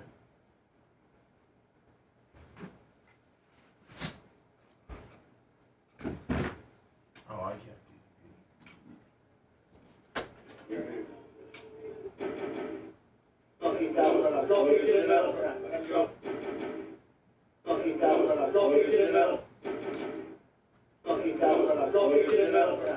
Come on, motherfucker, why are you pausing?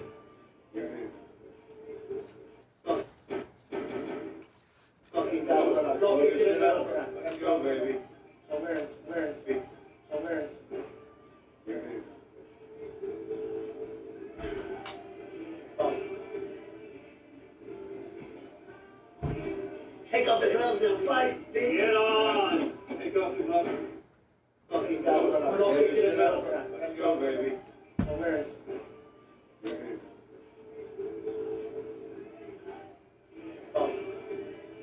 Hey, listen to the background. Take off the gloves and fight. I don't know, man. Connor's a weird dude. Take off the gloves and fight like a man. Yes. Go, brother. Okay.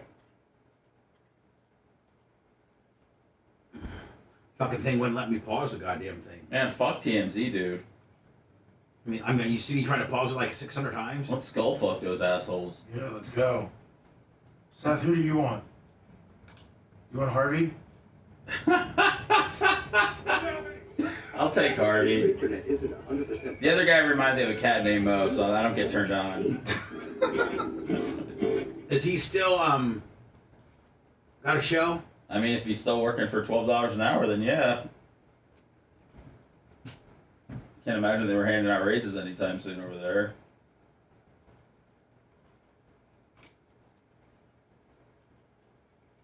Morning, I gotta call you the police. What's up, Blossy, the one-man posse?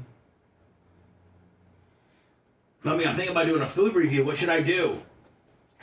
Well, if you're listening to the Oregon guy, then you're gonna have to do the Taco Bell thing. The aardvark fries? Yeah, or Magoo's, that chicken place in Odessa where you used to live. Will you send me a little thing about aardvark fries? Will you Google them and send me them? Yeah. So I can look at them?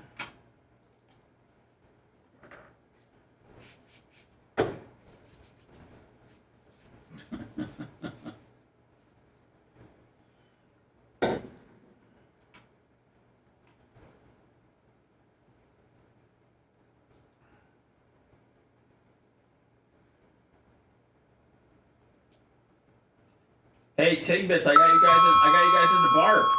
Fuck yeah. Oh, yeah, it's all you. Say it's all you. I mean, we could use the star power, right? That way we don't have to solely rely on Alex Stein and the Texas Hangman.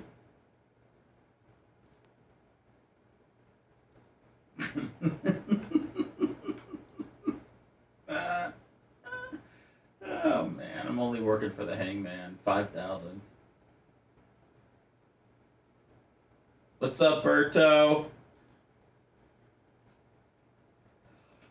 Oh yeah, we got couches. We even have a little homeless area right by the studio that Lummy could probably get a couple of you guys in.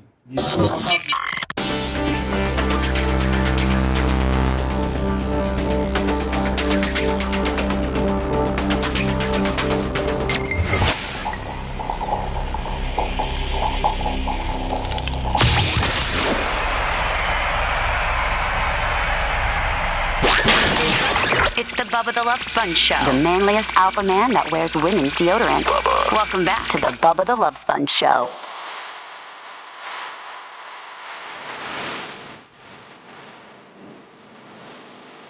Again, Lummy, I feel like we're repeating music, and this would be a yes.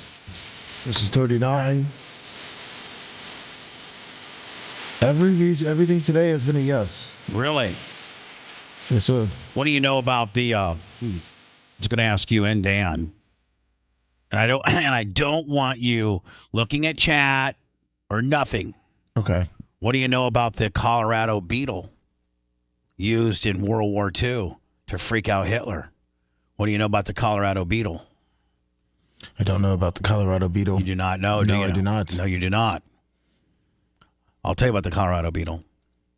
We told Hitler, we sneaked some information, said there was a German spy within the UK, and the UK were coming up with these Colorado beetle bombs, and they were going to have these Colorado beetles that eat potato plants. Oh, nice. And that was going to be like our biological warfare.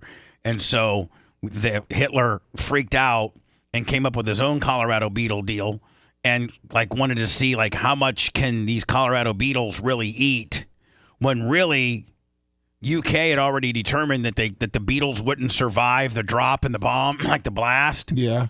And so they didn't do it. So Hitler went out and put Colorado beetles in his potato farms, thinking just to see how much they would really eat. And at first he didn't think that I have anything to worry about, but then they destroyed his entire crops. What a dumbass. So they told him, some spy, which really wasn't a spy, told Hitler that the UK and the United States were coming up with a big Colorado beetle high spot they were going to drop. And at that time during war, potatoes were Germany's huge staple. Oh, yeah. And during wartime, man, you need potatoes because you can can potatoes. They last forever, And again, Lummy, will you back check my facts to see if I'm right? You are correct. Read it. Okay. Looks like the potato beetle was a myth that was spread to Germany to scare Adolf Hitler. Let me skip down here. During that, Adolf Hitler had his East German young pioneers collecting as many potato beetles as possible and then started spreading them along his potato to see how the effects would happen. Right, because somebody told him, like, oh, there's no way that they could ever, like, these potato beetles could really do a thing. Like, they're really going to be nearly as powerful as you think. Well, they wiped out his complete potato crop. Yes, it did. Yeah, and it was all on a big, wrestling high spot. Jeez. Getting inside his head. Seth, were you impressed that I knew about the Colorado beetle? Absolutely, man. Thank you. Yeah. Let me. What do you know about 731? Unit 731? Yeah. No, well, I don't. That's not the one with the fake tanks, is it? No, that was called Operation Fake Tank, I think. Okay. Would you watch the History Channel yesterday or something, Bubba? Last weekend. Did you know they had pigeons carrying missiles? Yes. Okay. Did you know again about Operation Unit 731? Nothing. 731 was ran by the Japanese, and they went in. They invaded like Manchurian or some remote part of China. They invaded, and they took all of these people of China hostage, and that's where they would do experiments with these people, and it was some of the most gruesome violations of wartime. Like it was, they would do things like this. They would they would cut your arm off with no anesthesia. So they were kind of doing the same thing that the Germans were doing. They were literally putting you on a table and whacking off your arm, and then like registering the data as to what your body goes through when it's been suffered. Your arm getting blowed off. And then they would do the bubonic plague, and they would inject these people with with biological and chemical fevers and things like that.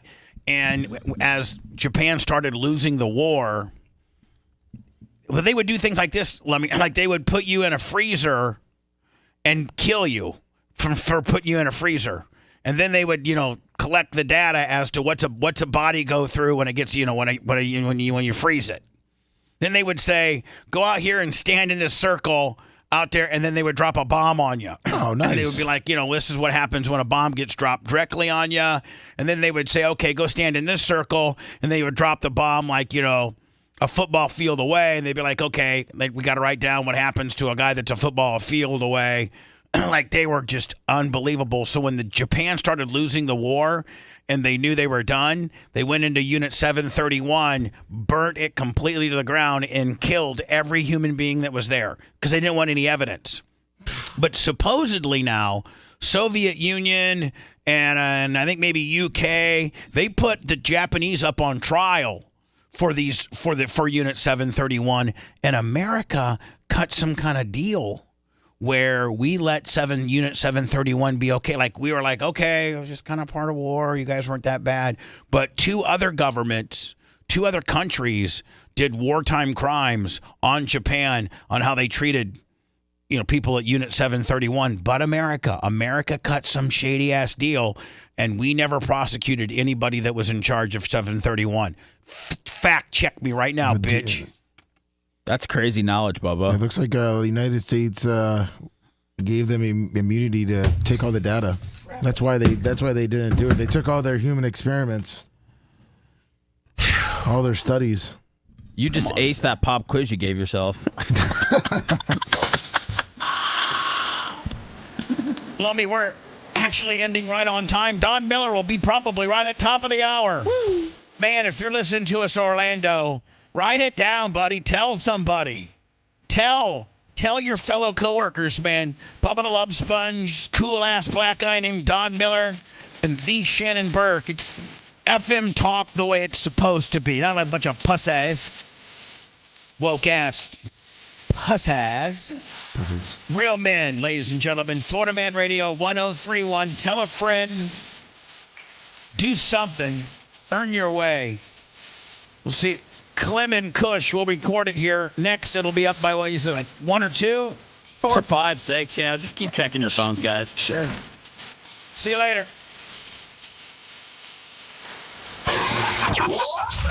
Thanks for letting me finish. You've been listening to the Bubba the Love Sponge Show, starring me, Bubba the Love Sponge. Co-host and show historian, Lumet. Co-host Dr. Dan Diaco, Esquire of Council. Co-host J. Diaco, Esquire, the Spitting Cobra of Council. Brett, the Filthy Ginger video editor. Yeah, Becker wiring up. It's Mini Macho. The BRN agent, Thomas Buttoned Up B. And for everything else, go to thebubbaarmy.com. Now, time for the legal disclaimer. Exactly. The Bubba the Love Sponge Show is intended solely for the enjoyment of our listening audience. Any rebroadcast, retransmission, or other use of this show without express written consent of the Bubba Radio Network is prohibited. We must dissuade him of this delusion. Until next time, always remember. I'll repeat hello.